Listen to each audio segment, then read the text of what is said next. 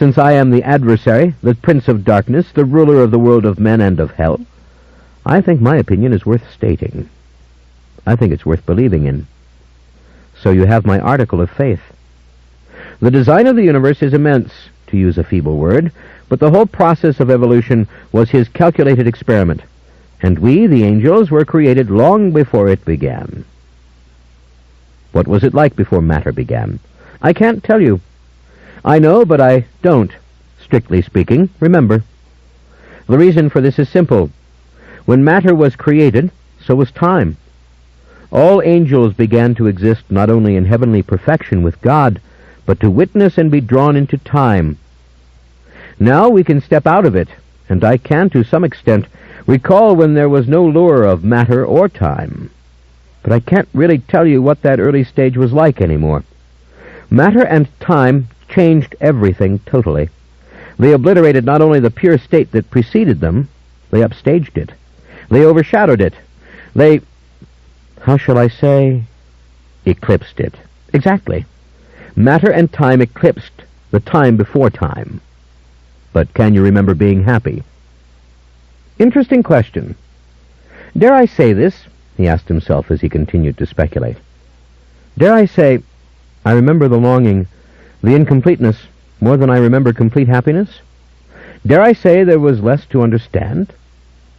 You cannot underestimate the effect upon us of the creation of the physical universe.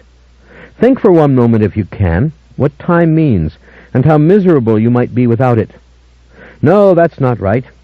What I mean is, without time, you could not be conscious of yourself, either in terms of failure or achievement, or in terms of any motion backwards or forwards, or any effect. I see it.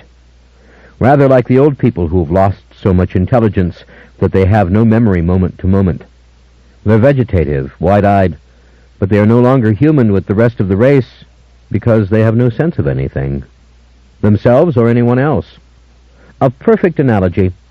Though let me assure you, such aged and wounded individuals still have souls, which will at some point cease to be dependent upon their crippled brains. Souls, I said. We walked slowly but steadily, and I tried not to be distracted by the greenery and the flowers. But I've always been seduced by flowers, and here I saw flowers of a size which our world would surely find impractical and impossible to support. Yet these were species of trees I knew. This was the world as it had once been. Yes, you're correct on that. Can you feel the warmth around you? This is a time of lovely evolutionary development on the planet. When men speak of Eden or paradise, they remember this time. The Ice Age is yet to come. The second Ice Age is coming, definitely. And then the world will renew itself and Eden will come again. All through the Ice Age, men and women will develop. But realize, of course, that even by this point, life as we know it had existed for millions of years. I stopped. I put my hands to my face. I tried to think it through again. If you want to do this, just reread the last 2 pages. But he knew what matter was, I said. No, I'm not sure he did, said Memnoch.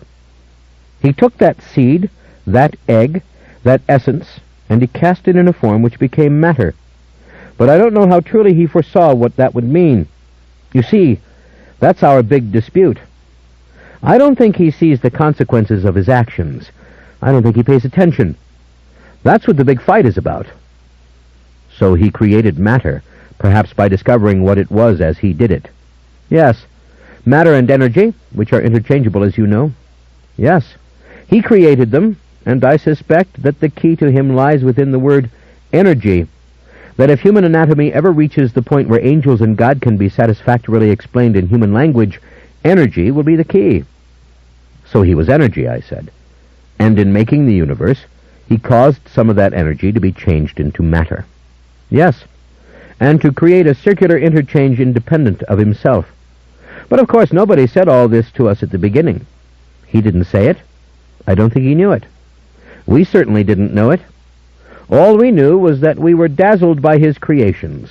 We were absolutely astonished by the feel and taste and heat and solidity and gravitational pull of matter in its battle with energy. We knew only what we saw. Ah, and you saw the universe unfolding. You saw the Big Bang. Use that term with skepticism. Yes, we saw the universe come into existence. We saw everything set into motion, as it were. And we were overawed.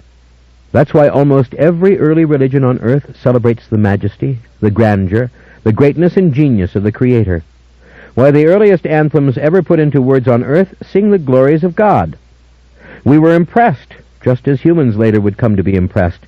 And in our angelic minds, God was almighty and wondrous and beyond comprehension before man came into being.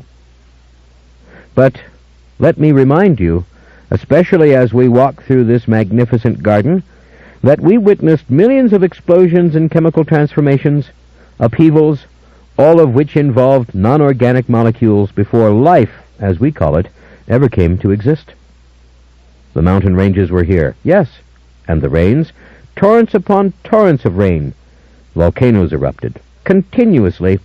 You can't conceive of how enthralled we were.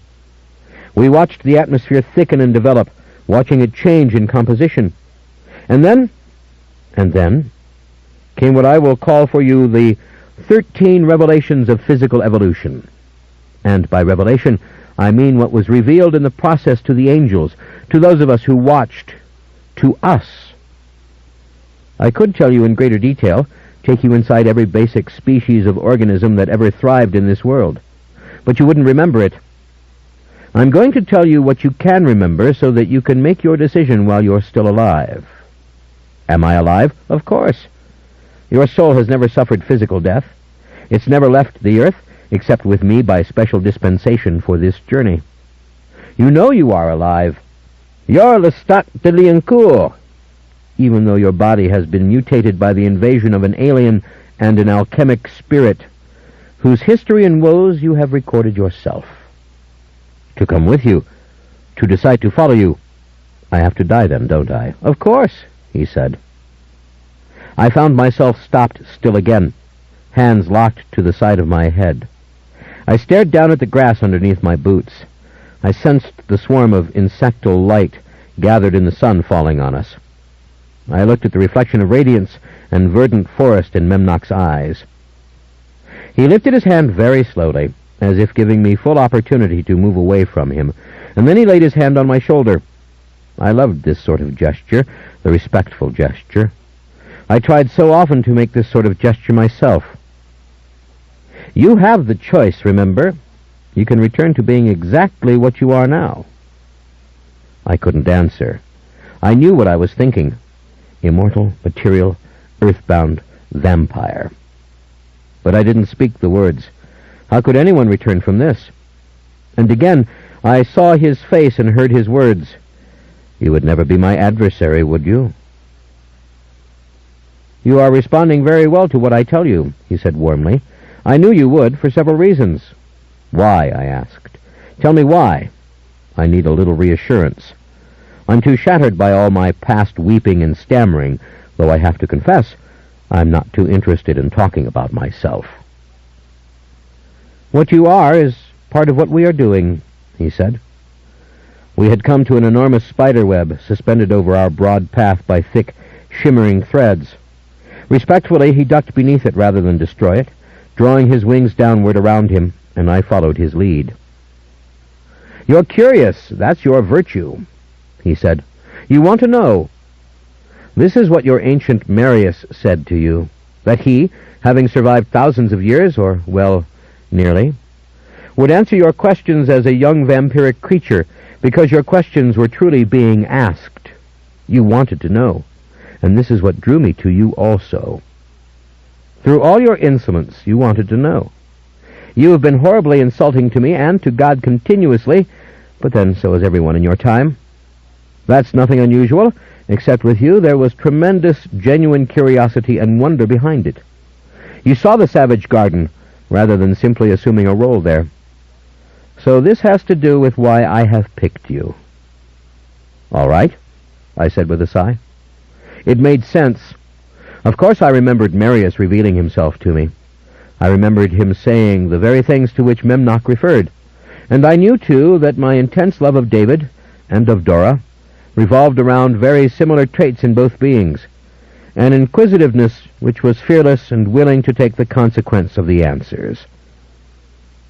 God, my Dora, is she all right? Ah, it's that sort of thing which surprises me, the ease with which you can be distracted. Just when I think I've really astonished you, and I have you locked in, you step back and demand to be answered on your own terms.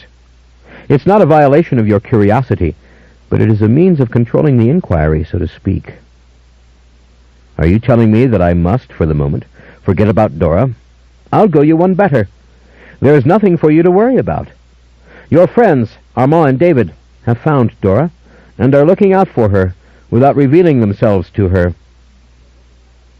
He smiled reassuringly, and gave a little doubtful, maybe scolding, shake of the head. And, he said, you must remember your precious Dora has tremendous physical and mental resources of her own. You may well have fulfilled what Roger asked of you. Her belief in God set her apart from others years ago. Now what you've shown her has only intensified her commitment to all that she believes. I don't want to talk any more about Dora.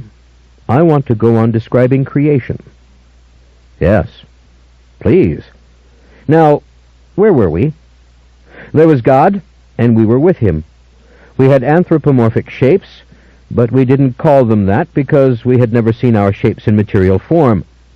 We knew our limbs, our heads, our faces, our forms, and a species of movement which is purely celestial, but which organizes all parts of us in concert, fluidly. But we knew nothing of matter or material form. Then God created the universe and time. Well, we were astonished, and we were also enthralled, absolutely enthralled. God said to us, watch this, because this will be beautiful and will exceed your conceptions and expectations, as it will mine. God said this. Yes, to me and the other angels. Watch. And if you go back to Scripture in various forms, you will find that one of the earliest terms used for us, the angels, is the watchers. Oh, yes, in Enoch and in many Hebrew texts. Right. And look to the other religions of the world, whose symbols and language are less familiar to you, and you will see a cosmology of similar beings, an early race of godlike creatures who looked over or preceded human beings. It's all garbled, but in a way, it's all there. We were the witnesses of God's creation. We preceded it, and therefore did not witness our own. But we were there when he made the stars. Are you saying that these other religions, that they contain the same validity as the religion to which we are obviously referring? We are speaking of God and our Lord as though we were European Catholics. It's all garbled in countless texts throughout the world. There are texts which are irretrievable now, which contained amazingly accurate information about cosmology. And there are texts that men know, and there are texts that have been forgotten, but which can be rediscovered in time. Ah, in time. It's all essentially the same story. But listen to my point of view on it, and you will have no difficulty reconciling it with your own points of reference, and the symbology which speaks more clearly to you. But the validity of other religions. You're saying that the being I saw in heaven wasn't Christ. I didn't say that. As a matter of fact, I said that he was God incarnate. Wait till we get to that point. We had come out of the forest, and stood now on what seemed the edge of a veldt. For the first time I caught sight of the humans whose scent had been distracting me. A very distant band of scantily clothed nomads, moving steadily through the grass. There must have been 30 of them, perhaps less. And the Ice Age is yet to come, I repeated. I turned round and round, trying to absorb and memorize the details of the enormous trees, but even as I did so, I realized the forest had changed. But look carefully at the human beings, he said. Look! He pointed. What do you see? I narrowed my eyes and called upon my vampiric powers to observe more closely. Men and women who look very similar to those of today. Yes, I would say this is Homo sapiens sapiens. I would say they are our species. Exactly. What do you notice about their faces? That they have distinct expressions that seem entirely modern, at least readable to a modern mind. Some are frowning, some are talking. One or two seem deep in thought. The shaggy-haired man lagging behind, he seems unhappy. And the woman with the huge breasts. Are you sure she can't see us? She can't. She's merely looking in this direction. What differentiates her from the men? Well, her breasts, clearly, and the fact that she is beardless. The men have beards. Her hair is longer, of course, and, well, she's pretty. She's delicate of bone. She's feminine. She isn't carrying an infant, but the others are. She must be the youngest, or one who hasn't given birth. He nodded. It did seem that she could see us. She was narrowing her gaze as I did mine. Her face was longish, oval, what an archaeologist would call Cro-Magnon. There was nothing ape-like about her, or about her kin. She wasn't fair, however. Her skin was dark golden, rather like that of the Semitic or Arab peoples, like his skin in heaven above. Her dark hair lifted exquisitely in the wind as she turned and moved forward. These people are all naked. Memnoch gave a short laugh. We moved back into the forest. The veldt vanished. The air was thick and moist and fragrant around us. Towering over us were immense conifers and ferns. Never had I seen ferns of this size, their monstrous fronds bigger by far than the blades of banana trees, and as for the conifers, I could only compare them to the great, barbaric redwoods of the western California forests, trees which have always made me feel alone and afraid. He continued to lead us, oblivious to this swarming tropical jungle through which we made our way. Things slithered past us. There were muted roars in the distance. The earth itself was layered over with green growth, velvety, ruckled, and sometimes seemingly with living rocks. I was aware of a rather cool breeze suddenly, and glanced over my shoulder. The veldt and the humans were long gone. The shadowy ferns rose so thickly behind us that it took me a moment to realize that rain was falling from the sky, high above, striking the topmost greenery and only touching us with its soft, soothing sound. There had been no humans in this forest ever, that was certain. But what matter of monsters were there which might step from the shadows? Now, Memnoch said, easily moving aside the dense foliage with his right arm as we continued to walk. Let me get to the specifics, or what I have organized into the 13 revelations of evolution as the angels perceived them and discussed them with God. Understand, throughout we will speak of this world only. Planets, stars, other galaxies, these have nothing to do with our discussion. You mean we are the only life in the entire universe? I mean my world and my heaven and my God are all that I know. I see. As I told you, we witnessed complex geological processes. We saw the mountains rise. We saw the seas created. We saw the continents shift. Our anthems of praise and wonder were endless. You cannot imagine the singing in heaven. You heard a mere taste of it in a heaven filled with human souls. Then we were only the celestial choirs, and each new development prompted its psalms and canticles. The sound was different. Not better, no, but not the same. Meantime, we were very busy, descending into the atmosphere of Earth, oblivious to its composition, and losing ourselves in contemplation of various details. The minutiae of life involved a demand on our focus which did not exist in the celestial realm.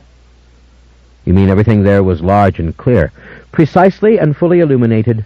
The love of God was in no way enhanced or enlarged or complicated by any question of tiny details.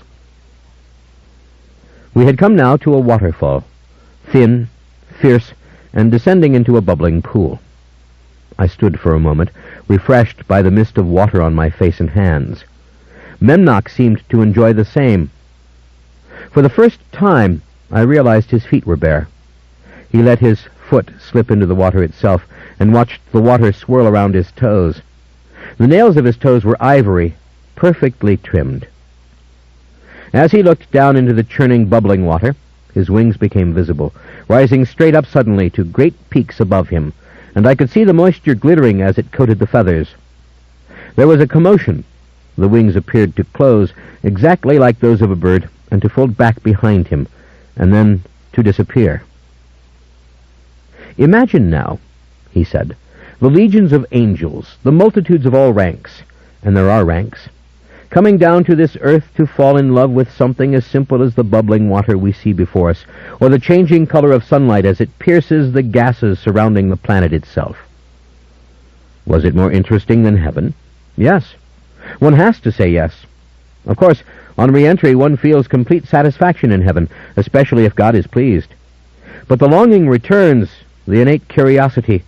Thoughts seemed to collect inside our minds. We became aware of having a mind in this fashion, but let me move on to the 13 revelations. The first revelation was the change of inorganic molecules to organic molecules, from rock to tiny living molecule, so to speak. Forget this forest. It didn't exist then. But look to the pool. It was in pools such as this, caught in the hands of the mountain, warm and busy, and full of gases from the furnaces of the earth, that such things started. The first organic molecules appeared. A clamor rose to heaven.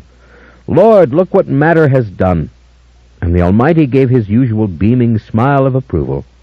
Wait and watch, he said again. And as we watched, there came the second revelation. Molecules commenced to organize themselves into 3 forms of material: cells, enzymes, and genes.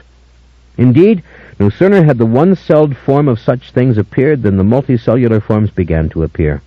And what we had divined with the first organic molecules was now fully apparent. Some spark of life animated these things.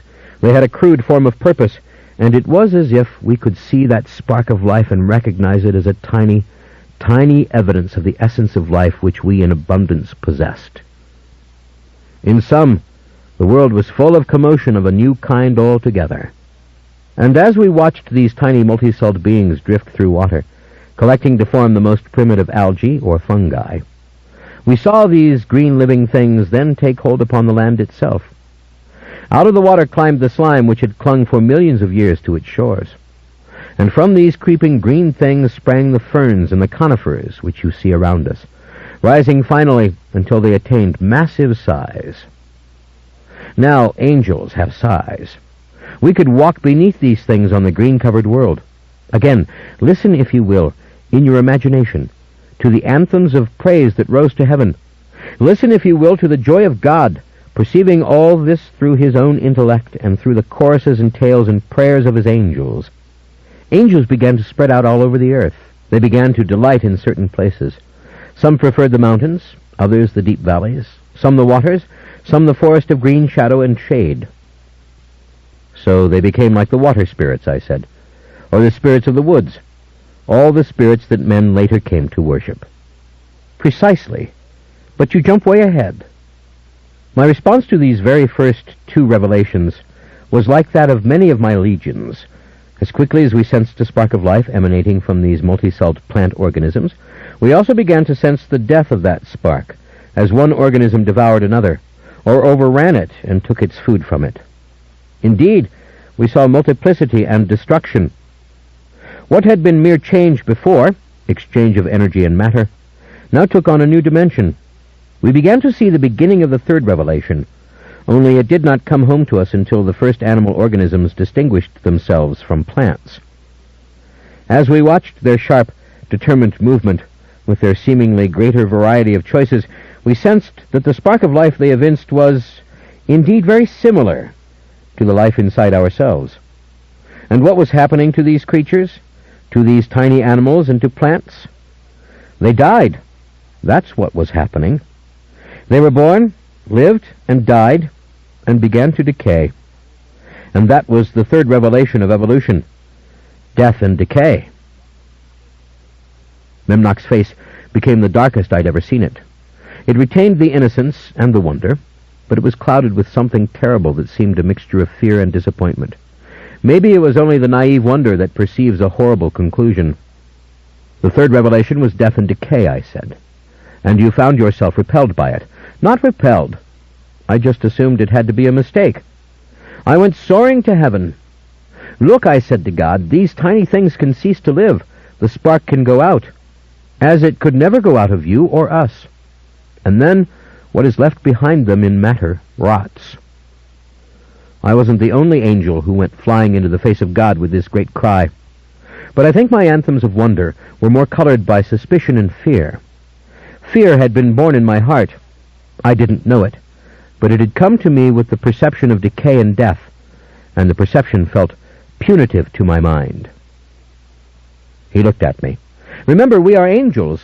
Until this time, there had been nothing punitive to our minds, nothing that made suffering in our thoughts. You grasp? And I suffered, and fear was a tiny component of it. And what did God say? What do you think he said?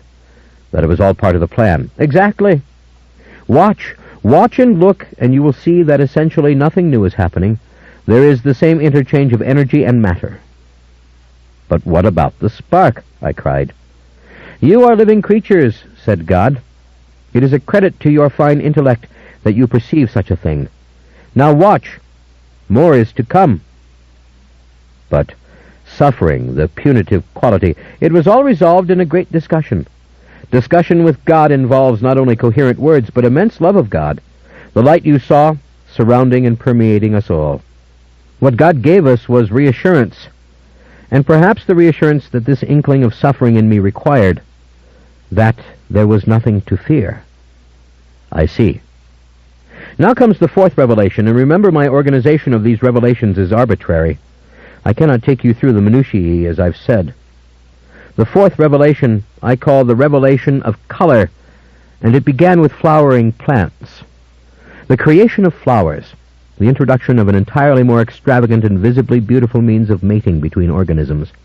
Now understand, mating had always taken place. Even in the one-celled animals there had been a mating.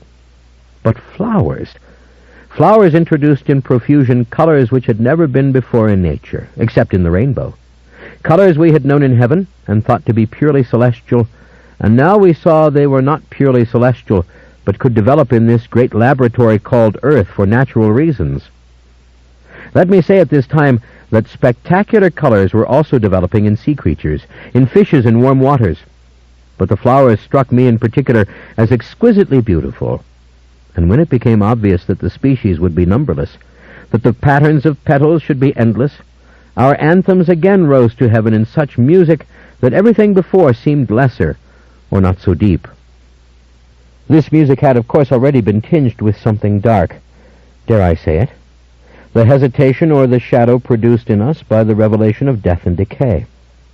And now with the flowers, this dark element grew even stronger in our songs and exclamations of wonder and gratitude, for when the flowers died, when they lost their petals, when they fell to the earth, it seemed a terrible loss.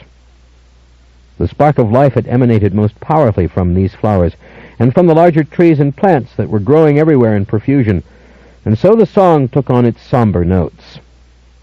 But we were more than ever enthralled with the earth. In fact, I would say at this time that the character of heaven had been changed utterly. All of heaven, God, the angels in all ranks, were now focused on the earth. It was impossible to be in heaven merely singing to God as before. The song would have to have something in it about matter and process and beauty. And of course, those angels who make the most complex songs did wind together these elements, death, decay, beauty, into more coherent anthems than those which came from me. I was troubled. I had a sleepless mind in my soul, I think. I had something in me which had already become insatiable. I spoke those words to David when I spoke of you, when you first stalked me, I said. They come from an old poem that was sung of me, written in Hebrew and now rarely found in translation anywhere in the world. Those were the words of the Sibylline oracle when she described the watchers, we angels whom God had sent to observe. She was right. I liked her poetry, so I remember it. I adopted it in my definition of myself. God only knows why other angels are more nearly content. Memnoch's whole manner had become somber. I wondered if the music of heaven which I had heard included this somber quality he was describing to me, or whether its pure joy had been restored. No, you hear now the music of human souls in heaven as well as angels. The sounds are completely different. But let me go on quickly through the revelations, because I know that they aren't easy to grasp except as a whole. The fifth revelation was that of encephalization. Animals had differentiated themselves in the water from plants some time ago, And now these gelatinous creatures were beginning to form nervous systems and skeletons, and with this formation came the process of encephalization. Creatures began to develop heads. And it did not escape our notice for one divine instant that we, as angels, had heads. The thinking processes of these evolving organisms were centered in the head. So it was with us, obviously. No one had to tell us. Our angelic intelligence knew how we were organized. The eyes were the giveaway. We had eyes, and these eyes were part of our brains, and sight led us in our movements, and in our responses, and in our search for knowledge, more than any other sense. There was a tumult in heaven. Lord, I said, what is happening? These creatures are developing shapes, limbs, heads. And once again the anthems rose, but this time mingled with confusion as well as ecstasy, fear of God that such things could happen, that from matter things could spring which had heads. Then even before the reptiles began to crawl out of the sea into the land, even before that happened, there came the sixth revelation, which struck nothing short of horror in me. These creatures, with their heads and their limbs, no matter how bizarre or various in their structures, these things had faces. Faces like ours. I mean, the simplest anthropoid had 2 eyes, a nose, and a mouth. This is a face such as I have. First the head, now the face, the expression of intelligence within the mind. I was aghast. I raised the worst arguments. Is this something you want to happen? Where will this end? What are these creatures? The spark of life from them grows stronger, flares hotter, and dies hard. Are you paying attention? Some of my fellow angels were horrified. They said, Memnoch, you are pushing God too far. Obviously there is a kinship between us, magnificent as we are, the sons of God, the inhabitants of the B'nai Ha-Elohim, and these creatures. The head, the face, yes, it's evident. But how dare you challenge the plan of God? I couldn't be comforted. I was too full of suspicion, and so were those who agreed with me. We were puzzled, and back down to earth we went, persuaded by the earth to wander, to walk. I could now measure myself in size by the scale of things as I earlier mentioned, and I could lie amongst soft bowers of plants, listening to them grow and thinking about them, and letting their colors fill my eyes. Yet, still the promise of disaster haunted me. Then an exceptional thing happened. God came to me. God doesn't leave heaven when he does this. He merely extends himself, so to speak. His light came down and took me in where I was, rolled me up into it and against him, and he began to talk to me. Of course, this was immediately comforting. I had denied myself the bliss of heaven for long periods, and now to have this bliss come down and enfold me in perfect love and quiet, I was satisfied. All my arguments and doubts left me. Pain left me. The punitive effect upon my mind of death and decay was eased. God spoke. I was, of course, fused with him, and had no sense of my form in this moment.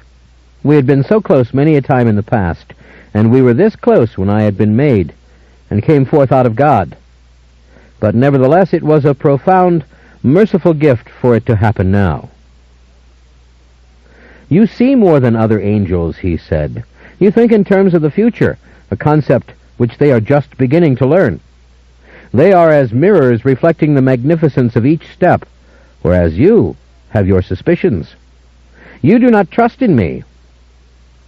These words filled me with sorrow. You do not trust in me. I had not thought of it as distrust, my fears, and no sooner had I realized this than that realization was sufficient for God, and he called me back to heaven and said that now I should watch more often from that vantage point, and not go so deep into the foliage of the world. I could only stare at Memnoch as he explained all these things.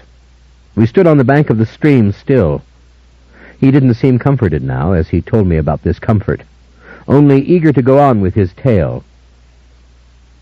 I did go back to heaven, but as I told you, the entire composition of heaven was now changed. Heaven was focused on earth.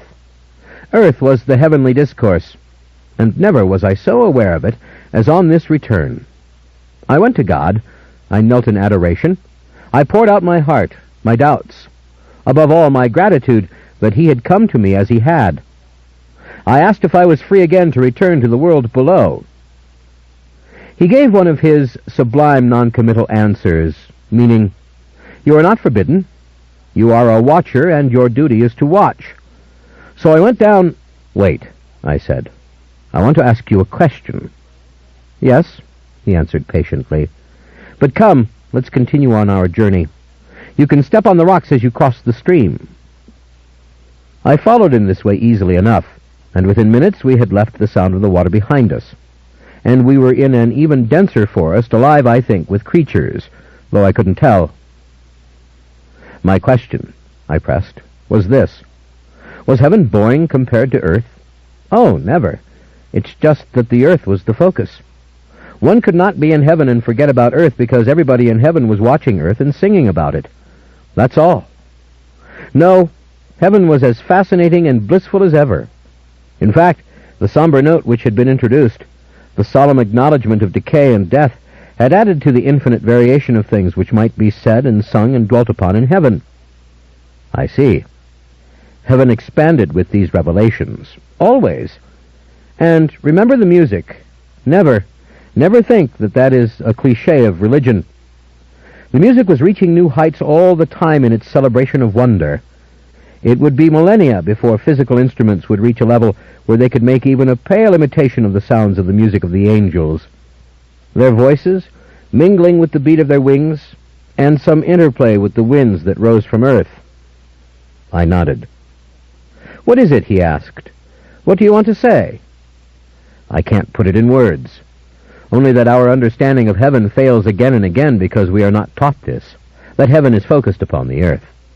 Why, all my life I've heard nothing but the contrary, the denigration of matter, and that it is a prison for the soul." "Well, you saw heaven for yourself," he said. "But let me continue. The seventh revelation was that the animals came out of the sea, that they came into the forests which now covered the land, and they found ways to live in it. The reptiles were born. They became great lizards, monsters, things of such size that even the strength of angels couldn't have stopped them.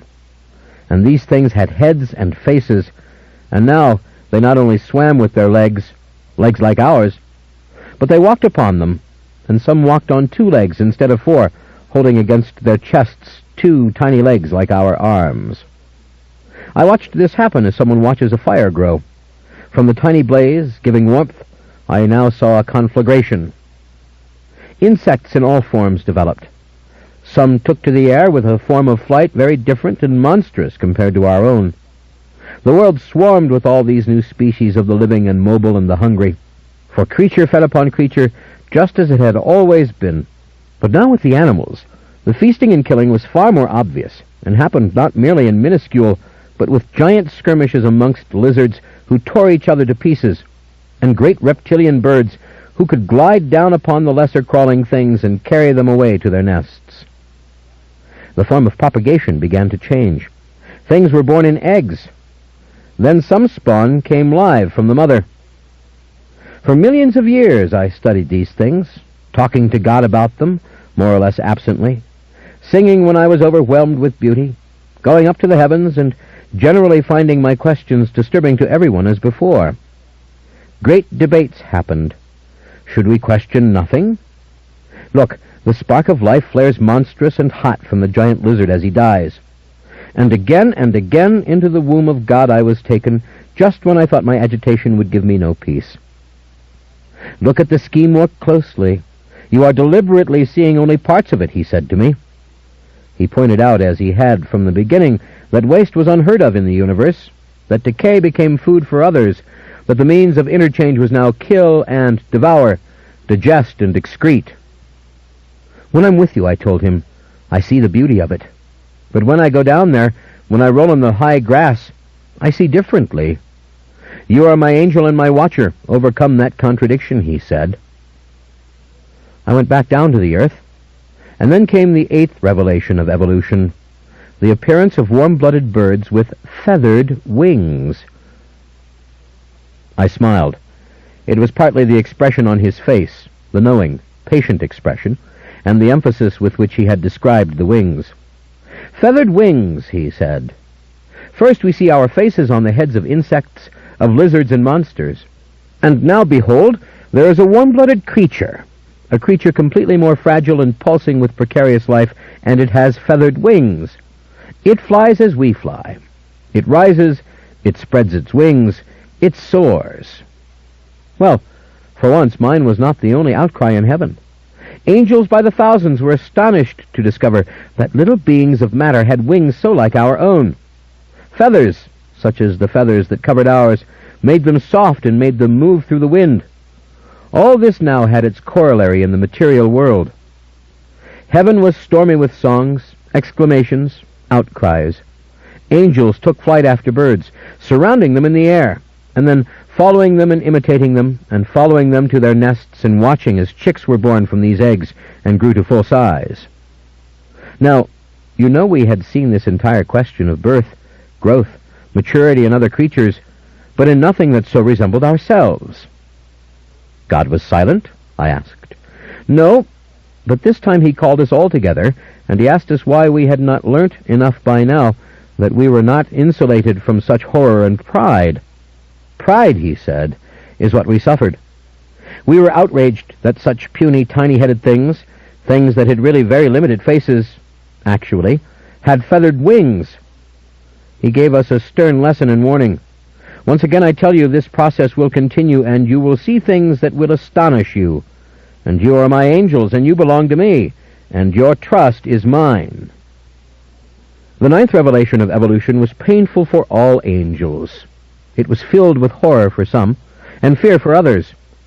Indeed, it was as if the ninth revelation mirrored for us the very emotions it produced in our hearts. This was the coming of mammals upon the earth, mammals whose hideous cries of pain rose higher to heaven than any noise of suffering and death that any other animal had ever made. Oh, the promise of fear that we had seen in death and decay was now hideously fulfilled. The music rising from earth was transformed, and all we could do in our fear and suffering was sing in even greater amazement. And the song darkened and became more complex. The countenance of God, the light of God, remained undisturbed. At last, the 10th revelation of evolution. The apes walked upright. Was not God himself mocked? There it was, in hairy, brutal form, the two-legged, two-armed, upright creature, in whose image we had been made. It lacked our wings, for the love of heaven. Indeed, the winged creatures never even came close to it in development. But there it lumbered upon the earth, club in hand, brutal, savage, tearing the flesh of enemies with its teeth, beating, biting, stabbing to death all that resisted it. The image of God and the proud sons of God, his angels, in hairy material form and wielding tools. Thunderstruck, we examined its hands. Had it thumbs? Almost. Thunderstruck, we surrounded its gatherings. Was speech coming from its mouth, the audible, eloquent expression of thoughts? Almost. What could be God's plan? Why had he done this? Would this not rouse his anger? But the light of God flowed eternal and unceasingly, as if the scream of the dying ape could not reach it, as if the monkey, torn to pieces by its larger assailants, had no witness to the great flaring spark that sputtered before it died. No, this is unthinkable, this is unimaginable, I said. I flew in the face of heaven again, and God said very simply and without consolation, Memnoch, if I am not mocked by this being, if it is my creation, how can you be mocked? Be satisfied, Memnoch, and enjoy amazement in your satisfaction, and trouble me no more.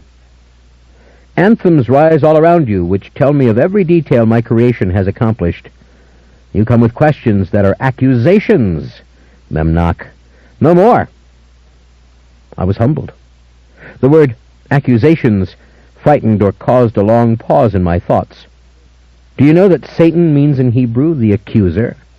Yes, I said. Let me continue. To me, this was a wholly new concept, and yet I realized that I had been flinging accusations at God all along. I had insisted that this evolutionary process could not be what he wanted or intended. Now he told me plainly to stop, to examine further. And he also gave me to know again, in wide perspective, the immensity and diversity of the developments I witnessed. In sum, he visited upon me a flash of his perspective which mine could never be. As I said, I was humbled. "May I join with you, Lord?" I asked. And he said, "But of course." We were reconciled and slumbering in the divine light, yet I kept waking as an animal might wake, ever on alert for its lurking enemy, waking and fearing. But what is happening now down there? Lo and behold, are those the words I should use, or shall I speak like J, the author of the book of Genesis, and say, "Look," with all its fierce power? The hairy upright ones had begun a strange ritual. The hairy upright ones had begun all kinds of different patterns of complex behavior. Allow me for the moment to skip over to the most significant. The hairy upright ones had begun to bury their dead. I narrowed my eyes, looking at Memnoch, puzzled. He was so deeply invested in this tale that he looked for the first time convincingly unhappy, and yet his face retained its beauty. You couldn't say unhappiness distorted him. Nothing could. Was this then the 11th revelation of evolution? I asked. That they should bury their dead? He studied me a long time, and I sensed his frustration, that he couldn't begin to get across to me all that he wanted me to know. What did it mean? I pressed, impatient and eager to know. What did it mean, they buried their dead? "Many things," he whispered, shaking his finger emphatically. For this ritual of burying came along with a kinship we had seldom, if ever, witnessed in any other species for more than a moment. The caring for the weak by the strong, the helping and the nourishing of the crippled by the whole, and finally the burial with flowers. Lestat, flowers. Flowers were laid from one end to the other of the body, softly deposited in the earth, so that the 11th revelation of evolution was that modern man had commenced to exist. Shaggy, stooped, awkward, covered with ape-like hair, but with faces more than ever like our faces, modern man walked on the earth, and modern man knew affection such as only angels had known in the universe, angels and God who made them, and modern man showered that affection upon his kindred, and modern man loved flowers as we had, and grieved as, with flowers, he buried his dead. I was silent for a long time, considering it, and considering above all Memnoch's starting point, that he and God and the angels represented the ideal towards which this human form was evolving before their very eyes. I had not considered it from such a perspective, and again came the image of him, turning from the balustrade, and the voice asking me with such conviction, "You would never be my adversary, would you?" Memnoch watched me. I looked away. I felt the strongest loyalty to him already, rising out of the tale he was telling me and the emotions invested in it, and I was confused by the words of God incarnate. "And well you should be," said Memnoch, "for the question you must ask yourself is this. Knowing you, Lestat, as surely he must, why he does not already consider you his adversary. Can you guess?" Stunned. Quiet. He waited until I was ready for him to continue, and there were moments there when I thought that point might never come. Drawn to him as I was, totally enthralled as I was, I felt a sheer mortal desire to flee from something overwhelming, something that threatened the structure of my reasoning mind. "When I was with God," Memnoch continued, "I saw as God sees. I saw the humans with their families. I saw the humans gathered to witness and assist the birth. I saw the humans cover the graves with ceremonial stones. I saw as God sees, and I saw as if forever and in all directions, and the sheer complexity of every aspect of creation, every molecule of moisture, and every syllable of sound issuing from the mouths of birds or humans, all seemed to be nothing more than the product of the utter greatness of God. Songs came from my heart which I have never equaled. And God told me again, 'Memnoch, stay close to me in heaven. Watch now from afar.' 'Must I, Lord?' I asked. I want so badly to watch them and over them. I want with my invisible hands to feel their softening skin. You are my angel, Memnoch. Go then and watch, and remember that all you see is made and willed by me. I looked down once before leaving heaven, and I do speak now in metaphor. We both know this. I looked down, and I saw the creation teeming with watcher angels. I saw them everywhere, engaged in their various fascinations, as I have described, from forest to valley to sea. But there seemed something in the atmosphere of Earth that had changed it. Call it a new element, a thin swirl of tiny particles. No, that suggests something greater than what it was. But it was there. I went to Earth, and immediately the other angels confirmed for me that they, too, had sensed this new element in the atmosphere of Earth, though it was not dependent upon the air, as was every other living thing. How can this be? I asked. Listen, said the angel Michael. Just listen. You can hear it. And Raphael said, This is something invisible but living. And what is there under heaven that is invisible and lives but us? Hundreds of other angels gathered to discuss this thing, to speak of their own experience of this new element, this new presence of invisibility which seemed to swarm about us, unaware of our presence, yet making some vibration, or that is, inaudible sound, which we struggled to hear. You've done it, said one of the angels to me, and let him remain nameless. You've disappointed God with all your accusing and all your rages, and he has made something else other than us that is invisible and has our powers. Memnoch, you have to go to him and find out if he means to do away with us, and let this new invisible thing rule. How can that be so? Asked Michael. Michael is, of all the angels, one of the most calm and reasonable. Legend tells you this. So does angelology, folklore, the whole kit and caboodle. It's true. He is reasonable. And he pointed out now to the distressed angels that these tiny invisible presences of which we were aware could not conceivably equal our power. They could scarcely make themselves known to us, and we were angels, from whom nothing on earth could possibly hide. We have to find out what this is, I said. This is bound to the earth and part of it. This is not celestial. It is here, dwelling close to the forests and hills. Everyone agreed. We were beings from whom the composition of nothing was secret. You might take thousands of years to understand cyanobacteria or nitrogen, but we understood them. But we didn't understand this. Or, let me say, we could not recognize this for what it was. Yes, I understand. We listened. We reached out our arms. We perceived that it was bodiless and invisible. Yes, but that it had to it a continuity, an individuality. Indeed, what we perceived were a multitude of individualities. And they were weeping, and very gradually that sound was heard within our own realm of invisibility and by our own spiritual ears. He paused again.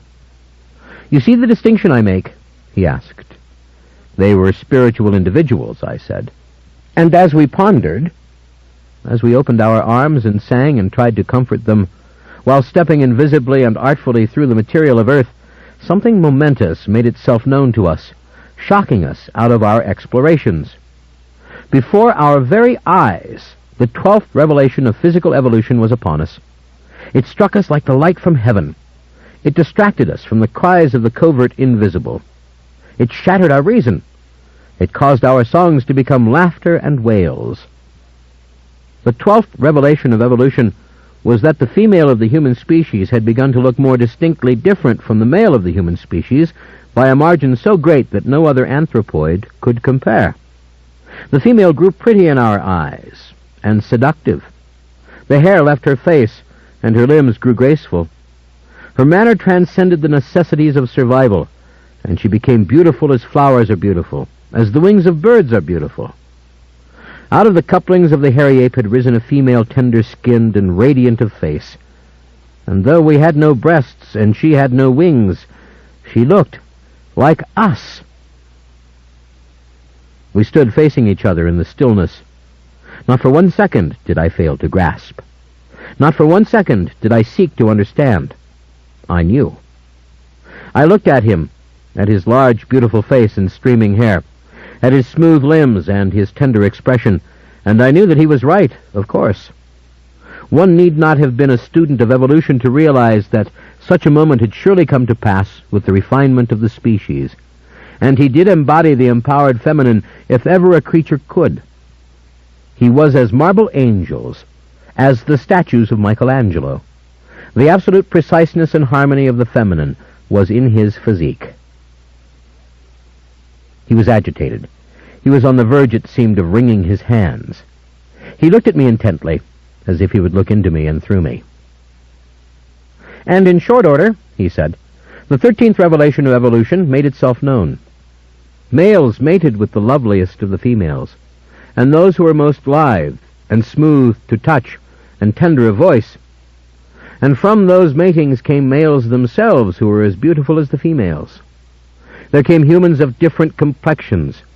There came red hair and yellow hair, as well as black hair, and locks of brown and startling white. There came eyes of infinite variety, gray, brown, green, or blue. Gone was the man's brooding brow and hairy face and apish gait, and he, too, shone with the beauty of an angel, just as did his female mate." I was silent.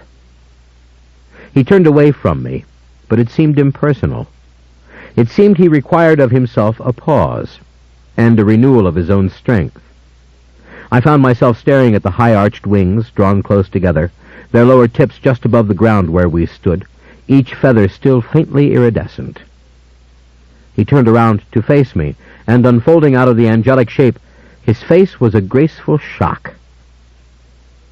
There they stood, male and female. He created them, and except for that, Lestat, except for that one was male and one was female, they were made in the image of God and of his angels. It had come to this.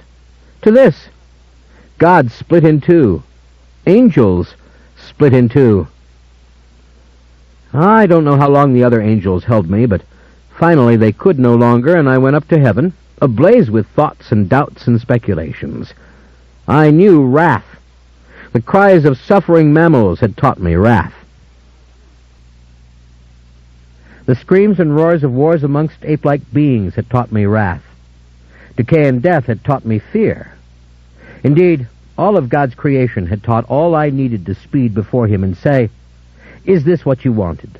Your own image divided into male and female. The spark of life now blazing huge when either dies, male or female. This grotesquerie, this impossible division, this monster. Was this the plan?" I was outraged. I considered it a disaster. I was in a fury. I flung out my arms, calling on God to reason with me, to forgive me, and save me with reassurance and wisdom.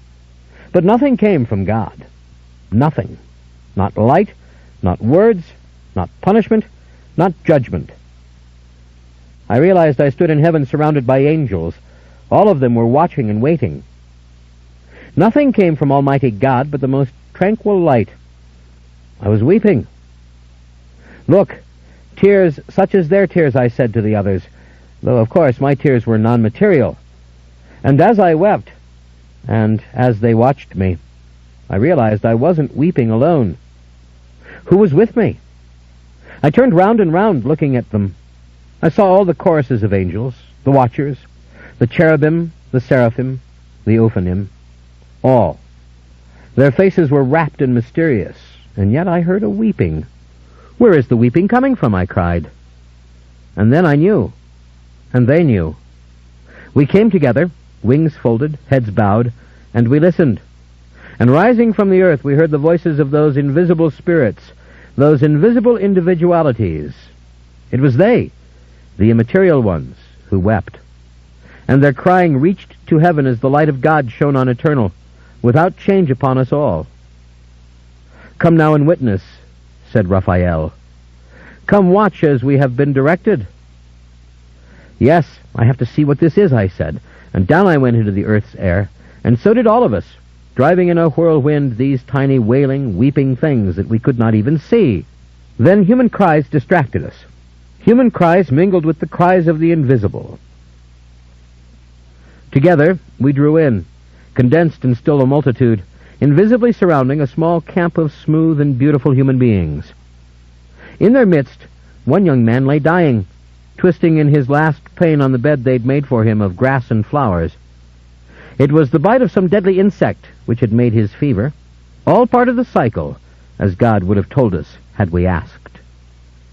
But the wailing of the invisible ones hovered over this dying victim, and the lamentations of the human beings rose more terrible than I could endure.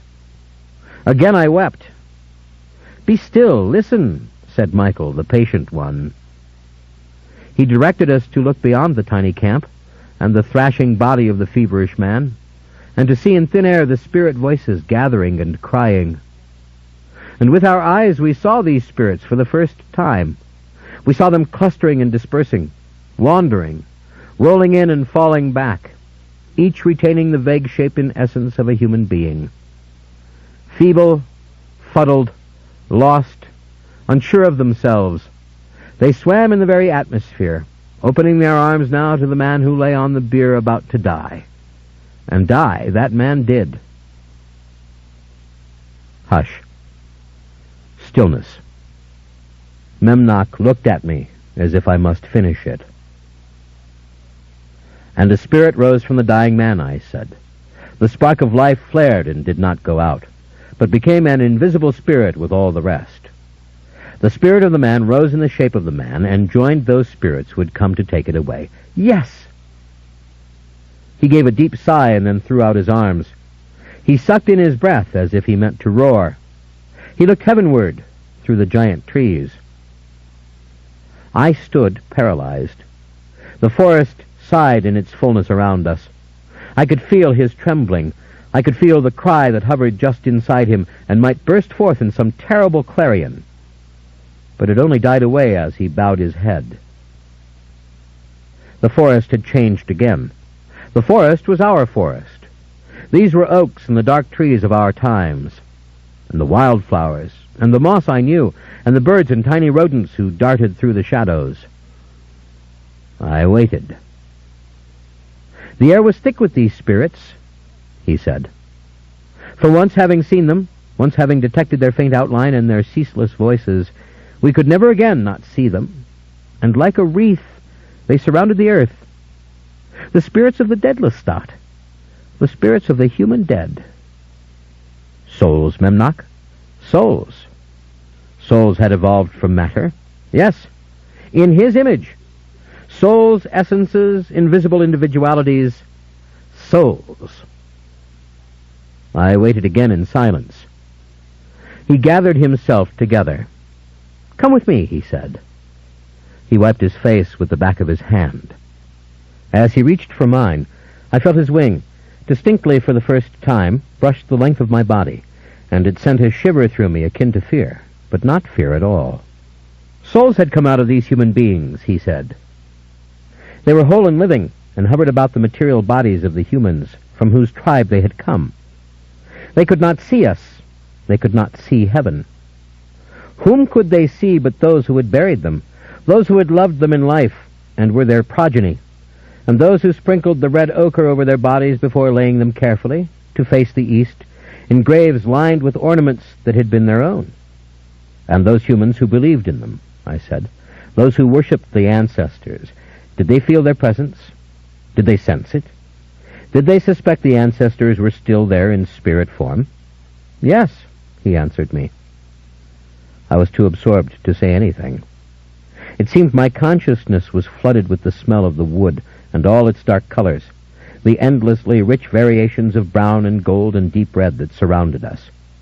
I peered up at the sky, at the shining light, fractured and gray and sullen yet grand. Yet all I could think and consider was the whirlwind, and the souls who had surrounded us in the whirlwind, as though the air from the earth to heaven were filled with human souls, souls drifting forever and ever. Where does one go in such darkness? What does one seek? What can one know? Was Memnoch laughing? It sounded small and mournful, private and full of pain. He was perhaps singing softly, as if the melody were a natural emanation of his thoughts. It came from his thinking as scent rises from flowers. Song, the sound of angels. "Memnoch," I said. I knew he was suffering, but I couldn't stand it any longer. Did God know it? I asked. Did God know that men and women had evolved spiritual essences? Did he know, Memnoch, about their souls? He didn't answer. Again I heard the faint sound, his song. He, too, was looking up at the sky, and he was singing more clearly now, a somber and humbling canticle, it seemed, alien to our own more measured and organized music, yet full of eloquence and pain. He watched the clouds moving above us, as heavy and white as any clouds I'd ever beheld. Did this beauty of the forest rival what I had seen in heaven? Impossible to answer. But what I knew with perfect truth is that heaven had not made this beauty dim by comparison. And that was the wonder. This savage garden, this possible Eden, this ancient place was miraculous in its own right and in its own splendid limitations. I suddenly couldn't bear to look on it, to see the small leaves flutter downwards, to fall into loving it without the answer to my question. Nothing in the whole of my life seemed as essential. Did God know about the souls, Memnoch? I said. Did he know? He turned to me. How could he not have known, Lestat? He answered. How could he not have known? And who do you think flew to the very heights of heaven to tell him? And had he ever been surprised, or caught unawares, or increased or decreased, or enlightened or darkened by anything I had ever brought to his eternal and omniscient attention? He sighed again, and seemed on the verge of a tremendous outburst, one that would make all his others look small. But then he was calm again and musing. We walked on. The forest shifted, mammoth trees giving way to slender, more gracefully branching species, and here and there were patches of high, waving grass. The breeze had the smell of water in it.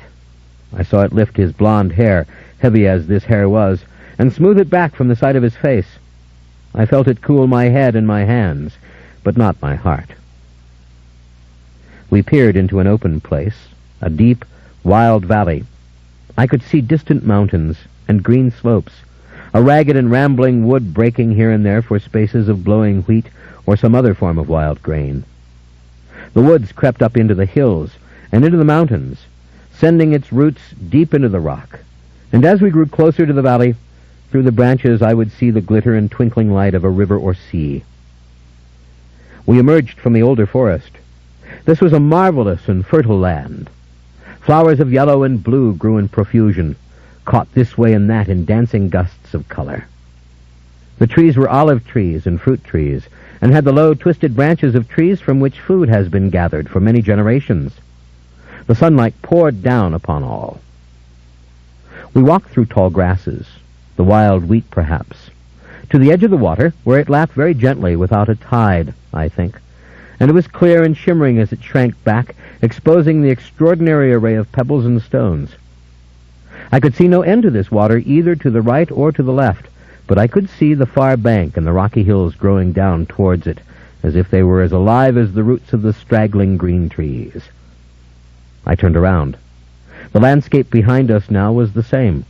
The rocky hills, rising eventually to mountains, with miles upon miles of scalable slopes, copses of fruit trees, black, open mouths of caves. Memnoch said nothing. He was stricken and sad and staring down at the waters, and to the far horizon, where the mountains came as if to close in the waters, only to be forced to let the waters flow out and beyond our sight. Where are we? I asked gently. He took his time to answer. Then he said, The revelations of evolution are, for the time being, finished. I've told you what I saw, the thin outline of all you'll know once you die. Now what is left is the heart of my story, and I should like to tell it here. Here in this beautiful place, though the rivers themselves are long gone from the earth, and so are the men and women who roamed at this time. And, to answer your question, where are we? Let me say, here is where he finally flung me down from heaven. Here is where I fell. 12. God said, Wait! So I found myself stopped at the gates of heaven, along with all my companions, the angels who generally went and did what I did. And Michael and Gabriel and Uriel, though not among my companions, were there too. Memnoch, my accuser, said God, and the words were spoken with the characteristic gentleness and a great effulgence of light. Before you come into heaven, and you begin your diatribe, go back down to the earth and study all you have seen thoroughly and with respect, by this I mean humankind, so that when you come to me, you have given yourself every chance to understand and to behold all I have done. I tell you now that humankind is part of nature, and subject to the laws of nature, which you have seen unfold all along. No one should understand better than you, save I. But go, see again for yourself. Then and only then will I call together a convocation in heaven, of all angels, of all ranks and all endowments, and I will listen to what you have to say. Take with you those who seek the same answers you seek, and leave me those angels who have never cared, nor taken notice, nor thought of anything but to live in my light. Memnoch paused. We walked slowly along the bank of the narrow sea until we came to a place where several boulders made a natural place to sit and to rest. I wasn't feeling weariness in any real physical sense, but the change of posture seemed to sharpen all my fears, and concentration, and eagerness to hear what he said. He sat beside me, turned to me slightly on his left, and his wings once again faded. But first they rose and stretched out, the left far above my head and the whole wingspan startling me. But then they disappeared. There simply wasn't room for them when Memnoch was seated, at least not for them to be folded behind him, so they were gone. He continued. Immediately following these words, he said, there was a great commotion in heaven over who wanted to go down and examine the creation with me, and who did not. Now, understand, angels were all over creation as it was, as I've told you, and many had already been years on earth and fallen in love with creeks and valleys, and even the deserts which had begun to appear. But this was a special message the Lord had given me. Go and learn all you can about mankind. And there was some question as to who was as interested or as passionate about the mysteries of the human race as was I. Wait a minute, I interrupted, if you forgive me. How many angels are there?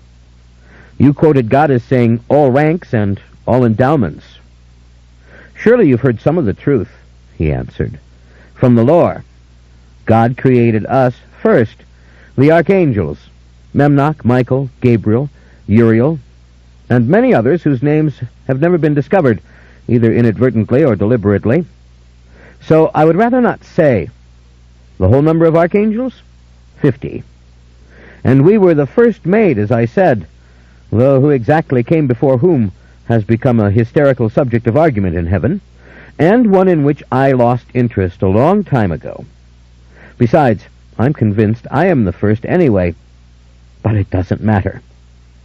We are those who communicate in the most direct way with God and also with earth. That's why we have been labeled guardian angels, as well as archangels, and sometimes in the religious literature we are given a low rank. We don't have a low rank. What we have is the greatest personality and the greatest flexibility between God and man. I see. And Raziel? And Metatron? And Remiel? He smiled. I knew these names would be familiar to you, he said.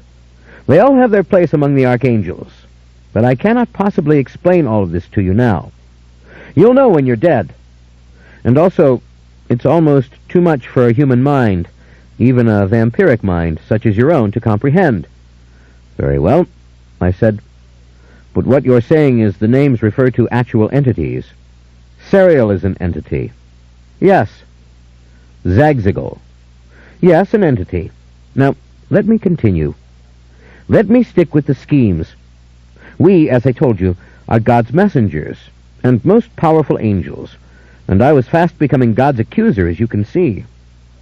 And Satan means accuser, I said, and all those other dreadful names you don't like are in some way connected with that idea. Accuser. Exactly, he replied. And the early religious writers, knowing only bits and pieces of the truth, thought it was a man whom I accused, not God. But there are reasons for this, as you'll soon see. You might say, I have become the great accuser of everybody. He seemed mildly exasperated, but then his voice resumed, very calm and measured. But my name is Memnoch, he reminded me, and there is no angel more powerful or clever than I am, and there never was. I see, I said, meaning this to be polite, and also because I actually didn't question this statement at all. Why should I? The 9 choirs? I asked. Oh, there. The 9 choirs, of course, making up the B'nai Ha-Elohim, and very well described by Hebrew and Christian scholars, thanks to times of revelation and perhaps disaster, though one would be hard put to determine the nature of each event. The first triad is made of 3 choirs, the seraphim, cherubim, and thrones, or ophanim, as I prefer to call them. And this first triad is, in general, locked to the glory of God. They are in his thrall, thrive in the light which can blind or dazzle others, and almost never get very far from the light at all. At times when I am angry and making speeches to all of heaven, I accuse them, if you'll pardon the expression again, of being held to God as if by a magnet, and not having a free will or personality such as we possess. But they have these things, they do. Even the ophanim, who are in general the least articulate or eloquent. In fact, ophanim are likely to say nothing for eons. And any of these first triad can be sent by God to do this and that, and have appeared on earth. And some of the seraphim have made rather spectacular appearances to men and women as well. To their credit, they adore God utterly. They experience without reserve the ecstasy of his presence, and he fills them completely so that they do not ask questions of him, and they are more docile or more truly aware of God, depending on one's point of view. The second triad has 3 choirs, which have been given the names by men of dominations, virtues, and powers. But to tell the truth, there is very little difference between these angels and the first triad. The second triad is a little farther from the light of God, and perhaps as close as it can come, given its endowments, and perhaps it is not so clever when it comes to logic or questions. Who knows? Certainly the second is more docile altogether, but then there is more coming and going from the second triad, from earth to heaven, than from the devoted and magnetized and sometimes arrogant seraphim. You can see how this could lead to much discussion. I think I understand it. Both triads sing continuously when they are in heaven, and most of the time when they are on earth. Their songs rise to heaven spontaneously and continuously. They don't erupt with the deliberate jubilation of my song or the songs of those like me, nor do they fall silent for long periods as my kind, archangels, are apt to do. When you're dead, you'll be able to hear the song of all these triads. It would destroy you now if you did. I've let you hear part of the din of heaven, but that's all it can be to you, a din. The sound of song and mingled laughter, and seemingly erratic eruptions of beautiful sound. I nodded. It had been both painful and gorgeous to hear it. The lowest triad is supposed to include principalities, archangels, and angels, he continued, but this is misleading, as I said, for we, the archangels, are in fact the most powerful and the most important, have the most personality, and are the most questioning and concerned. The other angels think we are flawed on that account. It does not occur to the average seraph to plead for mercy for mankind. But here you have the rough scheme of things. The angels are innumerable, and there is mobility among angels, some drifting closer to God than others, and then away when the majesty is too great for them, and they choose to slip back and sing a softer song. It's continuous. Now, the important thing is that the guardian angels of earth, the watchers, those who became intent upon the creation, came from all these ranks. Even from the very seraphim, there have come guardians who have spent millions of years on earth and then gone home. Going and coming is common. The disposition I describe is innate, but not fixed. Angels aren't perfect. You can see that already. They are created beings. They don't know everything God knows. That's obvious to you and everyone else. But they know a great deal. They know all that can be known in time, if they wish to know it. And that is where angels differ, you see. Some wish to know everything in time, and some care only for God and God's reflection in those of his most devoted souls. I see, then. What you're saying is everybody's right about it, and everybody's sort of wrong. More right than wrong. Angels are individuals. That is the key. We who fell are no single species, unless being the brightest, the most clever, and the most comprehending makes us a species, which I don't think it does. Go on. He laughed. You think I'm going to stop now? I don't know, I said. Where do I fit in? I don't mean me, Lestat de Liancourt. I mean what I am. The vampire I am. You're an earthbound phenomenon, just like a ghost. We'll get to that in a moment. When God sent us down to earth to watch, specifically to observe all mankind, we were as curious about the dead as the living. This wreath of souls we could see and hear gathered about the world, and which we called Sheol, immediately because it seemed to us that the realm of these weeping souls was the realm of pure gloom. Sheol means gloom. And the spirit that made the vampires, wait. It's very simple. Let me present it, however, as it came to me. If I don't do that, how can you understand my position? What I ask of you, to be my lieutenant, is so personal and so total that you can't fully grasp it unless you listen. Please, go on. All right. A gathering of angels decided to go with me, to draw as close as possible to matter in order to pull together for ourselves our entire knowledge, to better comprehend, as God had asked us to do. Michael came with me, and so did a host of other archangels. There were a few seraphim, there were a few ophanim, and some of the lower orders, which are the least intelligent angels, but nevertheless angels, and much in love with creation and curious as to what was making me so angry with God. I can't give you the number of how many we were, but when we reached the earth, we went our separate ways to perceive things, and came together often and instantly, and agreed upon what we had seen. What united us was our interest in the statement of God that humankind was part of nature. We just couldn't see how this was true. We went exploring. Very quickly I learnt that men and women lived now in large groups, very unlike the other primates, that they built shelters for themselves, that they painted their bodies with various colors, that the women often lived separate from the men, and that they believed in something invisible. Now, what was that? Was it the souls of the ancestors, the dearly departed who were still locked in the air of the earth, disembodied and confused? Yes, it was the souls of ancestors, but the humans worshipped other entities as well. They imagined a god who had made the wild beasts, and to him they made blood sacrifice on altars, thinking this aspect of Almighty God to be a personality of very distinct limits and rather easy to please or displease. Now, I can't say all this was a big surprise to me. I'd seen the early signs of it. After all, I telescoped millions of years for you in my revelations. But when I drew near to these altars, when I heard this specific prayer to the god of the wild animals, when I began to see the care and deliberation of the sacrifice, the slaying of a ram or a deer, I was much struck by the fact that not only had these humans come to look like angels, but they had guessed at the truth. They had come upon it instinctively. There was a God. They knew. They didn't know what he was like, but they knew. And this instinctive knowledge seemed to spring from the same essence as did their surviving spiritual souls. Let me be even clearer. Self-consciousness and the awareness of one's own death.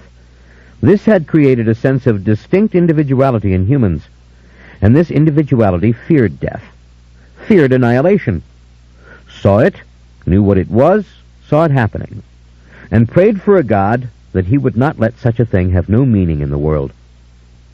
And it was this very same tenacity, the tenacity of this individuality, that made the human soul stay alive after it left the body, imitating the shape of the body, holding itself together, so to speak, clinging to life, as it were, perpetuating itself by shaping itself according to the only world it knew. I didn't speak. I was wound up in the story and only wanted for him to continue. But naturally I thought of Roger. I thought very distinctly of Roger because Roger was the only ghost I'd ever known. And what Memnoch had just described was a highly organized and very willful version of Roger.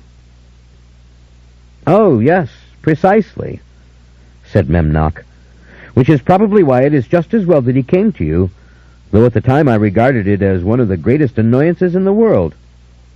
You didn't want Roger to come to me. I watched. I listened. I was amazed, as you were, but I have been amazed by other ghosts before him. It wasn't that extraordinary, but no, it certainly wasn't something orchestrated by me, if that's what you mean. But it happened so close to your coming, it seems connected. Does it? What's the connection? Look for it inside yourself. Don't you think the dead have tried to speak before?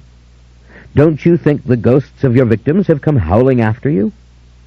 Admittedly, the ghosts of your victims usually pass in total bliss and confusion, unaware of you as the instrument of their death.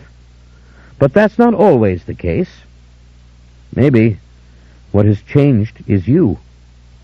And as we know, you loved this mortal man, Roger. You admired him.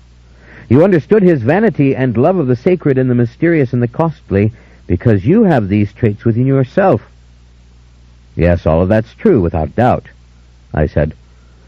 I still think you had something to do with his coming. He was shocked. He looked at me for a long moment as if he were going to become angry, and then he laughed. Why? He asked. Why would I bother with such an apparition? You know what I'm asking of you. You know what it means. You're no stranger to the mystical or the theological revelation. You knew when you were a living man. The boy back in France who realized he might die without knowing the meaning of the universe and ran to the village priest to demand of the poor fellow, do you believe in God? Yes, but it just all happened at the same time. And when you claim there's no connection, I don't believe it, I said. You are the damnedest creature. You really are, he said. His exasperation was mild and patient, but still there. Lestat, don't you see that what impelled you towards the complexity of Roger and his daughter Dora was the same thing that compelled me to come to you? You had to come to a point where you were reaching out for the supernatural. You were crying to heaven to be laid waste. Your taking David, that was perhaps your first real step towards utter moral peril. You could forgive yourself for having made the child vampire Claudia because you were young and stupid. But to bring David over, against his will, to take the soul of David and make it vampiric, that was a crime of crimes. That was a crime that cries to heaven for the love of God. David, whom we had allowed to glimpse us once, so much did we feel an interest in him and whatever path he might take. Ah, so the appearance to David was deliberate. I thought I said so. But Roger and Dora, they were simply in the way. Yes. Of course, you chose the brightest and most alluring victim. You chose a man who was as good at what he did, his criminality, his racketeering, his thieving, as you are good at what you are. It was a bolder step. Your hunger is growing. It becomes ever more dangerous to you and those around you. You don't take the downtrodden and the bereft and the cutthroats any longer. When you reached for Roger, you reached for the power and the glory, but so what? I'm torn, I whispered. Why? Because I feel love for you, I said. And that's something I always pay attention to, as we both know. I feel drawn into you. I want to know what else you have to tell me. And yet I think you're lying about Roger. And about Dora. I think it is all connected. And when I think of God incarnate... I broke off, unable to continue. I was flooded by the sensations of heaven, or what I could still remember, what I could still feel, and the breath did leave me in a sorrow that was far greater than any I ever expressed in tears. I must have closed my eyes, because when I opened them, I realized Memnoch was holding both my hands in his. His hands felt warm and very strong and uncommonly smooth. How cold my own must have felt to him. His hands were larger, flawless, My hands were my strange white, slender, glittering hands. My fingernails flashed like ice in the sun, as they always do. He drew away, and it was excruciating. My hands remained rigid, clasped, and utterly alone.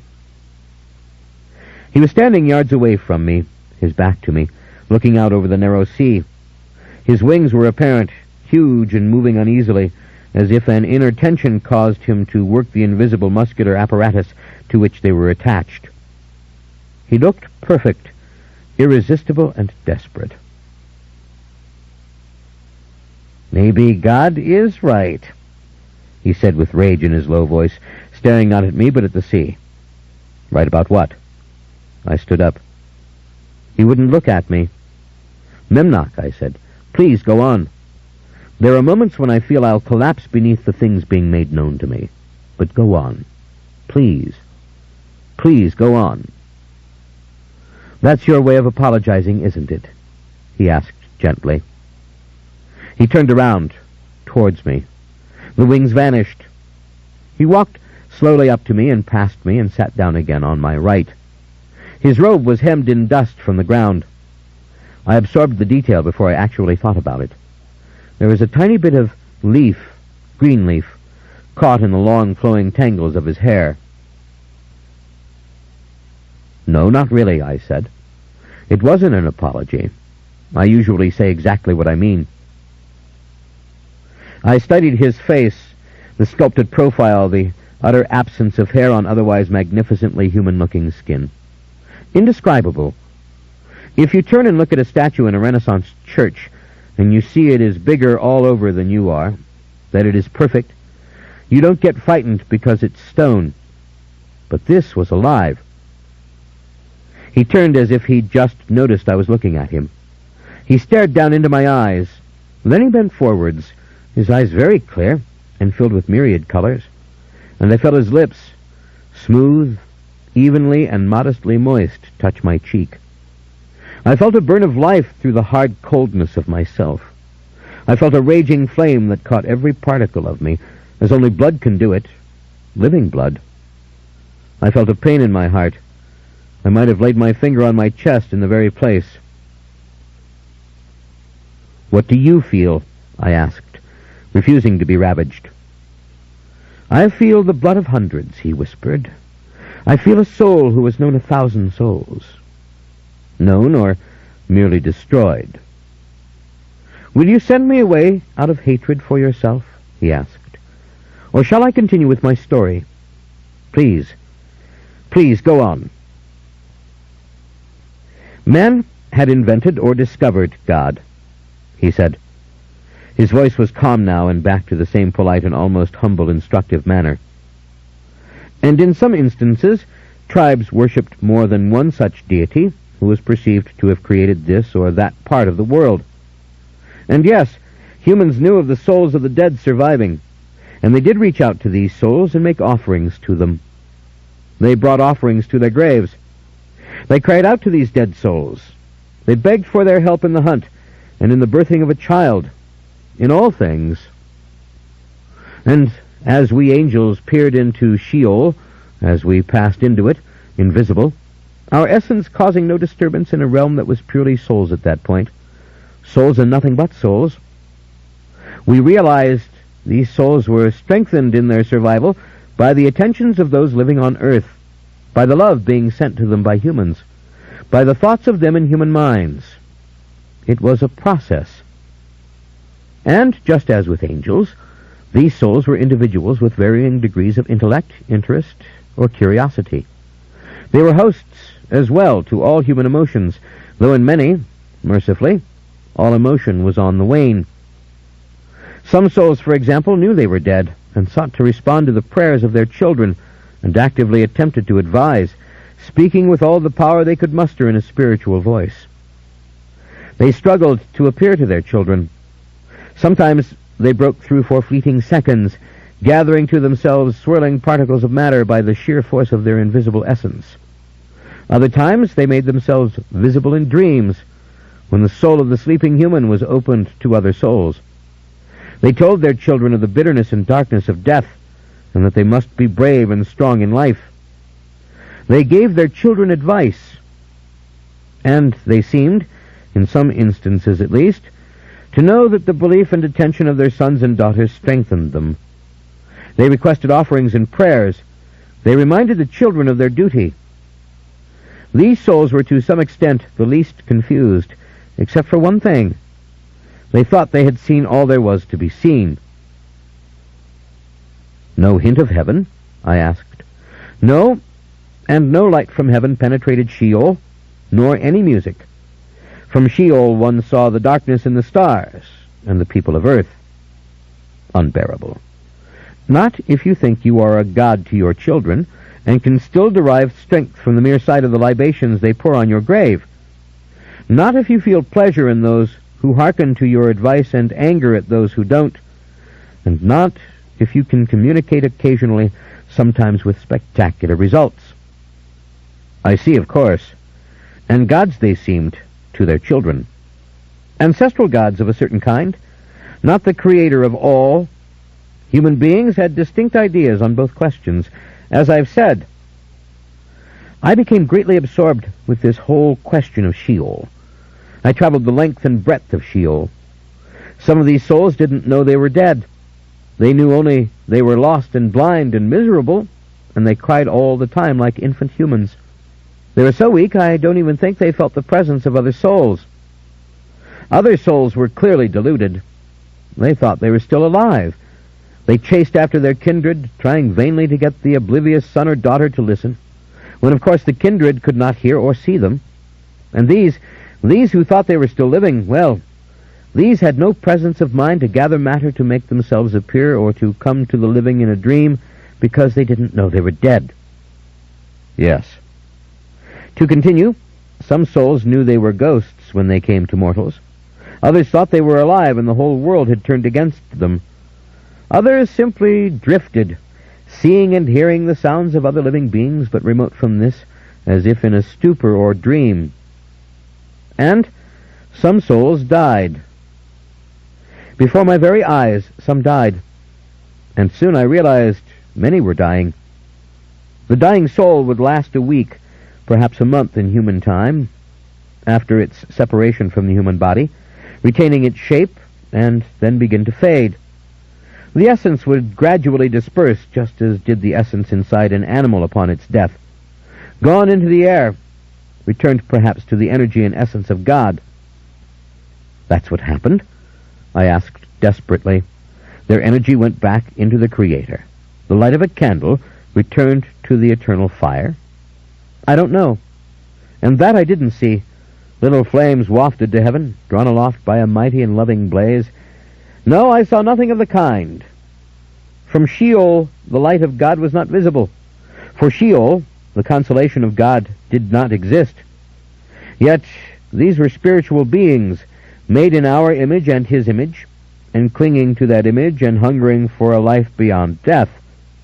That was the agony, the hunger for the life beyond death. If that was absent at the time of the death, would the soul simply be extinguished?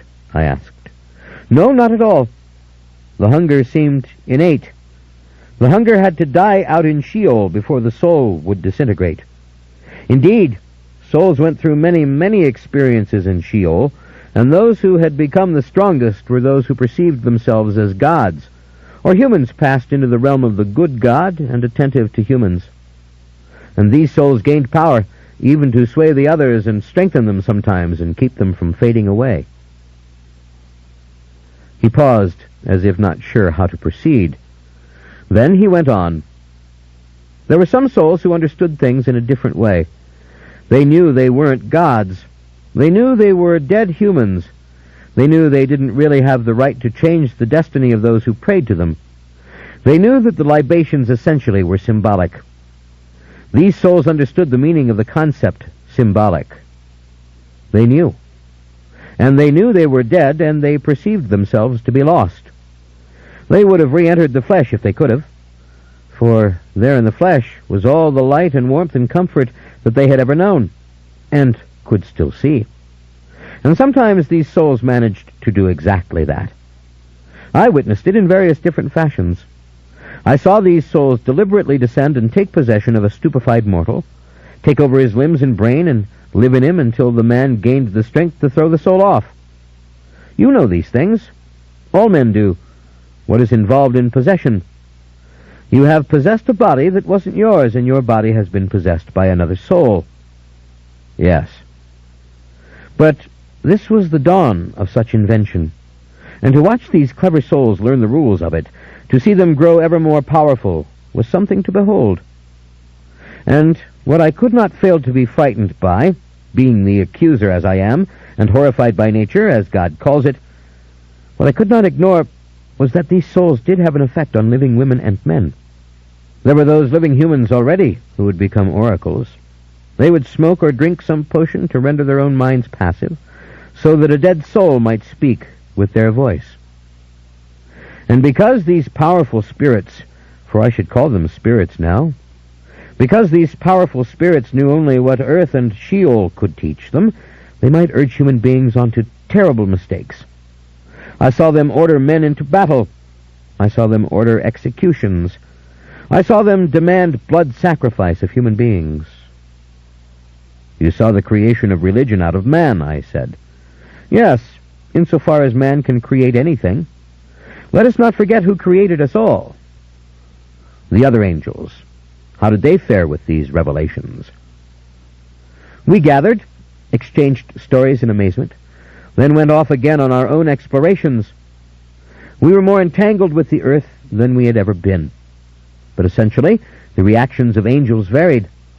Some, the seraphim mainly, thought the whole process was downright marvelous, that God deserved 1,000 anthems in praise that his creation should lead to a being who could evolve an invisible deity from itself, who would then command it to ever greater efforts at survival or war. Then there were those who thought, this is an error. This is an abomination. These are the souls of humans pretending to be gods. This is unspeakable and must be stopped immediately. And then there was my passionate reaction. This is really ghastly, and it is headed for worse and worse disasters. This is the beginning of an entirely new stage of human life, bodiless, yet purposeful and ignorant, which is gaining momentum every second, and filling the atmosphere of the world with potent interfering entities as ignorant as the humans round whom they swirled. Surely some of the other angels agreed with you. Yes, some were as vehement, but as Michael said, trust in God, Memnoch, who has done this. God knows the divine scheme. Michael and I had the most extensive dialogues.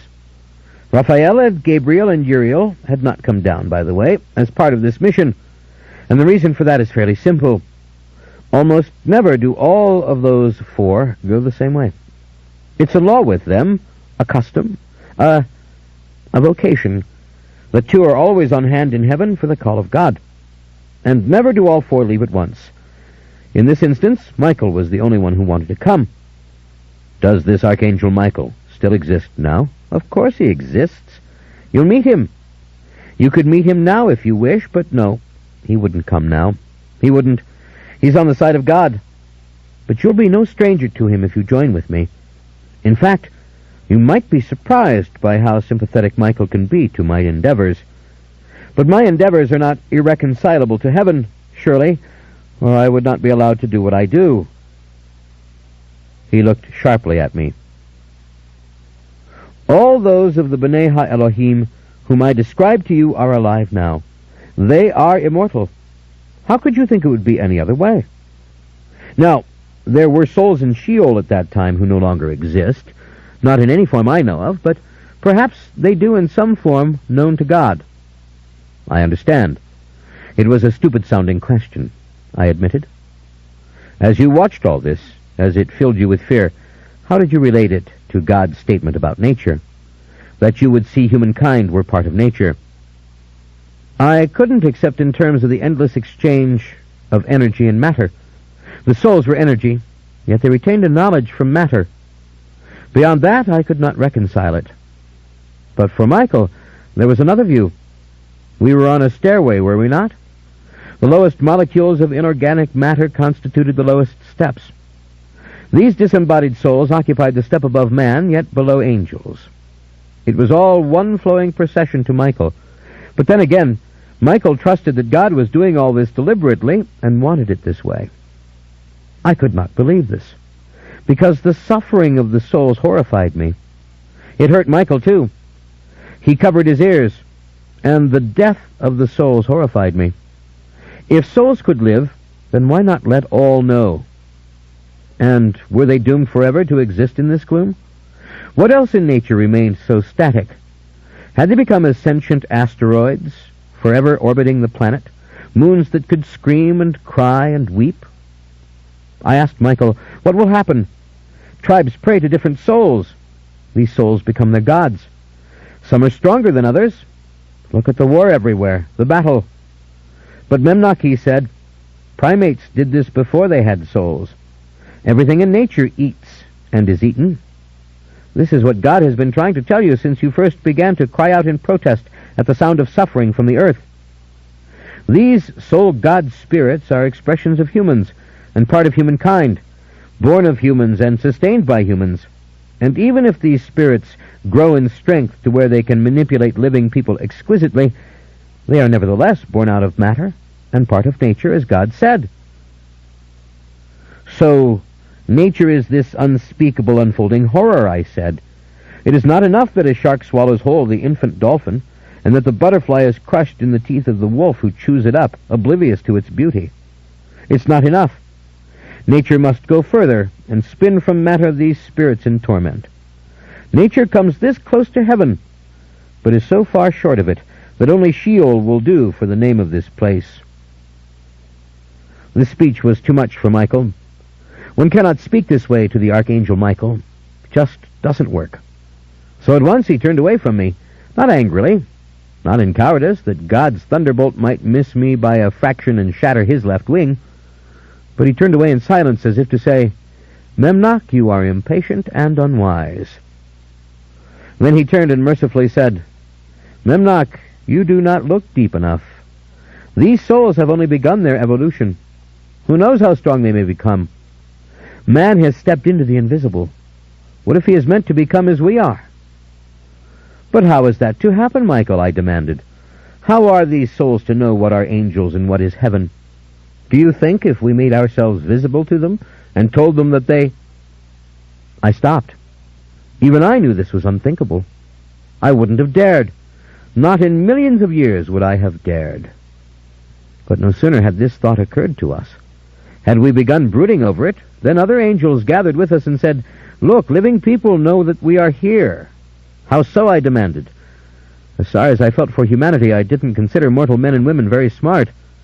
But these angels explained immediately. Some have sensed our presence. They sense it as they sense the presence of a dead soul. It is the same part of the brain which perceives other things invisible. I tell you, we have been glimpsed, and we shall now be imagined by these people. You will see. This can't be God's wish, said Michael. I say we return to heaven at once. The majority agreed with him instantly, the way angels agree, without a sound. I stood alone, looking at the entire multitude. Well, I said, God has given me my mission. I cannot go back until I understand. I insisted, and I don't understand. There ensued a huge argument. But finally, Michael kissed me as angels always kiss, tenderly on the lips and cheeks, and went up to heaven, and the whole league ascended with him.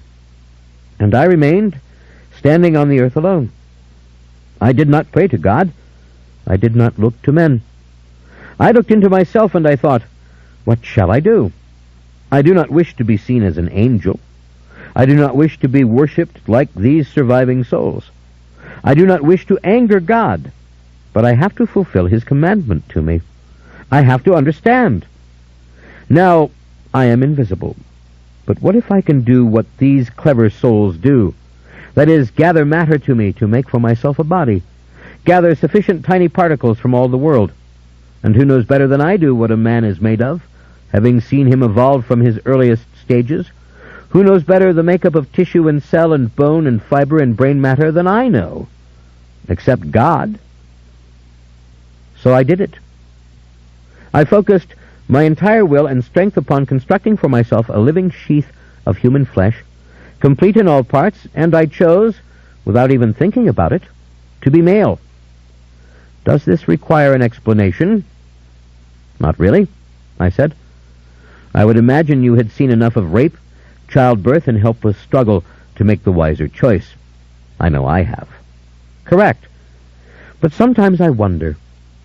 Sometimes I wonder if things would have been entirely different if I had chosen to be female. I could have. The females resemble us more, truly. But if we are both, then surely we are more male than female. It is not in equal parts. From what you've shown me of yourself, I tend to agree. So, I became sheathed in flesh. It took a little longer than one might suppose. I had to consciously evoke every bit of knowledge in my angelic memory. I had to construct the body, and then insert my essence in it exactly in the manner in which the natural life essence would have been inside it. And I had to surrender, that is, encase myself within this body, really go into it, and fill out its limits, and not panic. Then I had to look through its eyes. I nodded quietly with a trace of a smile. Having given up my vampire body for a human one, I could perhaps imagine a small particle of what Memnoch had experienced. I wasn't about to boast that I understood. The process involved no pain, he said, only submission. And for no good reason, really, or should I say from simple nature, to use God's favorite word, I sheathed my own self, my own essence in flesh. Only the wings did I leave out of the scheme altogether. And so I stood as tall as an angel. And as I walked to the water of a clear pool near me and looked down in it, I saw Memnoch for the first time in material form. I saw exactly myself, my fair hair, my eyes, my skin, all the gifts God had given me in invisible form made manifest in flesh. I realized immediately that this was too much. I was too large all over. I was blazing with the essence inside me. This would not work. And so instantly I began to reshape and scale down the entire body until it resembled more myself, the size of a man. You'll know how to do all this once you're with me, he said, if you choose to come and die and be my lieutenant. But let me say for now that this is neither impossible nor terribly simple. It is not like pressing the keys of a complex computer program and sitting back and watching the machine execute the commands one by one. On the other hand, it is not cumbersome and overly conscious. It merely takes angelic knowledge, angelic patience, and angelic will. Now, a man stood beside the pool, naked, blond of hair and light of eye, very similar to many of those who inhabited the region, though perhaps more nearly perfect, and endowed with physical organs of reasonable but not splendid size. Now, as my essence went into these organs, into the scrotum and the penis, to be specific, I felt something which had been utterly unknown to me as an angel. Utterly unknown. It was compounded of many realizations. I knew gender. I knew maleness.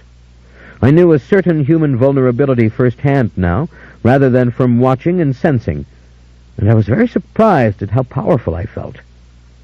I had expected to be quaking with humility in this form, to be shivering with indignity at the mere smallness of myself, and my immobility, and a host of other things you felt when you swap your vampire body for that of a man. I remember vividly. But I didn't feel this. I had never been material. I had never thought about doing it. I had never even thought of wanting to see what I might look like in an earthly mirror. I knew my image from its reflection in the eyes of other angels. I knew my parts because I could see them with my angelic eyes. But now, I was a man. I felt the brain inside my skull. I felt its wet, intricate, and near-chaotic mechanics, its layers and layers of tissue, involving as it does the earliest stages of evolution, and wedding them to a wealth of higher cells in the cortex in a manner that seemed utterly illogical and yet totally natural. Natural if you knew what I, as an angel, knew. Such as what? I asked, making it as polite as I could. Such as that emotions stirred in the limbic part of my brain could take hold of me without having first made themselves known to my consciousness, he said. That can't happen with an angel. Our emotions cannot slip by our conscious minds.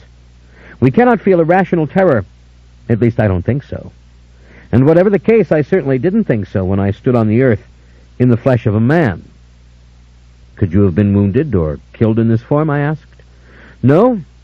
I'll get to that in a minute, as a matter of fact. But as I was in a wild, wooded area, as I was in this very valley which is Palestine, if you would know it, before it was ever called Palestine, as I was here, I was aware that this body was food for wild animals, and so I did create around myself of angelic essence, an extremely strong shield. It behaved electrically. That is, when an animal approached me, which happened almost immediately, it was repulsed by this shield. And, thus shielded, I decided to start walking all through the nearby settlements of men, and to look at things, knowing full well no one could hurt me, or push me, or attack me, or anything else. Yet I would not appear miraculous. On the contrary, I would seem to dodge the blows, if any were dealt, and I would seek to behave in such a manner that nobody noticed me at all. I waited for nightfall, and went to the nearest encampment, which was the largest in the area and had grown so in strength that it now exacted tribute from other encampments nearby. This was a huge circular walled gathering place full of individual huts in which men and women lived. Fires burnt in each hut. There was a central place where everyone gathered. There were gates to be locked at night. I slipped inside, slumped down beside a hut, and watched for hours what the people of this encampment did in the twilight and then by dark. I crept from place to place. I peered inside the little doorways. I watched many things. The next day, I watched from the forest. I tracked a band of hunters so that they did not see me, but I could see them. When I was glimpsed, I ran, which seemed the acceptable and predictable behavior. Nobody chased me. I hung around the thriving life of these humans for 3 days and 3 nights, and during this time I knew their limits. I knew their bodily needs and aches, and I had gradually come to know their lust, because all of a sudden I discovered it flaming inside of me. This is how it happened. Twilight, the 3rd day. I had come to an entire score of conclusions as to why these people were not part of nature. I had an entire case to make to God. I was almost about to leave. But one thing which has always fascinated angels, and which I had not experienced in the flesh, was sexual union. Now, as an invisible angel, one can come quite close to those coupled, and see into their half-shut eyes, and hear their cries, and touch the flushed flesh of the woman's breast, and feel her heart race. Countless times I'd done this, and I realized now that passionate union, a true experience of it, could be crucial to my case. I knew thirst, I knew hunger, I knew pain, I knew weariness. I knew about how these people lived and felt and thought and talked to each other, but I really didn't know what happened in sexual union. And at twilight on the 3rd day, as I stood by this very sea, here, far, far from the encampment, looking towards it miles to our right, there came towards me, as if out of nowhere, a beautiful woman, a daughter of man. Now, I had seen scores of beautiful women. As I told you, when I first beheld the beauty of women, before men had become quite so smooth and hairless, it had been one of the shocks of physical evolution for me. And of course, during these 3 days, I had from afar studied many beautiful women. But in my subterfuge, I hadn't dared to go very close. After all, I was in the flesh and trying to go unnoticed. But 3 days marked me. I had had this body. And the organs of this body, being perfectly made, responded at once to the sight of this woman, who came walking boldly along the banks of the sea, a rebel woman, without a guardian male or other females, a young, bold, slightly angry, long-haired, and beautiful girl. Her garment was no more than a coarse animal skin with a chewed leather belt around it, and she was barefoot and her legs were naked from the knee down. Her hair was long and dark and her eyes blue, a beguiling combination. And her face very youthful, yet full of the character imparted to a face by anger and rebellion. A girl filled with pain and recklessness and some desire to do herself harm. She saw me. She stopped, realizing her vulnerability. And I, never having bothered with garments, stood naked, looking at her. And the organ in me wanted her immediately and violently, and I felt the first promise of what that union might be like. That is, the first stirring of real desire. For 3 days I had lived by the mind as an angel. Now the body spoke, and I listened with an angel's ears. She, meantime, did not run from me, but took several steps closer, and in her reckless heart made a resolution, based upon what experience I couldn't know, but she made it, that she would open her arms to me if I wanted her. And with the smoothest, most graceful movement of her hips, and with a gesture of her right hand lifting her hair and then dropping it, she let me know. I went to her, and she took my hand and led me up those rocks, there, to where the cave is. You can see it, just over your left shoulder and up the slope. She took me there, and by the time we reached the entrance, I realized that she was flaming for me as I was flaming for her. She was no virgin, this girl. Whatever her story, she was not ignorant of passion. She knew what it was, and she wanted it, and the lunge of her hips towards me was deliberate, and when she kissed me and put her tongue into my mouth, she knew what she sought. I was overcome. For one instant I held her back, merely to look at her in her mysterious material beauty, a thing of flesh and decay that nevertheless rivaled any angel I'd ever seen. And then I gave her back her kisses, brutally, making her laugh and push her breasts against me. Within seconds we had fallen down together on the mossy floor of the cave, as I had seen mortals do 1,000 times. And when my organ went inside of her, when I felt the passion, I knew then what no angel could possibly know. It had nothing to do with reason, or observation, or sympathy, or listening, or learning, or trying to grasp. I was in her flesh and consumed with lust, and so was she, and the tender muscles of her hairy little vaginal mouth clamped down upon me as if she meant to devour me. And as I thrust inside of her again and again, she went blood-red in her consummation, and her eyes rolled back into her head, and her heart stood still. I came at the same moment. I felt the ejaculate shoot from my body into her. I felt it fill the warm, tight cavity. My body continued to writhe with the same rhythm, and then the feeling, the indescribable and wholly new feeling, slowly ebbed and went away. I lay exhausted beside her, my arm over her, and my mouth sought the side of her face and kissed her, and I said in her language, in a rush of words, "I love you, I love you, I love you, sweet and beautiful creature, I love you." And to this she gave a yielding and respectful smile, and snuggled close to me, and then seemed about to weep. Her carelessness had led her to a tenderness. Her soul suffered inside her, and I felt it through the palms of her hands. But in me there was a tumult of knowledge.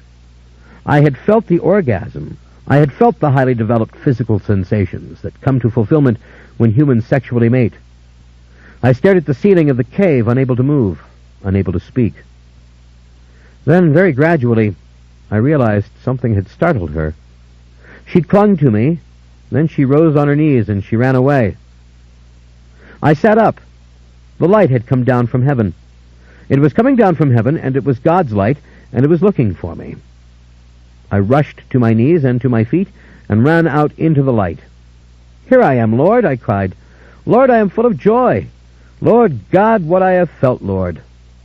And I let out a great anthem, and as I did so, the material particles of my body dissolved about me, shorn off by me, almost as if by the power of my angel voice. And I rose to my full height and spread my wings and sang in thanks to heaven for what I had known in this woman's arms. The voice of God came quiet yet full of wrath. "Memnoch," he said, "you are an angel. What is an angel, a son of God, doing with a daughter of men?" Before I could answer, the light had withdrawn and left me with the whirlwind, and turning, my wings caught in it. I saw the mortal woman was only there, at the bank of the sea, and that she had seen and heard something inexplicable to her, and now in terror she fled. She ran, and I was carried upwards to the very gates of heaven, and then those gates for the first time took on height and shape for me, as they had for you, and they were slammed shut against me, and the light struck me, and down I went, forced down, plummeting as you plummeted in my arms, only I was alone. Alone as I was slammed again, invisible, but bruised and broken and crying, against the wet earth. "You, my watcher, what have you done?" said the voice of God, small and certain by my ear. I started to weep uncontrollably. "Lord God, this is a terrible misunderstanding. Let me lay my case before you." "Stay with the mortals you love so much," he said. "Let them minister to you, for I will not listen until my anger is cooled. Embrace the flesh you crave, and with which you are polluted. You won't come into my sight again until I send for you, and that shall be by my choice." The wind rose again, swirling, and as I turned over on my back, I realized I was wingless, and in the flesh once more, and the size of a man. I was in the body I had created for myself, generously reassembled for me by the Almighty, down to the last cell, and I lay hurting and aching and weak on the ground, moaning and sad. I had never heard myself cry before with a human voice. I was not loud. I was not full of challenge or desperation. I was too sure of myself still as an angel. I was too sure God loved me. I knew he was angry, yes, but he'd been angry with me many, many times before. What I felt was the agony of separation from him. I could not at will ascend to heaven. I could not leave this flesh. And as I sat up and lifted my arms, I realized I was trying to do this with my whole being, and I couldn't do it. And then sadness came over me, so great, so lonely, and so total that I could only bow my head. The night had begun. The stars filled the firmament and were as distant from me as if I had ever known heaven at all. I closed my eyes, and I heard the souls of Sheol wailing. I heard them pressing near me, asking me what I was. What had they witnessed? Whence had I been thrown to the earth? Before I had gone unnoticed, my transformation having been quiet and secret. But when God had thrust me downwards, I had fallen spectacularly as an angel and immediately into the shape of a man. All Sheol was crying in curiosity and foment. "Lord, what do I say to them? Help me," I prayed. And then came the perfume of the woman near me. I turned, and I saw her creeping towards me cautiously. And when she saw my face, when she saw my tears and my distress, she came boldly towards me, slipping her warm breasts against my chest again, and clasping in her trembling hands my head. 13. She took me back to the encampment. She brought me inside the gates. Men and women rose from the campfires, and children ran towards me. I knew that I possessed angelic beauty, and their admiring glances didn't surprise me. But I did wonder what in the name of heaven they meant to do. I was seated and given food and drink. This I needed.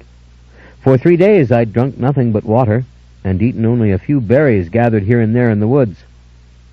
I sat down cross-legged with them and ate the cooked meat they gave me, and she, my woman, my daughter of men, crushed up against me, as if daring anyone to challenge the pair of us, and then she spoke. She stood up, threw up her arms, and in a loud voice told them what she had seen.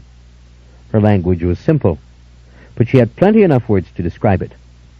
How she had come upon me on the banks of the sea, and seen that I was naked, and she had given herself to me in sanctity and worship, knowing I could not be a man of the earth. No sooner had my seed come into her than a magnificent light from above had filled the cave. She had rushed in fear from it, but I had walked out into it, fearless, knowing it, and before her eyes I changed so that she could see through me. Yet still she saw me. And I was grown tall, with immense white feathered wings. This vision, this creature through whom she could see as if through water, she saw only for an instant. Then I vanished. I was gone as surely as I sit here now. She had hovered, shivering, watching, praying to the ancestors, to the Creator, to the demons of the desert, to all powers for protection, when suddenly she had seen me again. Transparent, to summarize her simple words, but visible, falling, winged and enormous, smashing towards earth in a fall that would have killed a man, though that is what I became. A man, solid as everyone could see, sitting in the dust. God, I prayed, what do I do? What this woman has said is true, but I am no God. You are God. What do I do? No answer came from heaven, not to my ears, not to my heart. not to my cumbersome and elaborate brain. As for the crowd of listeners, whom I judged to be about 35, exclusive of all the children, no one spoke. Everyone was considering this. No one was quick to accept it. No one was going to jump forward and challenge it either. Something in my manner and posture held them aloof. No surprise. I certainly didn't cower or shiver or evince what I was suffering. I had not learnt to express angelic suffering through flesh. I merely sat there, aware that by their measure I was young, comely, and a mystery.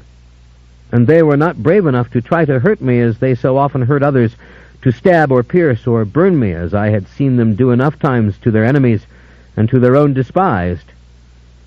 Suddenly, the whole group burst into murmuring. A very old man rose to his feet. His words were even simpler than hers. I would say he had perhaps half of her working vocabulary. But this was enough to express himself, and he asked of me simply, "What do you have to say for yourself?" The others reacted as if this question were an expression of sheer genius. Maybe it was. The woman pulled very close to me at that moment. She sat down beside me, and with an imploring look, she embraced me. I realized something, that her fate was connected to mine. She was slightly afraid of all these people, her kindred, and she wasn't afraid of me. Interesting. That is what tenderness and love can do, and marvels also, I thought. And God says these people are part of nature. I hung my head, but not for long. Finally, I rose to my feet, bringing her up with me, my mate, as it were, and, using all the words known in her language, some even that the children had been adding already in this generation that the adults didn't yet know, I said, "I mean you no harm. I came from heaven. I came to learn about you and to love you, and I wish you only all good things under God." There was a great clamor, a happy clamor, with people clapping their hands and rising to their feet, and the little ones jumping up and down. It seemed a consensus emerged that Lilia, the woman I had been with, could now return to the group. She had been cast out to die when she had come upon me, but she was now surely upheld, and she had returned with a god, a deity, a sky being. They aimed for it with many syllables and combinations of syllables. "No," I declared, "I am not a god. I did not make the world. I worship just as you do, the God who did." This, too, was accepted in jubilation. Indeed, the frenzy began to alarm me. I felt the limits of my body keenly with all these others dancing and screaming and shouting and kicking at the wood and the fire, and this lovely Lilia clinging to me. "I must sleep now," I said suddenly, and this was no more or less than the perfect truth. I had scarce slept an hour or more at any one time in my 3 days in the flesh, and was bone-weary and bruised and cast out of heaven. I wanted to turn to this woman and bury my sorrow in her arms. Everyone gave their approval. A hut was prepared for us. People ran hither and thither, gathering the finest skins and furs for us, and the softest chewed leather, and we were ushered into this place in silence, and I lay back down on the fur beneath me, the skin of a mountain goat, long and soft. "God, what do you want me to do?" I asked aloud. There came no answer. There was only the silence and the darkness in the hut, and then the arms of a daughter of men around me, luscious and loving and full of tenderness and passion, that mystery, that combination, that purely living miracle, tenderness and lust rolling and rolling into one.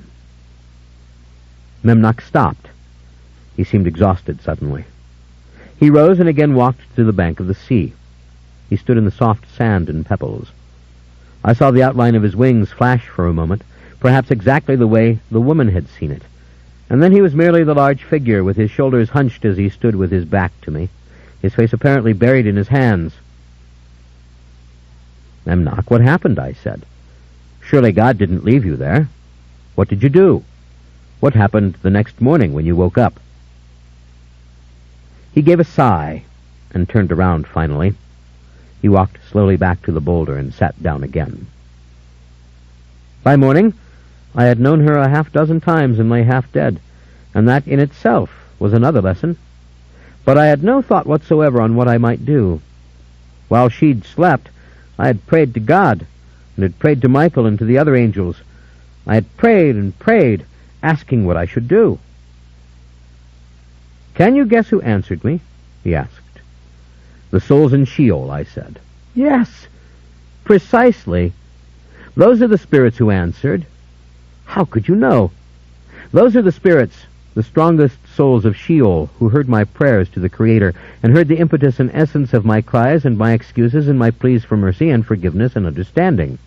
Heard all of it, absorbed it, drank it up, as they did the spiritual yearnings of their human and living children. And by the time the sun rose, by the time all the men of the group had started to gather, I knew one thing only. Whatever happened to me, whatever was the will of God, the souls of Sheol would never be the same. They had learnt too much from the voice of this angel fallen into matter, who had thoughtlessly cried to heaven and to God. Of course, the full impact didn't hit me. I didn't sit there reasoning it out. The strongest souls had had their first glimpse of paradise. They knew now of a light which made an angel weep and beg in desperation, because he was afraid he would never see that light again. I didn't think of it. No. God had left me here. That is what I thought. God had left me. I went out into the crowd. The encampment was overflowing. In fact, men and women were coming from all the nearby encampments to see me. And we had to leave the enclosure and go out into the open, into one of the fields. Look down to the right, where the land slopes. You see down there where the field spreads out and the water turns? Yes. That's where we gathered. And it was soon clear that all of these men and women were expecting something of me. That I speak. That I work marvels. That I sprout wings. Something. But what I didn't know. As for Lilia, she clung to me as ever, enticing and beautiful and filled with vague wonder. Together we climbed onto that rock. You see there, the boulders left there by the glaciers millions of years ago. There. We climbed up and she sat down and I stood before these people, and then I looked to heaven and I opened my arms. With all my heart, I begged God to forgive me, to take me back, to climax this intrusion with my merciful disappearance. That is, to let me take my angelic shape, invisible, and rise. I willed it, I pictured it, I tried in every conceivable way to assume my former nature. No luck. In the heavens above, I saw what men saw. I saw the blue of the sky and the willowy white clouds blowing eastward, and I saw the faint daytime moon. The sun hurt my shoulders. It hurt the top of my head. And something became known to me then, in all its horror, that I was probably going to die in this body, that I had forfeited my immortality. God had made me mortal and turned his back. I thought this over a long time. I'd suspected it from the first moment, but now with the haste of a man I became convinced of it. And in me, a deep anger rose. I looked at all these men and women. I thought of God's words to me, to go with those I had chosen, with the flesh I preferred to heaven. And a decision came into my head. If this was to be my finish, if I was to die in this mortal body as all men die, if some days or weeks or even years were left to me, whatever this body could hope to survive amid the perils of life, then I must do with it the very finest thing that I knew. I must offer to God my finest. I must go out like an angel, if going out is what I had to do. I love you, my Lord, I said aloud, and I racked my brain for the greatest acts I could perform. What came to me was immediate and logical, and perhaps obvious. I would teach these people everything I knew. I wouldn't just tell them about heaven and God and angels, because what good would that do? Though, of course, I would tell them, and tell them to look for a peaceful death and peace in Sheol, for that they could attain. But that would be the least of what I would do, for that was nothing. What was better was this. I'd teach them everything about their world that I could perceive logically, but which had not yet become known to them. Immediately I started speaking to them. I led them to the mountains and took them into the caves and showed them the veins of ore, and told them that when this metal was hot it bubbled forth from the earth in liquid, and that if they could heat it again, they could make it soft and make things out of it. Returning to the sea, I picked up the soft earth and shaped it into little people to show them how simple this was to do. Picking up a stick, I drew a circle in the sand and spoke to them of symbols, how we might make a symbol for Lilia that resembled the flower for which she was named, which they called the lily, and how we might make a symbol for what I was, a man with wings. I drew pictures everywhere, showing them how easy it was to do it, to connect an image with a concept or a concrete thing. By evening I had gathered around me all the women, and was showing them ways to tie their thongs of chewed leather, which had never occurred to them, elaborate ways of plaiting it, and making it into big pieces of one fabric. All logical, all simply what I inferred from what I knew as an angel about the whole world. Now, these people already knew the seasons of the moon, but they didn't know the calendar of the sun. I told them all this, how many days to a year there should be according to how the sun and the planets moved, and I told them how they could write all this down with symbols. And soon we took the clay from the banks of the sea and we made flat plates of it, and on these plates with sticks I made little pictures of stars and heaven and angels, and these plates or tablets were then allowed to dry in the sun. For days and nights I remained with my people. I began to teach them more and more and more. When one group was tired and could take no more lessons, I turned to another and examined what they were doing and tried to improve their ways. Many things they would figure out for themselves, I knew. Weaving was very soon to occur to them, and then they would make better garments. That was all well and good. I showed them pigments similar to the red ochre they already used. I took things out of the raw earth that would make different colors for them. Every thought that occurred to me, every advance of which I could conceive, I imparted to them, greatly expanding their language in the process, obviously teaching them writing. And then I also taught them music of a wholly new kind. I taught them songs. And the women came to me over and over again, the women.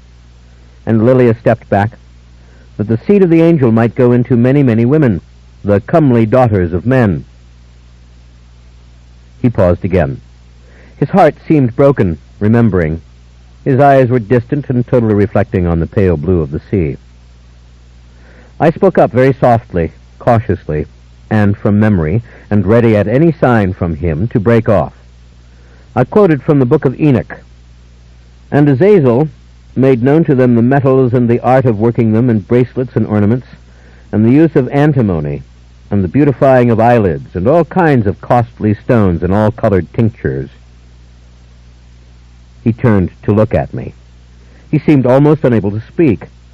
His voice came softly, almost as softly as mine had, as he spoke the next lines of the book of Enoch. And there arose much godlessness, and they committed fornication, and they were led astray. Again he paused, and then resumed.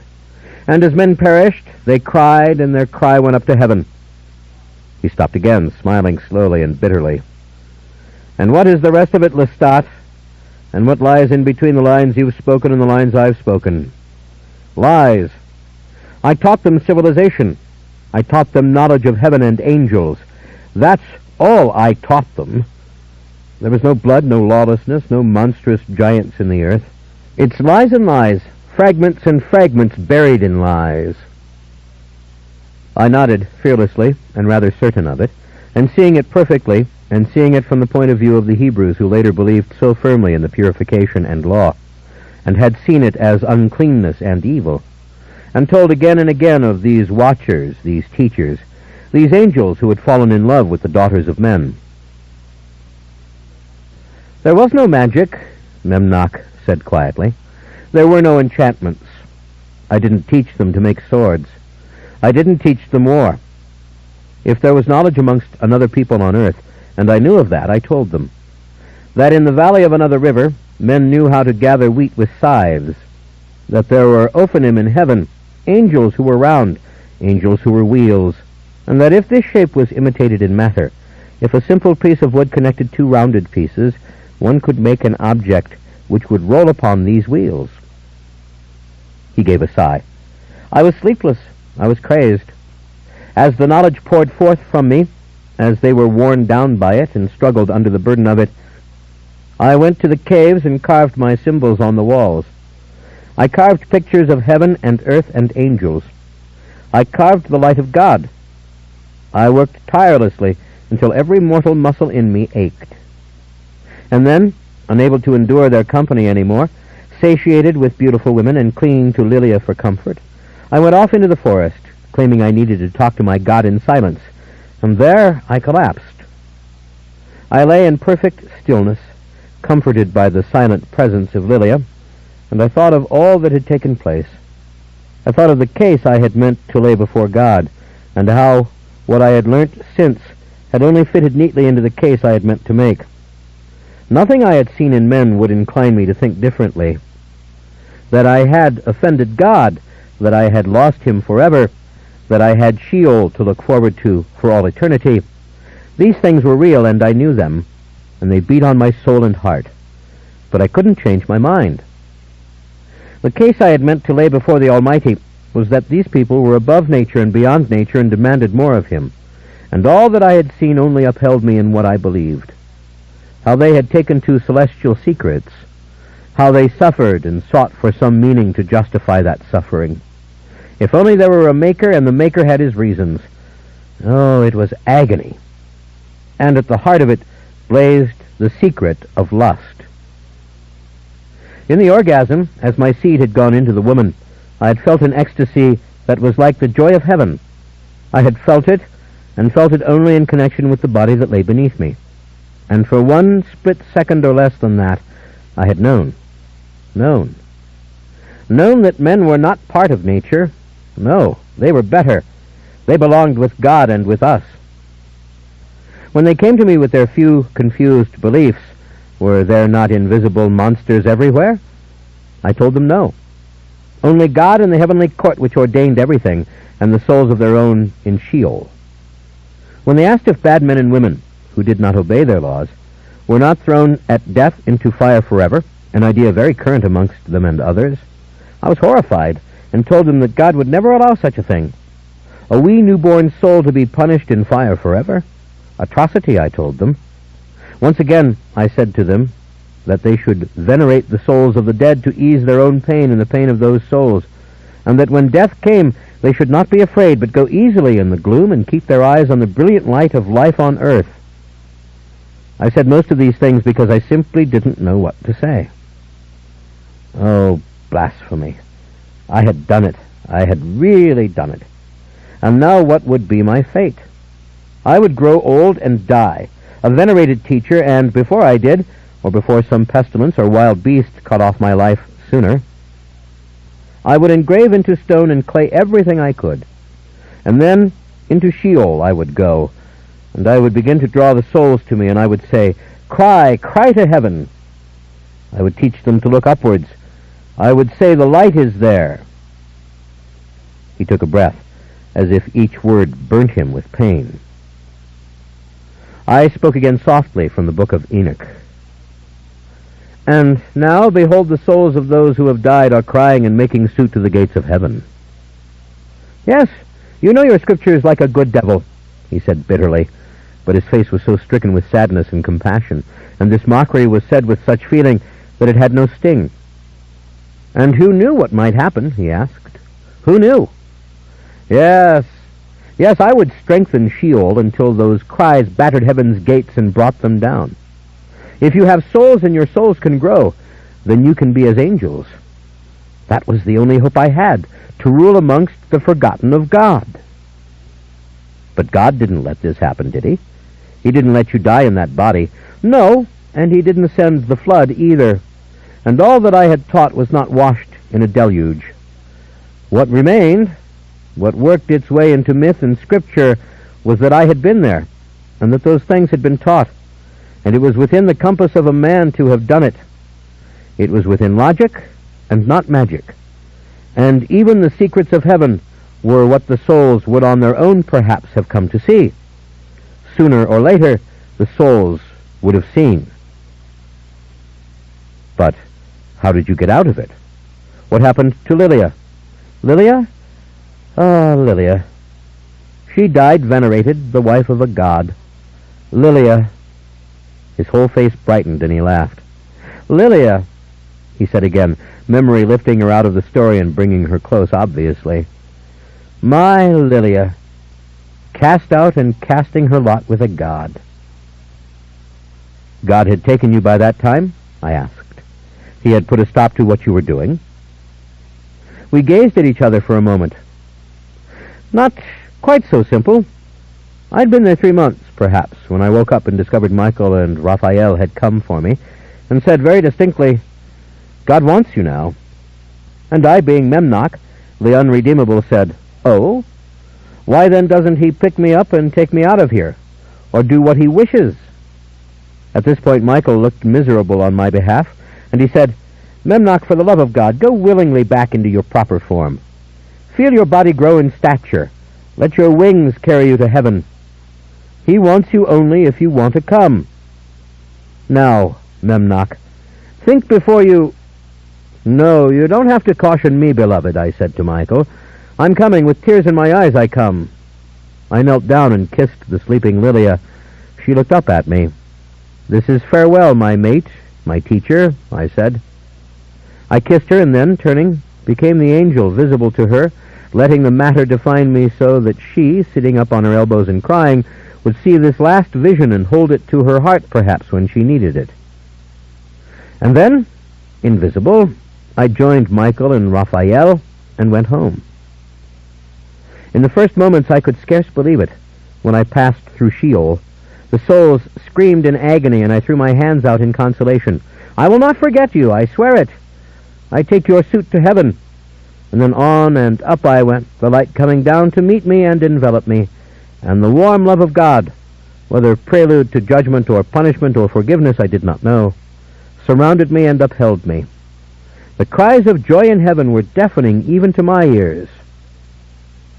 All the angels of the B'nai Ha-Elohim were gathered. The light of God pulsed from the center. Am I to be punished? And all I could feel was thanks that I had seen this light, if only for moments, once again. I couldn't look into the light. I had to put my hands up. And as always happens at a meeting of all of heaven, the seraphim and the cherubim closed around God so that the light came in rays from behind them, glorious, and a brightness that we could bear. The voice of God was immediate and total. "I have a word for you, my brave one, my arrogant one," he said. "I have a concept for you to ponder in your angelic wisdom. It is the concept of Gehenna, of hell." This word enfolded to me in all its implications. "Fire and torment, eternal," said God, "the inverse of heaven. Tell me, Memnoch, from your heart, would that be the appropriate punishment for you? The very opposite of the glory you forsook for the daughters of men? Would it be the appropriate sentence, suffering everlasting, or until time is no more?" 14. It didn't take a second to answer, Memnoch said. He raised his eyebrows slightly as he looked at me. I said, "No, Lord, you wouldn't do that to anyone. We are all your creatures. That is a horror too terrible for anyone or anything that has been deliberately made. No, Lord. When the men and the women of earth told me they had dreamed of such torments for those who had been bad and caused them pain and misery, I assured them no such place existed or ever would." Laughter rang out in heaven, laughter from one end of the skies to the other. Every single angel was laughing, and, of course, the laughing was melodic and filled with delight and wonder as always, but laughter it was, and not song. Only one being wasn't laughing. Memnoch. I stood there, having spoken with perfect seriousness and utter amazement that they were laughing at what I had said. But the strangest phenomenon had occurred. God, too, had laughed, and was laughing, softly, with them in unison, or in a leading rhythm, and only as his laughter slowly died away, so did theirs. "So you told them that, Memnoch, that there would never be a hell of eternal punishment of the bad? Never. That such a place would never exist." "Yes, Lord, I did," I said. "I couldn't imagine why they had thought of it. Except they get so angry sometimes with their enemies." The laughter began again, but God silenced it. God said, "Memnoch, have you left all your mortal selves on earth? You are in possession of all your angelic faculties? You are not still acting the simpleton out of habit?" I spoke loud over the continuing laughter. "No, Lord. I dreamt of this moment. Separation from you was agony. I did what I did out of love. Isn't it so? Surely you know better than I. I fear you did, he answered. It was love, yes, that much is true. Lord, I dreamt you would let me come before you and explain the entire thing. Make the case I had meant to make when I first saw a daughter of men and went to her. Is this to be granted? Silence. I could hear nothing from the divine presence, but I realized suddenly that some among the B'nai Ha-Elohim had drawn close to me. At first I thought, no, they are merely shifting and spreading their wings in the light. But I realized now that close behind me stood a small legion or group of angels, and that they had been at the edges of the crowd all the time and were now being pushed towards me. These angels I knew, of course, some much more intimately through debate and argument than others, and they came from all ranks. I looked at them in confusion, and then towards the divine presence. Memnoch, said the Lord suddenly, these behind you, your cohorts, are also asking that you be granted your wish, to make your case in the hopes that you can make it for them too. I don't understand, Lord. But in a twinkling I did. I saw now the sorrow on their faces, and the way they cleaved to me as if I were their protector. I knew in an instant what had happened, that, ranging over the whole earth, these angels had done as I had done. Not with such a flourish or with such invention, said the Lord God, but they too saw the heat and mystery between the coupled man and woman, and they too found the daughters of men to be fair and took them as wives. There came again a great uproar. Some were laughing still in that light, gay manner, as if all of this was splendid and novel entertainment, and others were amazed. And those watchers who clung to me, who seemed in comparison to the B'nai Ha-Elohim a small number, looked to me desperately, and some even accusingly, and there came a whisper from their midst. Memnoch, we saw you do it. Was God laughing? I couldn't hear it. The light poured out in its immense rays beyond the heads and shoulders and shaded forms of the seraphim and cherubim, and the wealth of love seemed eternal and constant, as it had always been. In tribes throughout the world, my sons of heaven have gone down to know the flesh as you would know it, Memnoch, though, as I have already said, with far less flair and desire to stir the thick atmosphere of nature, and so deliberately disturb my divine plan. Lord God, forgive me, I whispered, and from the legion with me came the same hushed and respectful chorus. But tell me, you who stand behind Memnoch, what do you have to say for yourselves as to why you did this and what you discovered, and what case would you put before the heavenly court? The answer was silence. These angels fell prostrate before the Lord, asking only forgiveness with such total abandon that no eloquence was required. I alone stood there. Ah, I said, it seems, Lord, that I stand alone. Haven't you always, my son of heaven, my angel who does not trust the Lord? Lord God, I do trust you, I said at once, angry suddenly. I do. But I don't understand these things, and I cannot still my mind or my personality. It's impossible for me. No, not impossible, but it does not seem right to be silent. It seems right to make the case. It seems that the greatest thing I can do is to make the case, and the greatest thing I can do is to please God. There seemed great divisions amongst the others, not the watchers, who didn't dare to climb to their invisible feet, and had their wings folded over them as if they were birds afraid in the nest, but among the entire court. There were murmurings, and little songs, and riffs of melody and laughter, and deep, soft questions, and many faces turned on me with eyes full of curiosity, and even tinged with anger so that their eyebrows made a scowl. Make your case, said the Lord, but before you begin, remind yourself, for my sake and the sake of everyone present, that I know all things. I know humankind as you can never know it. I have seen its bloody altars, and its rain dances, and its reeking sacrifices, and I have heard the cries of the wounded, the afflicted, the slowly annihilated. I see nature in humankind as I see it in the savagery of the seas or the forests. Don't waste my time, Memnoch, or to put it more clearly so that you will understand it, don't waste the time you have with me. So the moment had come. I stood quietly preparing myself. Never in all my existence had I felt the importance or significance of an event as I felt the meaning of this one now. It is what you would call excitement, perhaps, or exhilaration. I had my audience, and I did not know how to doubt myself. But I was already furious with all the legion behind me lying on their faces and saying nothing. And suddenly, in my fury, I realized that as long as they lay there, leaving me alone in the open before God in his court, I wasn't going to speak a word. I folded my arms and stood there. God started to laugh, a slow, gentle rising laugh, and then all of heaven joined in it irresistibly. And God said to the fallen ones, the watchers, "Stand up, my sons, or we will all be here until the end of time."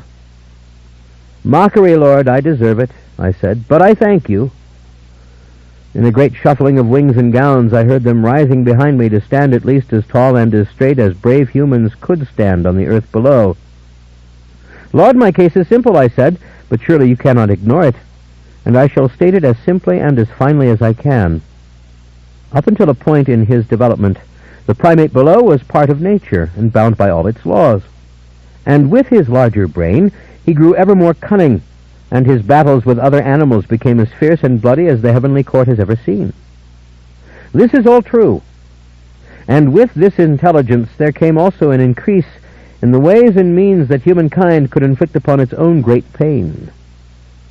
But never, in all that I have watched in war and execution, and even the laying waste of whole settlements and villages, have I seen anything to surpass the sheer violence of the insect kingdom, or the kingdom of the reptiles, or of the lower mammals who blindly and senselessly struggle to do only two things: survive and make more of their own kind. I stopped out of courtesy and also for effect. The Lord said nothing. I went on.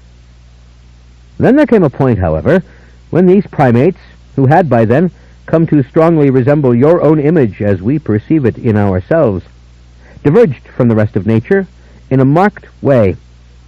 And it was no mere moment of self-awareness, Lord, when the logic of life and death became apparent to them. It was nothing as simple as that.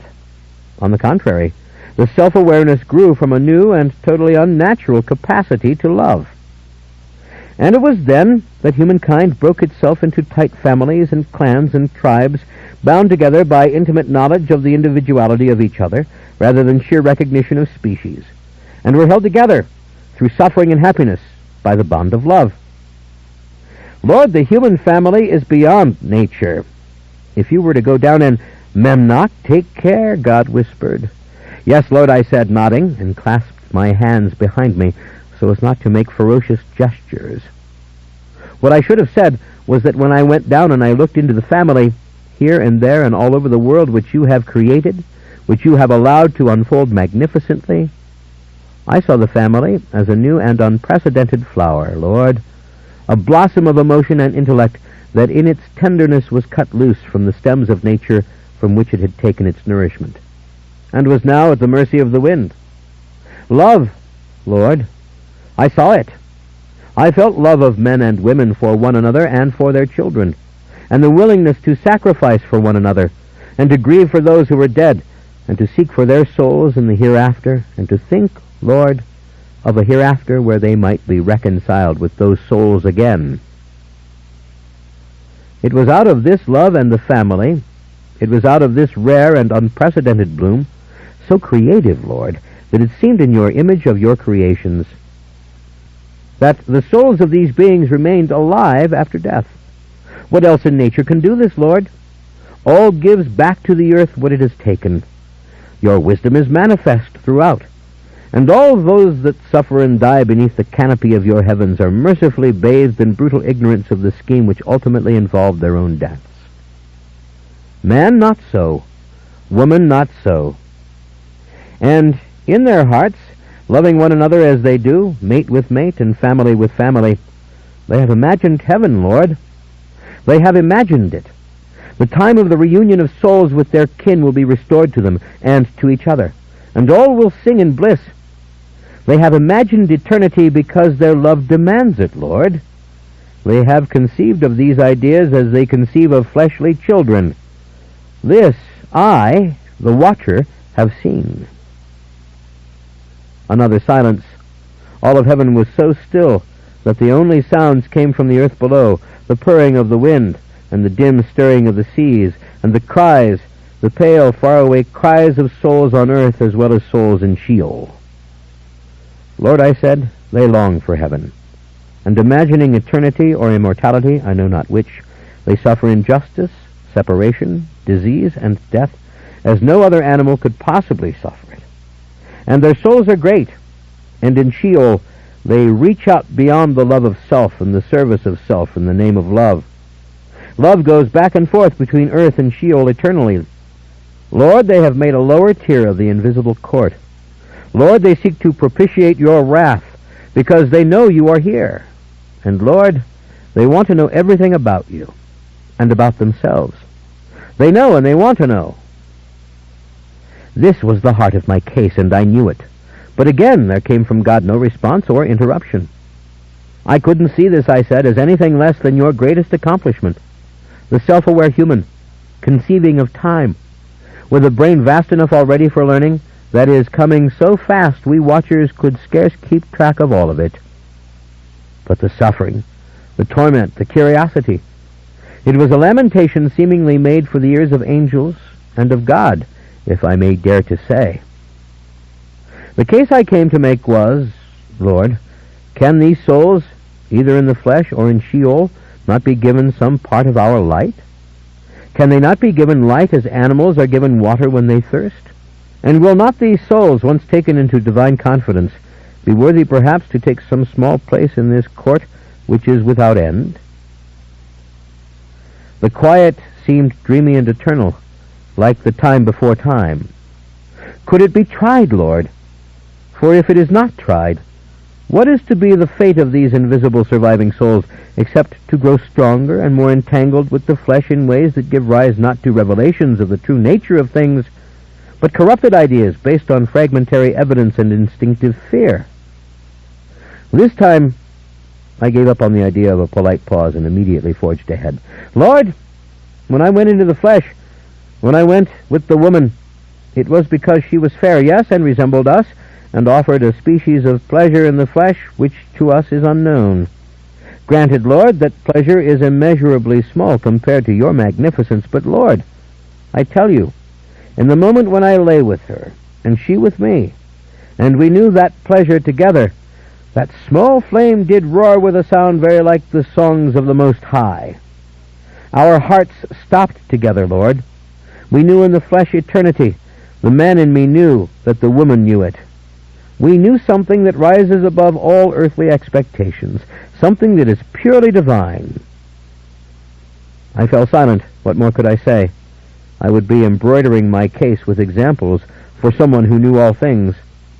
I folded my arms and looked down respectfully, musing and listening to the souls in Sheol, and for 1 second their faint, faraway cries distracted me, drew me right out of the heavenly presence for an instant of realization that they were calling on me and reminding me of my promise and hoping for my return.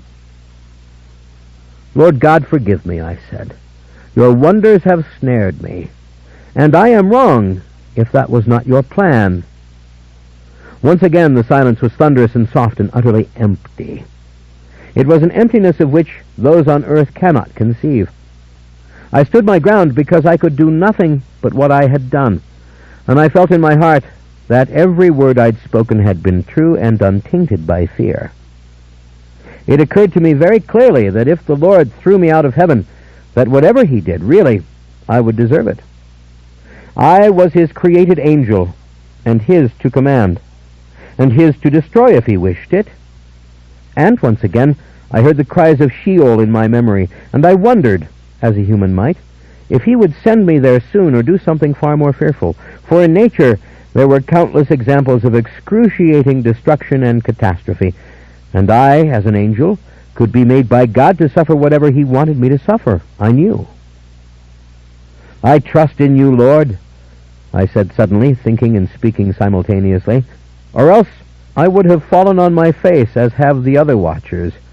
And that is not to say that they do not trust, but only to say that I believe you want me to understand goodness, that your essence is goodness, and you will not suffer these souls to cry in gloom and ignorance, You will not suffer the ingenious humankind to continue without any inkling of the divine. For the first time he spoke very softly and offhandedly. Memnoch, you've given them more than an inkling. Yes, Lord, it is so. But, Lord, the souls of the dead have given them much inspiration and encouragement. And those souls are out of nature, as we have beheld it, and growing stronger by the day.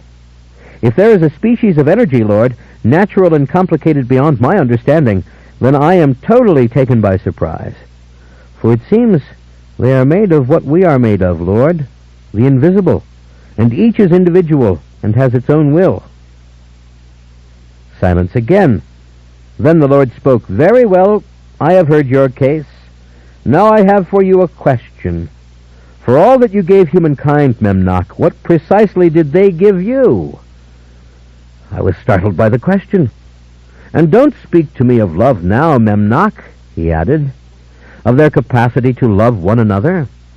On this the heavenly court is well informed and totally agreed.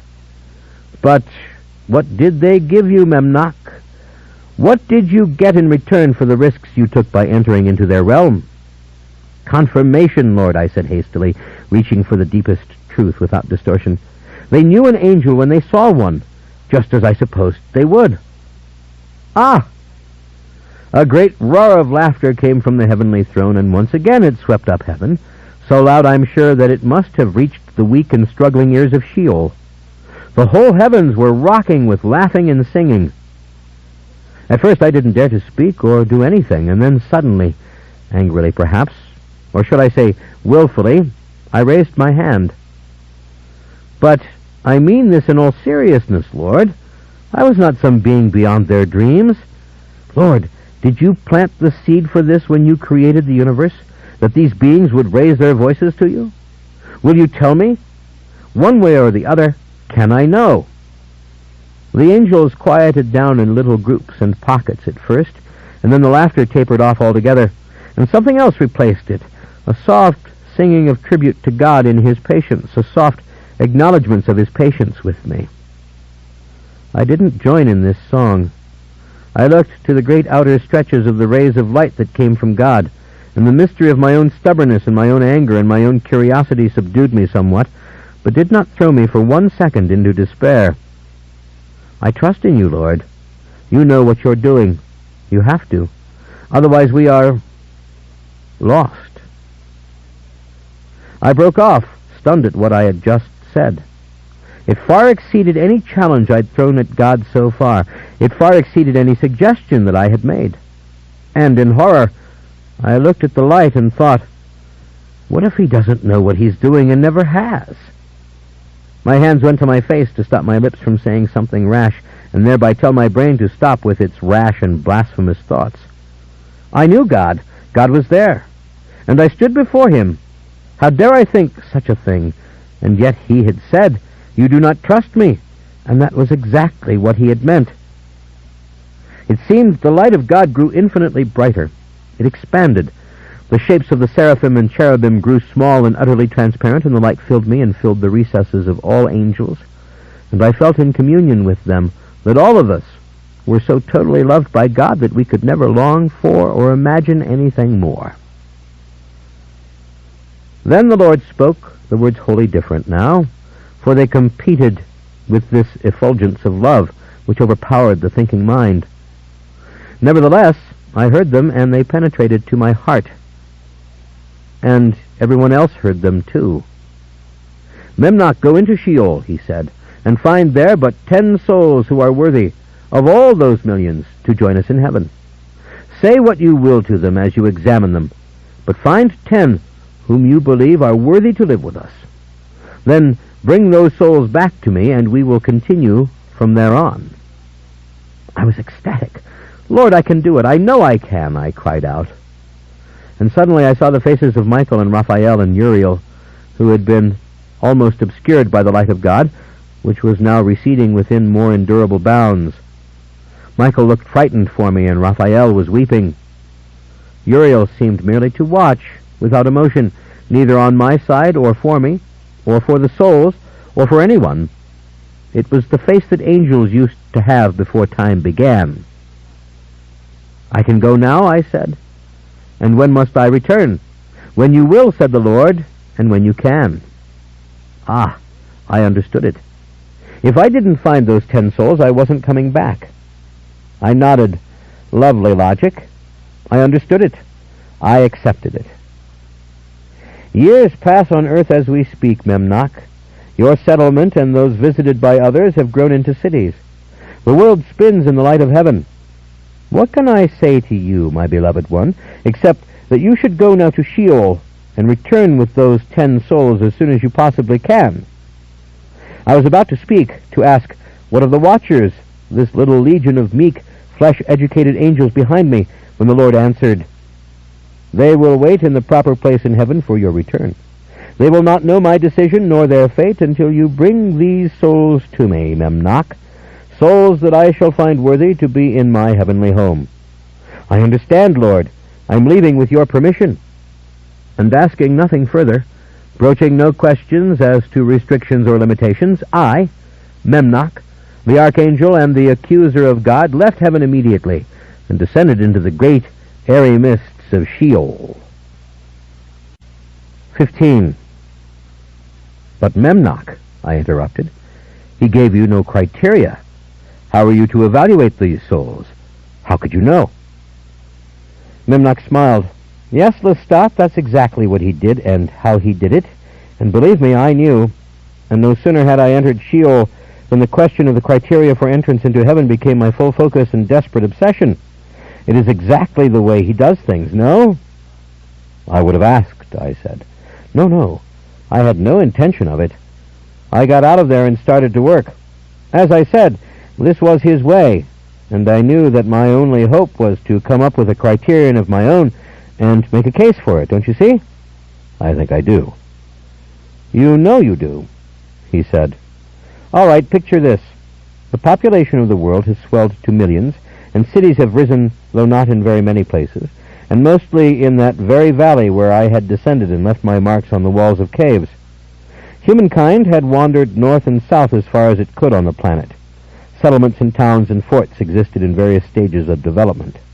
The land of the cities is called Mesopotamia now, I think, or is it Sumer? Or will it be Ur? Your scholars uncover more with every passing day. Man's wild imaginings of immortality and reunion with the dead had everywhere given rise to religion. In the Nile Valley, a civilization of astonishing stability had developed, while war was waged all the time in the land we call the Holy Land. So I come to Sheol, which I have only observed from outside before, and which is now enormous, containing still some of the first souls that ever sputtered with enduring life, and now millions of souls whose creeds and yearnings for the eternal have brought them to this place with great ferocity. Mad expectations have pitched countless ones into confusion. Others have grown so strong they exert a sort of rulership amongst the others, and some have learnt the trick of going down to earth, escaping from the pull of other invisible souls altogether, and for wandering close to the flesh they would possess again, or influence, or harm, or love, as the case might be.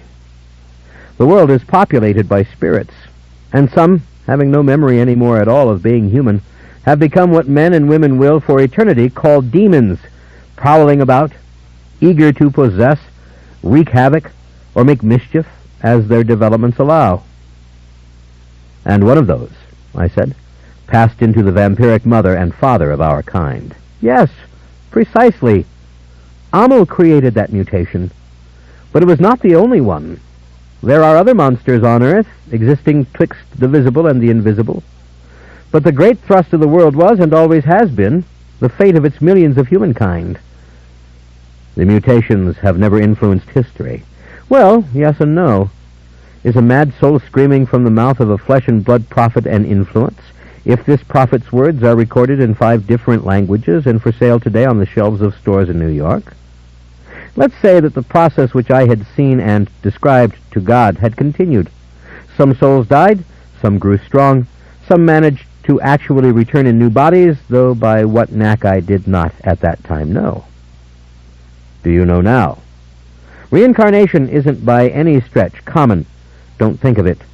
And it gains very little for the souls involved. You can imagine the situations that make it possible. Whether it always involves the extinction of an infant soul when it happens, that is, whether it always involves a replacement in the new body, this varies with individual cases. Those who persistently reincarnate are certainly something that cannot be ignored. But that, like the evolution of vampires and other earthbound immortals, falls into a small realm. Once again, we are talking now about the fate of humankind as a whole. We are talking about the whole human world. Yes, I really do understand, perhaps better than you know. All right. I have no criteria, but I go into Sheol, and I find there a great sprawling replica of Earth. Souls have imagined and projected into their invisible existence all manner of jumbled buildings and creatures and monsters.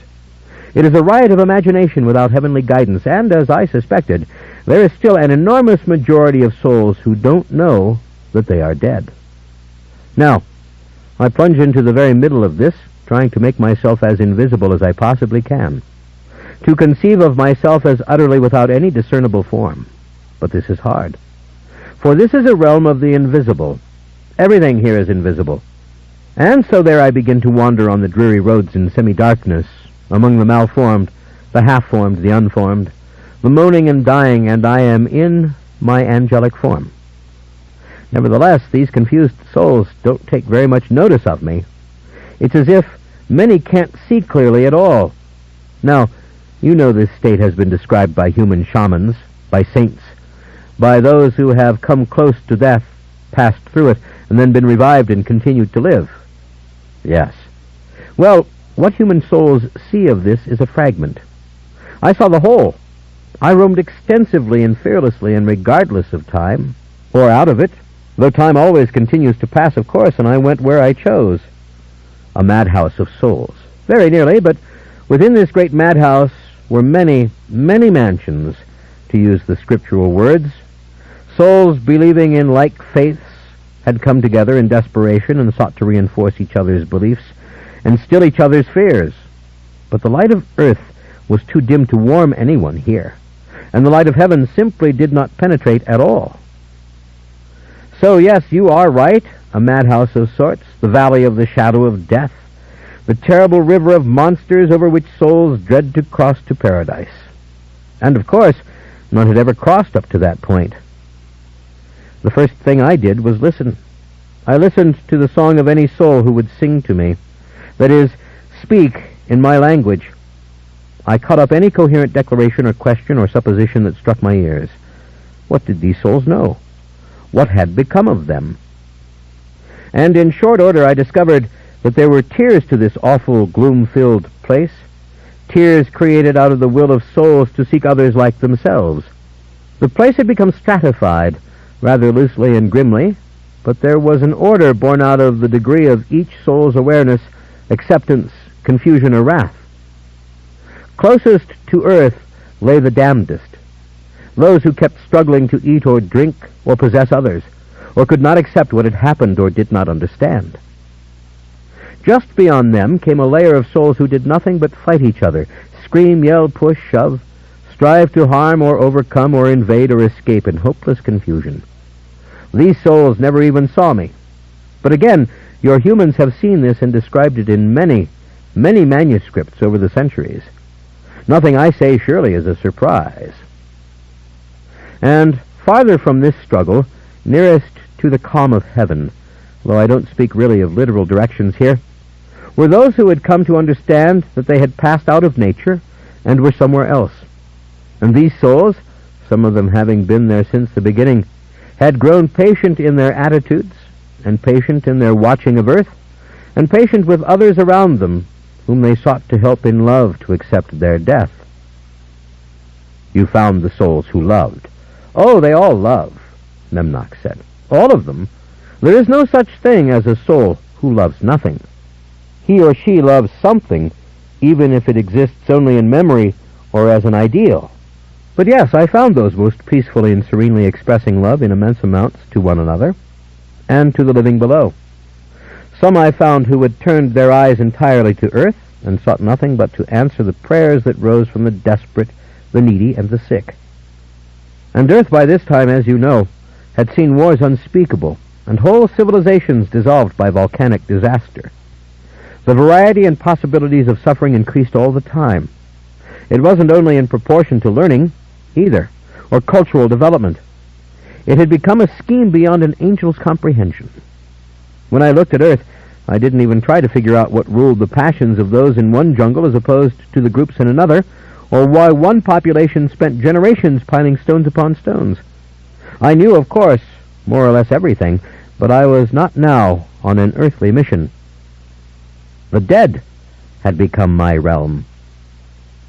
I drew near to these souls who looked down with mercy and compassion, who sought by thought to influence others for the good. 10, 20, 30, I saw thousands. Thousands, I tell you, in whom all hope of rebirth or great reward was gone. Souls in which existed total acceptance that this was death, this was eternity.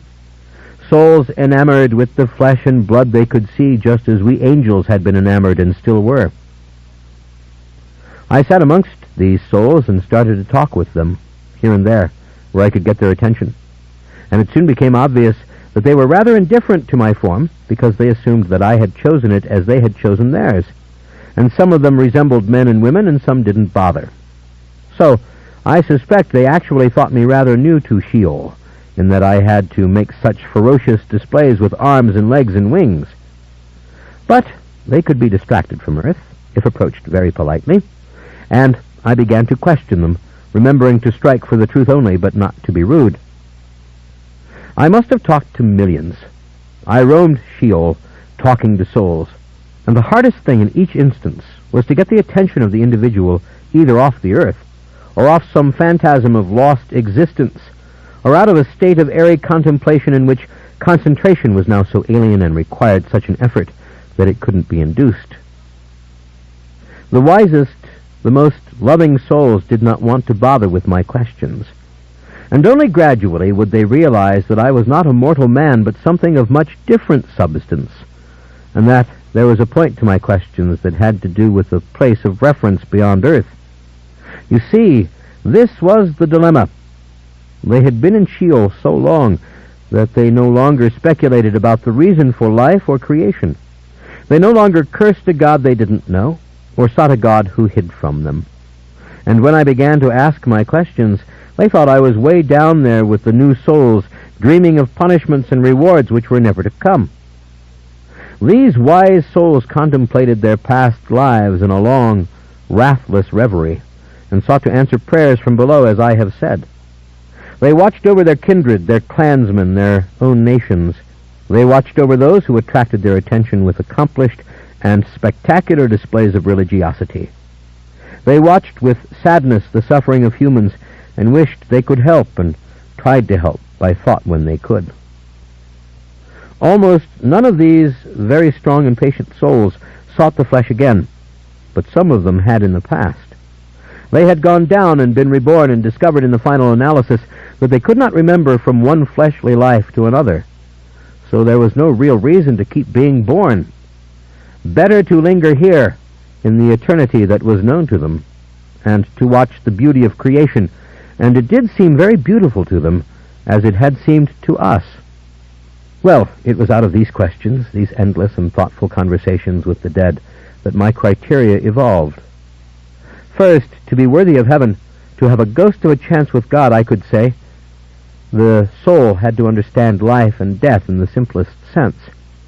I found many souls who did. Next, there had to be in this understanding an appreciation of the beauty of God's work, the harmony of creation from God's point of view, a vision of nature wrapped in endless and overlapping cycles of survival and reproduction and evolution and growth. Many souls had come to understand this. Many had. But many who thought life was beautiful felt that death was sad and endless and terrible, and they would have chosen never to have been born had they been given the choice. I didn't know what to do in the face of that conviction, but it was very widespread. Why did he make us, whoever he is, if we are to be here like this forever, out of it and never part of it again, unless we wish to dip down and suffer all that torment all over again, for a few moments of glory, which we won't appreciate any more next time than last time, because we can't take our knowledge with us if we are reborn. Indeed, it was at this point which many souls had ceased to develop or change. They felt great concern and mercy for those who were alive, but they knew sorrow, and joy was not something that they could even imagine anymore. They moved towards peace, and peace indeed seemed about the finest state which they could achieve. Peace, broken by the struggle to answer prayers, was particularly difficult, but to me, as an angel, very attractive. And I stayed in the company of these souls for a long, long time. Now, if I could only tell them, I thought, if I could begin to instruct them, maybe I could bring them around, prepare them, make them ready for heaven. But in this state, they are not ready, and I don't know if they will believe what I say. And what if they do believe and are filled suddenly with the hunger for heaven, and then God doesn't let them in? No, I had to be very careful. I could not proclaim knowledge from atop boulders as I had done in my short time on earth.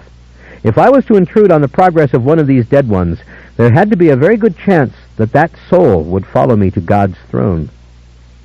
Understanding of life and death? That wasn't enough. Acceptance of death? That wasn't enough. Indifference to life and death? That wasn't good enough, surely. Quiet confusion and drifting? No. That sort of soul had lost its character. It was as far from an angel as was the rain that fell on earth.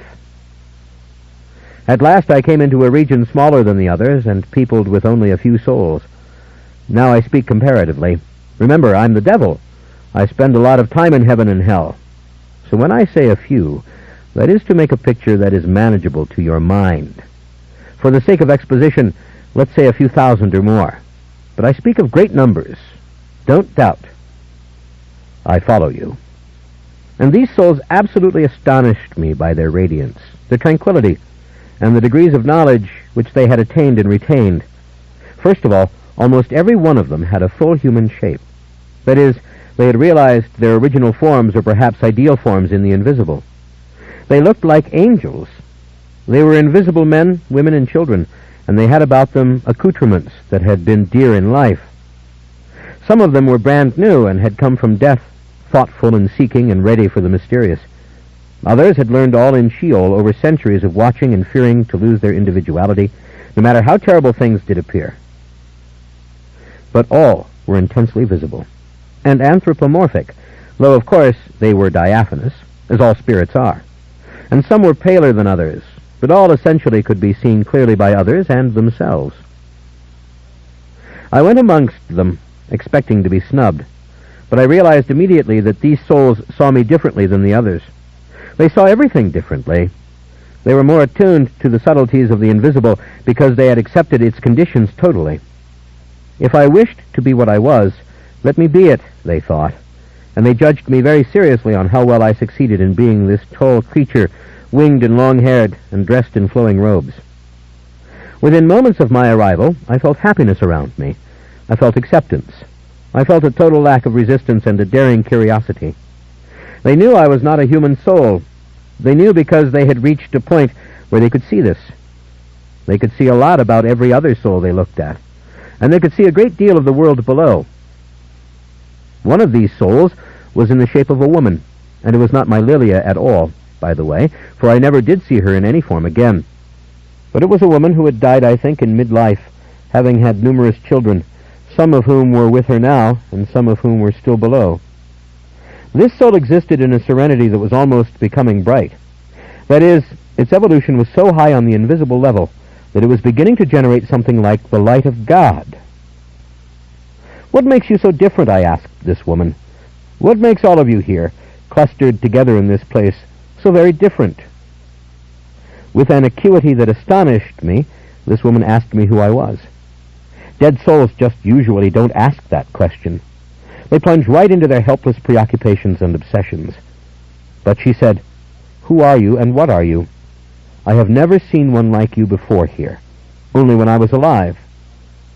"I don't want to tell you yet," I said, "but I want to learn from you. Will you tell me why you seem happy? You are happy, aren't you?" "Yes," she said, "I'm with those I love, and look below. Look at all of it." "Then you harbor no questions about all of it?" I pushed. "You don't long to know why you were born, or why you suffered, or what happened to you when you died, or Why you're here?" To my further amazement, she laughed. Laughter I had never heard in Sheol. It was soft, soothing, merry laughter, sweet laughter, laughter like the laughter of angels, and I think I sang to her softly in response, rather naturally, and at this her soul exploded like a blossom, the way fleshly souls had exploded below when they had learnt to love each other. She warmed to me and opened. "You are beautiful," she whispered respectfully. "But why? Why are all these others in this place so unhappy? And why are you few here filled with peace and joy? Yes, I know, I have looked below, and you are with those you love. But so are all these others. We don't resent God anymore," she said. "Any of us here. We don't hate him." "The others do?" "It's not that they hate him," she said gently, being very careful with me, as if I were easy to bruise. "It's that they can't forgive him for all this, for the world, for what's happened, and for this state of Sheol in which we languish. But we can. We have forgiven him, and all of us have done it for various reasons. But forgiveness of God, that we have attained. We accept that our lives have been wondrous experiences, and worth the pain and the suffering, and we cherish now the joy we knew, and the moments of harmony, and we have forgiven him for not ever explaining it all to us, for not justifying it, not punishing the bad or rewarding the good, or whatever else it is that all these souls, living and dead, expect of him. We forgive him. We don't know, but we suspect that maybe he knows a great secret about how all this pain could come to pass and still be good. And if he doesn't want to tell, well, he is God. But whatever, we forgive him and we love him in our forgiveness, even though we know he may never care about any of us, any more than he cares for the pebbles on a beach below." I was speechless. I sat very still, letting these souls of their own volition gather around me. Then one very young soul, the soul of a child, said, "It seemed a terrible thing at first that God would bring us into the world to be murdered as we were, all of us. For you see, we three here died in war. But we have forgiven him because we know that if he could make something as beautiful as life and death, then he must understand."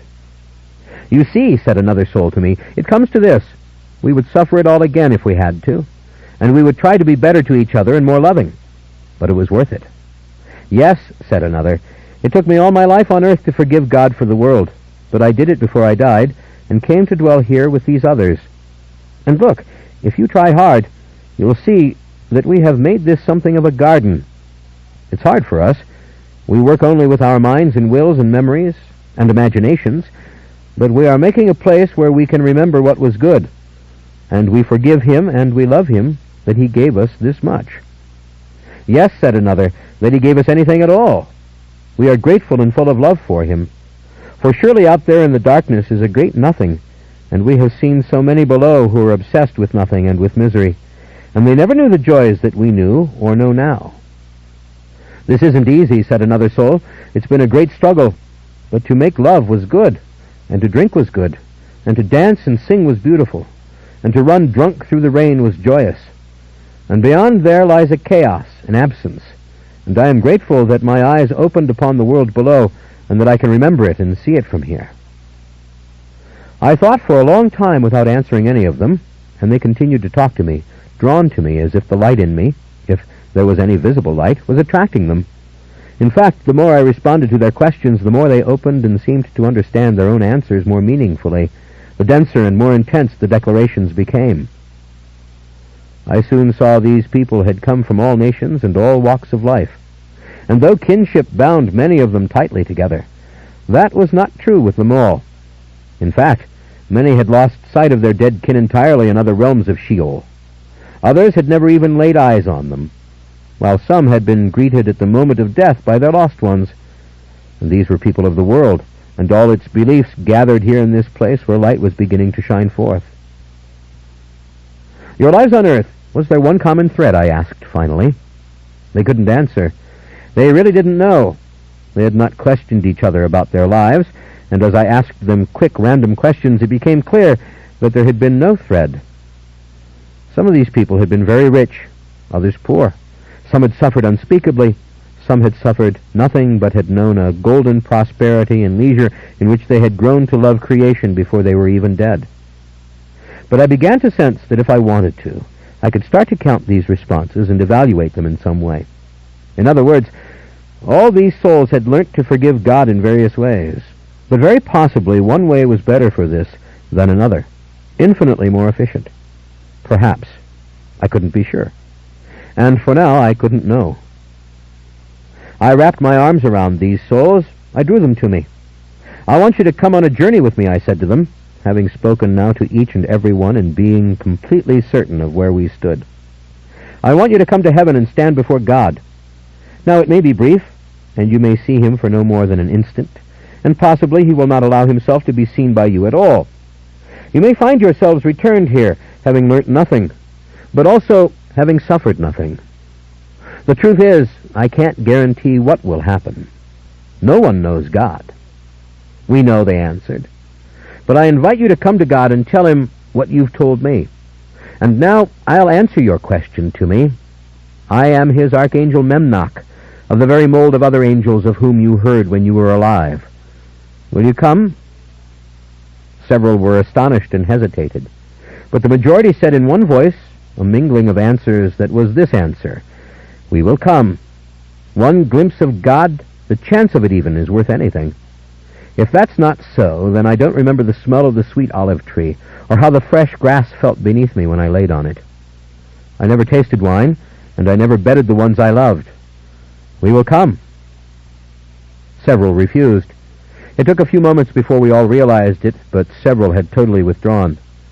They saw me now for what I was, an angel, and they understood what had been withheld from them, and they had lost their peace and lost their power to forgive in that instant.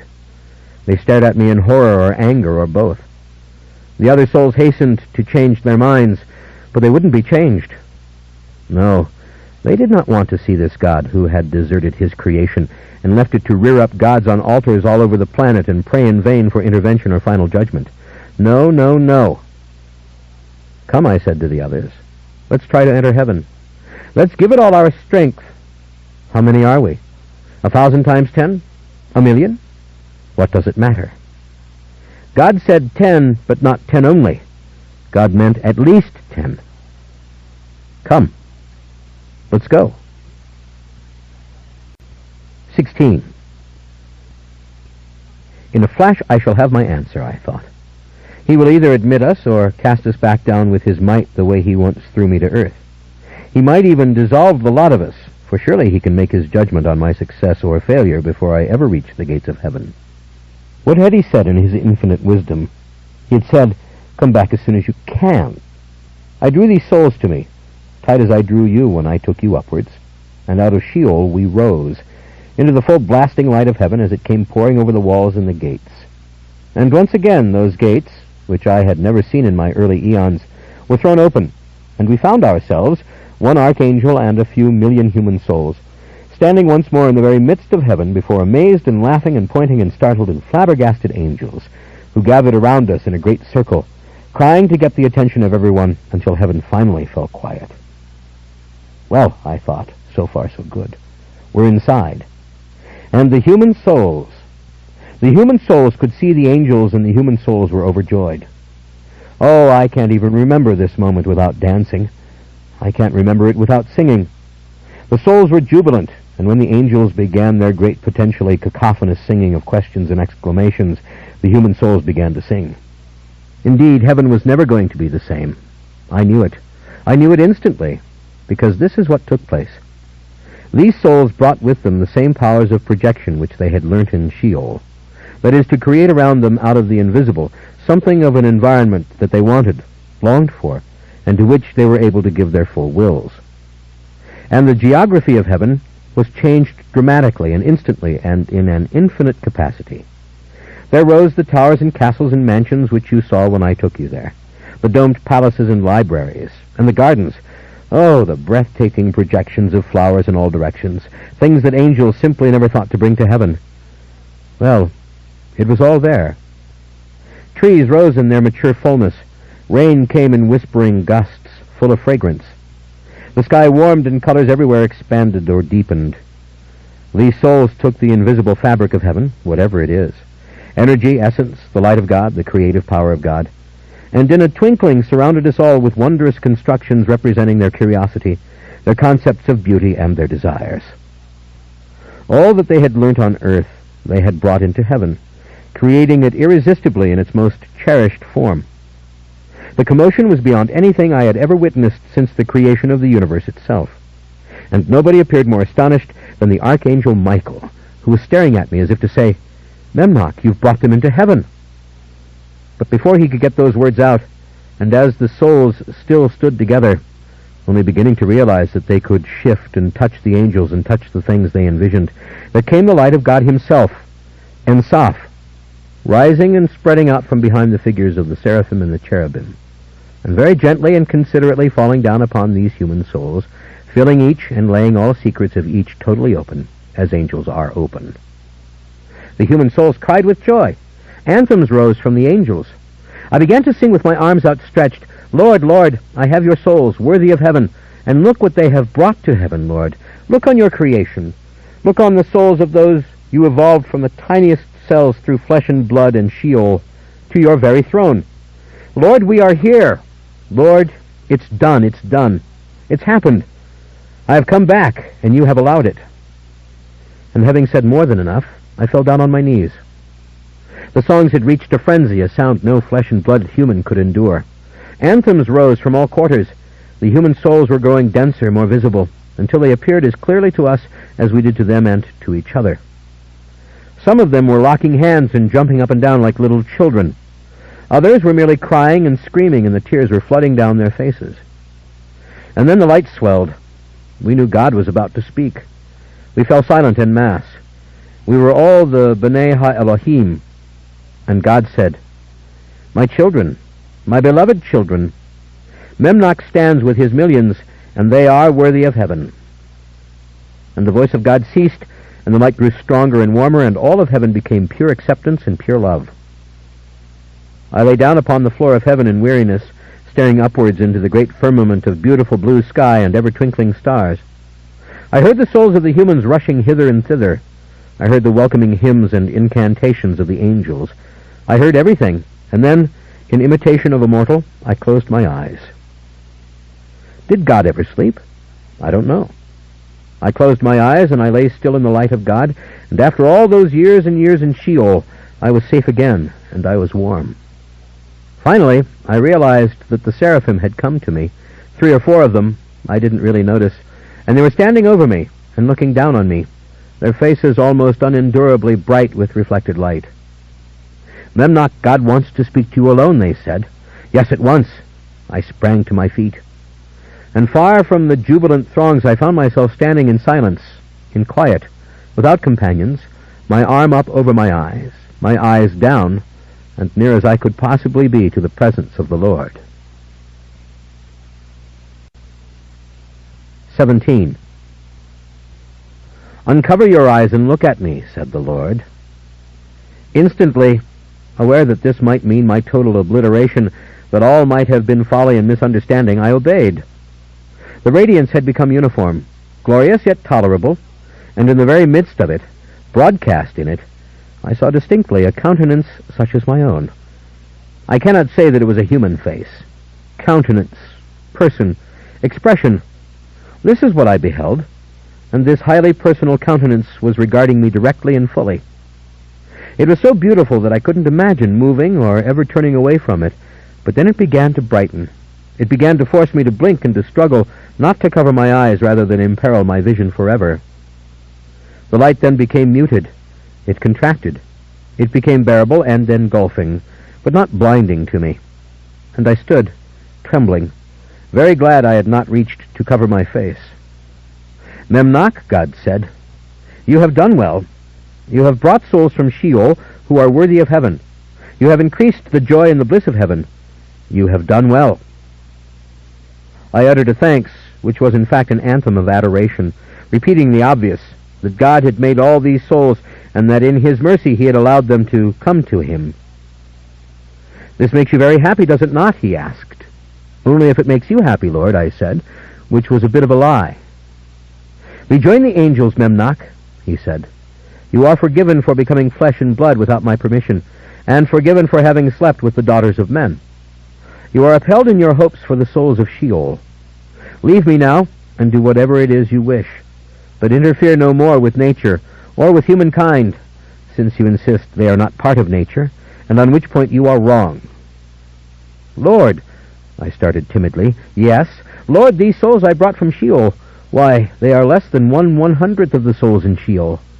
They probably are less than 1/100th of souls who have disintegrated or vanished since the beginning of the world. Lord, Sheol is filled with confusion and misunderstanding. These were but the elect." "I am supposed to be surprised by this information? How could I not know it?" he asked. "Surely, Lord, you'll let me go back to Sheol and to try to advance those souls who haven't reached the level of heaven. Surely you'll let me try to purge them of whatever keeps them unworthy of heavenly bliss." "Why?" "Lord, there are millions lost to you for every million saved. You know that I know this, do you not? Lord, have mercy on them. Have mercy on the humans of the earth who seek through countless rituals to reach you, know you, and appease you." "Why?" I didn't answer. I was dumbstruck. I thought. And then I said, "Lord, do you not care for these souls who are drifting in confusion, who suffer so in darkness?" "Why should I?" he asked. Again I took my time. It was imperative that this answer count, but in the interval he spoke. "Memnoch, can you count for me all of the stars? Do you know their names, their orbits, their destinies in nature? Can you give me a rough calculation, Memnoch, of the number of grains of sand in the sea?" "No, Lord, I can't." "Throughout my creation there are creatures who spawn numbers in the thousands, of which only a tiny portion survive. Fishes of the sea, turtles of the sea, winged insects of the air.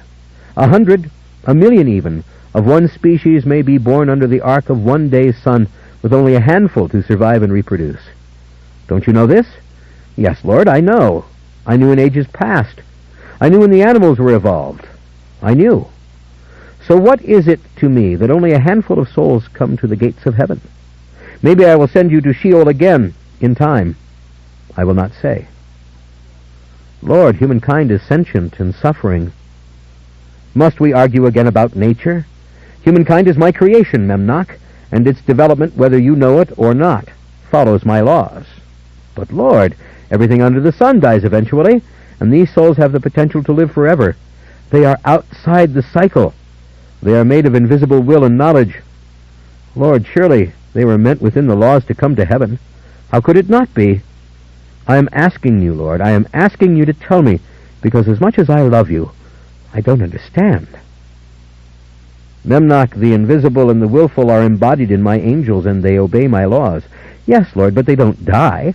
And you talk to us, and you reveal yourself to us, and you love us, and you let us see things. You don't think the beauty of creation reveals my light to humankind? You don't think these souls which you yourself have brought here have not developed out of a perception of the glory of all that has been made? Many more could come, Lord, with just a little help. The number here now is so small.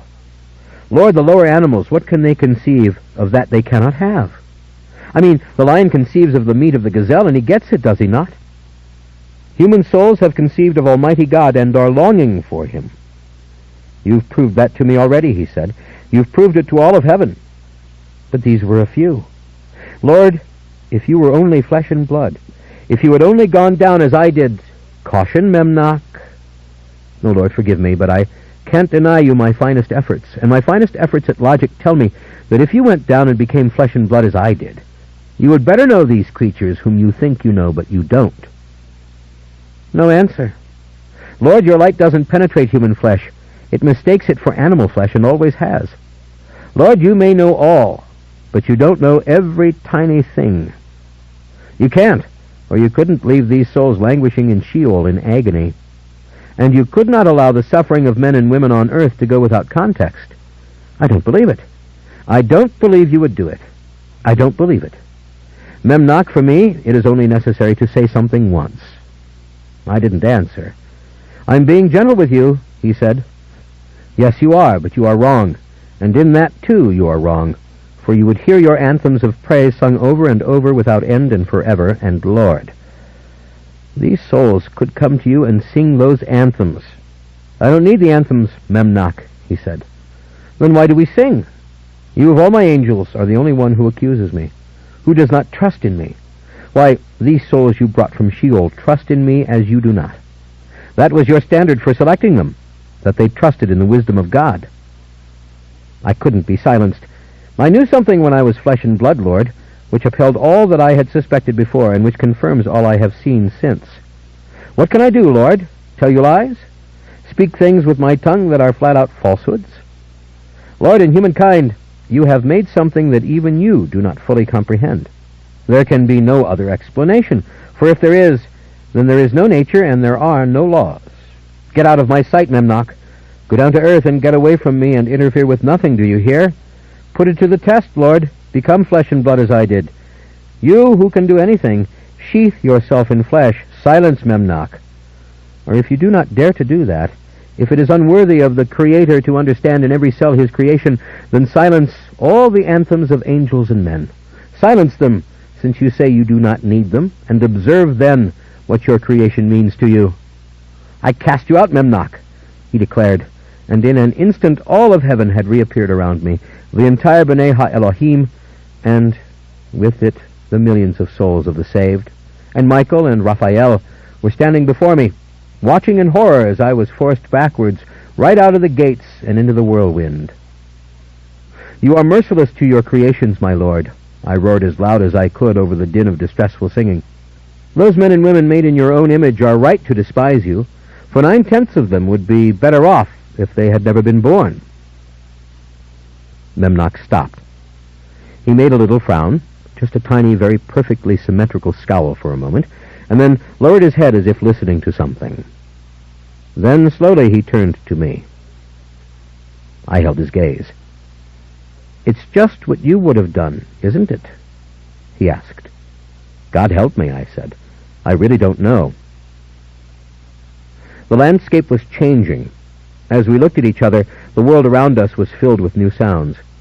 I realized there were humans in the vicinity, men with flocks of goats and sheep, and far off in the distance I could see the walls of a town, and above on a hill, yet another small settlement.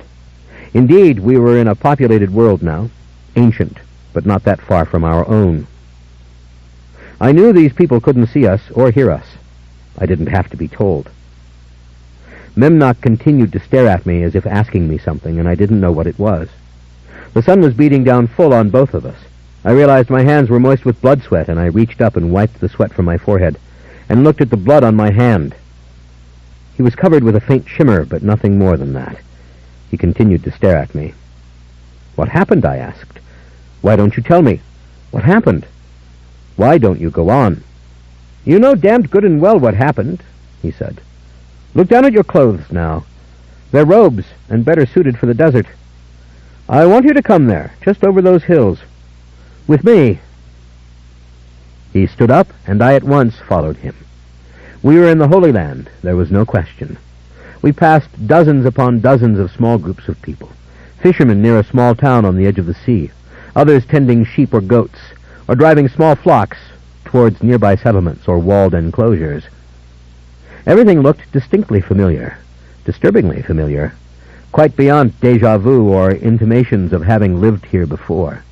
Familiar as if hardwired into my brain. And I refer to everything now, even a naked man with crooked legs, hollering and raving as he passed us, not seeing us, one hand bent on a stick of a cane.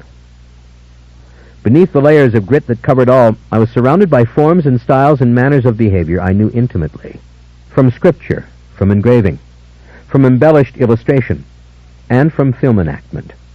This was, in all its stripped-down, burning hot glory, a sacred as well as familiar terrain. We could see people standing before caves in which they lived high on the hills. Here and there little groups sat in the shade beneath a copse, dozing, talking. A distant pulse came from the walled cities. The air was filled with sand. Sand blew into my nostrils and clung to my lips and my hair. Memnoch had no wings. His robes were soiled, and so were mine. I think we wore linen.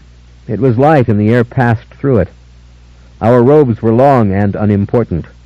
Our skin, our forms, were unchanged. The sky was vividly blue, and the sun glared down upon me as it might on any being. The sweat felt alternately good and unbearable.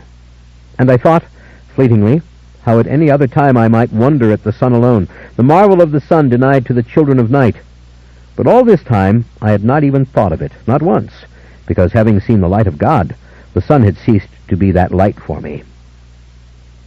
We walked up into the rocky hills, climbing steep paths and crossing over outcroppings of rock and ragged tree.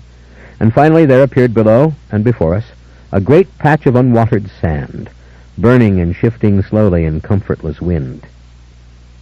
Memnoch came to a halt at the very threshold of this desert, so to speak, the place where we would leave the firm ground, rocky and uncomfortable as it was, and pass into the soft drudgery of the sand. I caught up with him, having fallen a little behind. He put his left arm around me, and his fingers spread out firm and large against my shoulder. I was very glad he did, because I was feeling a predictable apprehension. In fact, a dread was building in me, a premonition as bad as any I'd ever known. "After he cast me out," Memnoch said, "I wandered." His eyes were on the desert, and what seemed the barren, blazing rocky cliffs in the distance, hostile as the desert itself. "I roamed the way you have often roamed, Lestat. Wingless and broken-hearted, I drifted along through the cities and nations of the earth, over continents and wastes. Sometime or other, I can tell you all of it, if you wish. It's of no consequence now. Let me say only what is of consequence, that I did not dare to make myself visible or known to humankind, but rather hid amongst them, invisible, not daring to assume flesh for fear of angering God again, and not daring to join the human struggle under any disguise, for fear of God, and fear of what evil I might bring on humans. On account of the same fears, I didn't return to Sheol. I wanted in no way to increase the sufferings of Sheol. God alone could free those souls. What hope could I give them? But I could see Sheol. I could see its immensity, and I felt the pain of the souls there, and wondered at the new and intricate and ever-changing patterns of confusion created by mortals as they departed one faith or sect or creed after another for that miserable margin of gloom. Once a proud thought did come to me, that if I did penetrate Sheol, I might instruct the souls there so thoroughly that they themselves might transform it, create in it forms invented by hope rather than hopelessness, and some garden might be made of it in time. Certainly the elect, the millions I had taken to heaven, they had transformed their portion of the place. But then, what if I failed at this, and only added to the chaos? I didn't dare. I didn't dare, out of fear of God and fear of my own inability to accomplish such a dream. I formulated many theories in my wanderings, but I did not change my mind on anything which I believed, or felt, or had spoken to God. In fact, I prayed to him often, though he was utterly silent, telling him how much I continued to believe that he had deserted his finest creation. And sometimes out of weariness I only sung his praises. Sometimes I was silent, looking, hearing, watching. Memnoch the Watcher, the fallen angel. Little did I know my argument with Almighty God was only begun. But at a certain time I found myself wandering back to the very valleys which I had first visited, and where the first cities of men had been built. This land for me was the land of beginnings, for though great peoples had sprung up in many nations, it was here that I had lain with the daughters of men, and here that I had learnt something in the flesh which I still held that God did not himself know. Now, as I came to this place, I came into Jerusalem, which, by the way, is only 6 or 7 miles west of here, where we now stand. And the times were immediately known to me, that the Romans governed the land, that the Hebrews had suffered a long and terrible captivity, and that those tribes, going back to the very first settlements here, who had believed in the one God, were now under the foot of the polytheists, who did not take their legends with any seriousness. And the tribes of the monotheists themselves were divided on many issues, with some Hebrews being strict Pharisees, and others Sadducees, and still others having sought to make pure communities in caves in those hills beyond. If there was one feature which made the times remarkable to me, that is, truly different from any other, it was the might of the Roman Empire, which stretched farther than any empire of the West which I had ever witnessed, and remained somehow in ignorance of the great empire of China, as if that were not of the same world. Something drew me to this spot, however, and I knew it. I sensed a presence here that was not as strong as a summons, but it was as if someone were crying out to me to come here, and yet would not use the full power of his voice. I must search. I must wander. Maybe this thing stalked and seduced me as I did you. I don't know. But I came here and wandered Jerusalem, listening to what the tongues of men had to say. They spoke of the prophets and holy men of the wilderness, of arguments over the law and purification and the will of God. They spoke of holy books and holy traditions. They spoke of men going out to be baptized in water so as to be saved in the eyes of God. And they spoke of a man who had only lately gone into the wilderness after his baptism, because at the moment that he had stepped into the river Jordan and the water had been poured over him, the skies had opened above this man, and light had been seen from God. Of course, one could hear stories like this all over the world. It was not unusual, except that it drew me. That this was my country, and I found myself as if directed, wandering out of Jerusalem to the east into the wasteland, my keen angelic senses telling me that I was near to the presence of something mysterious, something that partook of the sacred in a way that an angel would know upon seeing, and a man might not. My reason rejected it, yet I walked on and on, in the heat of the day, wingless and invisible into the very wastes. Memnoch drew me with him, and we walked into the sand, which was not as deep as I had imagined, but was hot and full of little stones. We moved on into canyons and up slopes and finally came to a little clearing of sorts where rocks had been gathered, as if others were wont to come here from time to time. It was as natural as the other place we had chosen to remain for so long. A landmark in the desert, so to speak. A monument to something, perhaps. I waited on tenterhooks for Memnoch to begin again. My uneasiness was growing. He slowed his pace until we stood well over a stone's throw from this little gathering of rocks. Closer and closer I came, he said, to those markers there that you see, and with my angelic eyes, powerful as are yours, I spied from a long way off a single human man. But my eyes told me this was no human, but on the contrary, this man was filled with the fire of God. I didn't believe it, and yet I walked on, closer and closer, unable to stop myself, and then stopped where we are now, staring at the figure who sat on that rock before me, looking up at me here. It was God. There was no question. He was sheathed in flesh, dark-skinned from the sun, dark-haired, and had the dark eyes of the desert people. But it was God, my God. And there he sat in this fleshly body, looking at me with human eyes and the eyes of God, and I could see the light totally filling him and contained within him and concealed from the outside world by his flesh, as if it were the strongest membrane betwixt heaven and earth. If there was anything more terrible than this revelation, it was that he was looking at me, and that he knew me, and had been waiting for me, and that all I felt for him, as I looked at him, was love. We sing over and over again the songs of love. Is that the one song intended for all creation? I looked at him in terror for his mortal parts, his sunburnt flesh, his thirst, the emptiness of his stomach, and the suffering of his eyes in the heat, for the presence of Almighty God inside him, and I felt overwhelming love. So, Memnoch, he said in a man's tongue and with a man's voice, I have come. I fell on my face before him. This was instinctive. I just lay there, reaching out and touching the very tip of the latchet of his sandal. I sighed, and my body shook with the relief of loneliness, the attraction to God and the satisfaction of it, and I began a giddy weeping just to be near him and see him, and I marveled at what this must mean. Stand up, come sit near me, he said. I am a man now, and I am God, but I am afraid. His voice was indescribably moving to me, human yet filled with the wisdom of the divine. He spoke with the language and accents of Jerusalem. "O Lord, what can I do to ease your pain?" I said, for the pain was obvious. I stood up. "What have you done, and why?" "I have done exactly what you tempted me to do, Memnoch," he answered, and his face wore the most dreamlike and engaging smile. "I have come into the flesh, only I have done you one better. I was born of a mortal woman, planting the seed myself in her, and for 30 years I have lived on this earth as a child and as a man, and for long periods doubting, no, even forgetting and ceasing to believe altogether, that I was really God. I see you, I know you. You are the Lord my God," I said. I was so struck by his face, by the recognition of him in the mask of skin that covered the bones of his skull. In a shivering instant I recovered the exact feeling of when I glimpsed his countenance in the light, and I saw now the same expression in this human face. I went down on my knees. "You are my God," I said.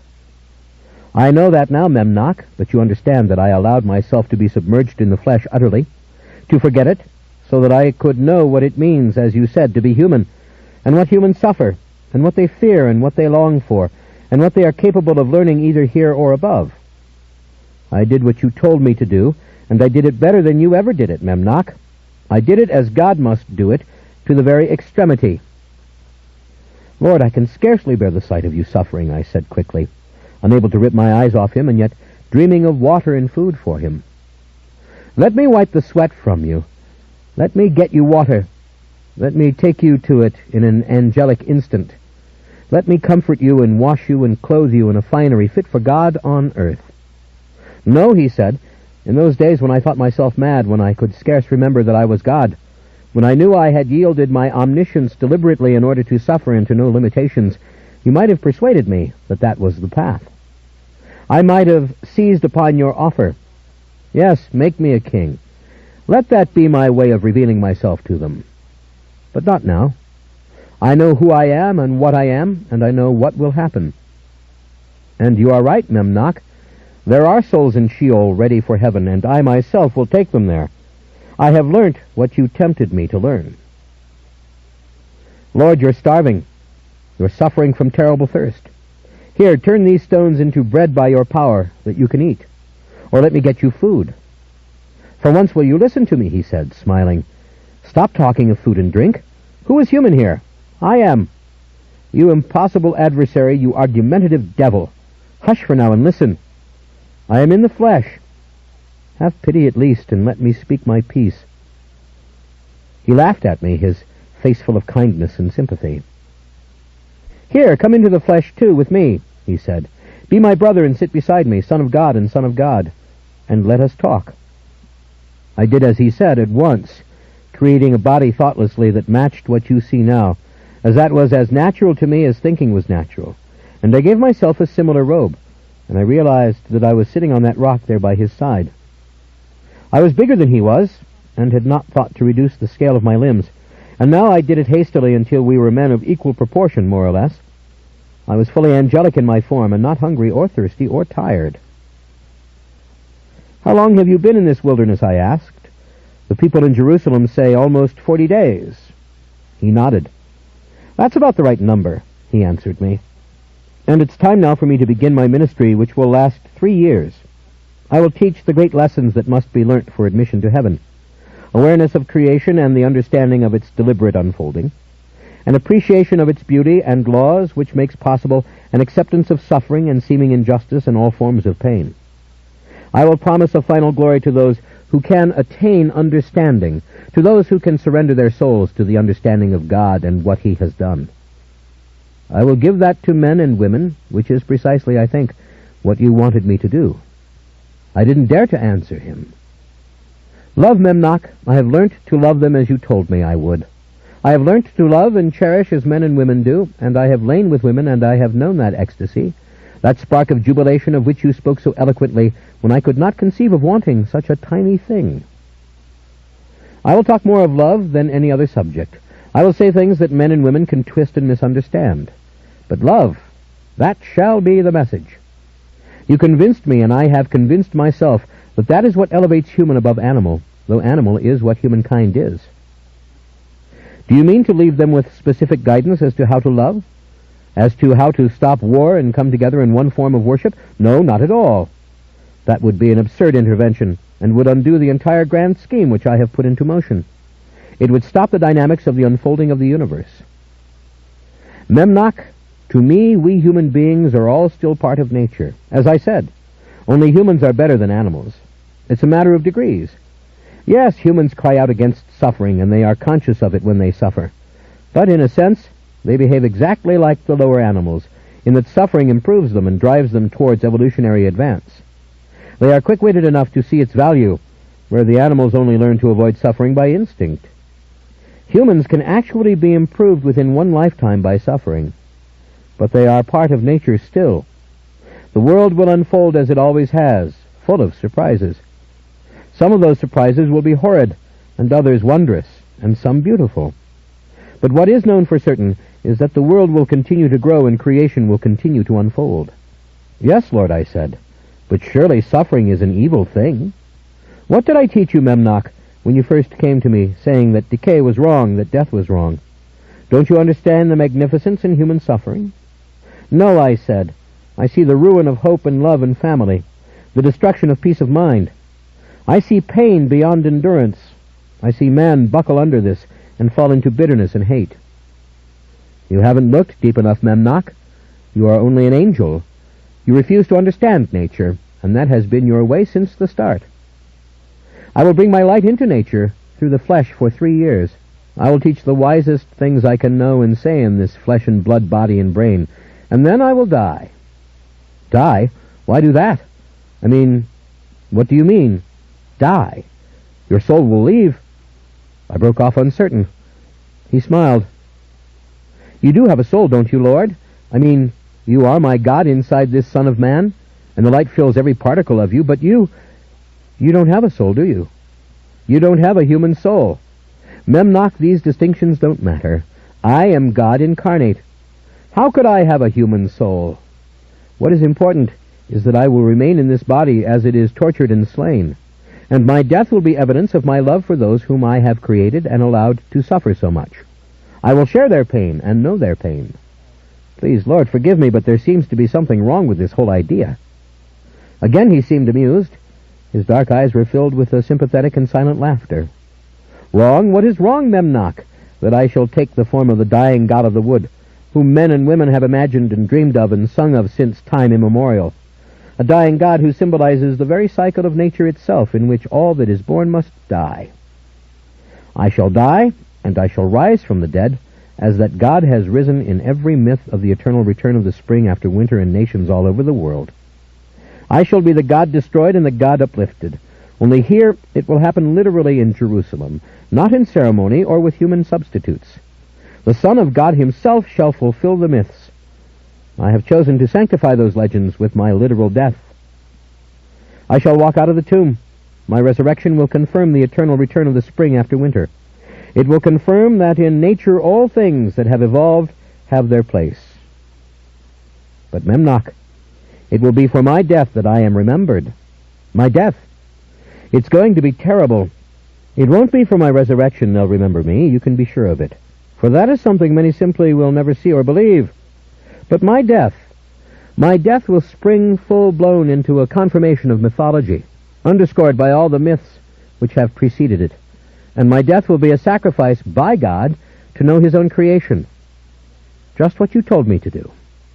No, wait, Lord, there's something wrong with this. You always forget yourself and to whom you are speaking, he said kindly, the mixture of human and divine continuing to obsess me as I looked at him, falling into his beauty and staggered by his divinity, and overcome again and again by my own sure belief that this was all wrong.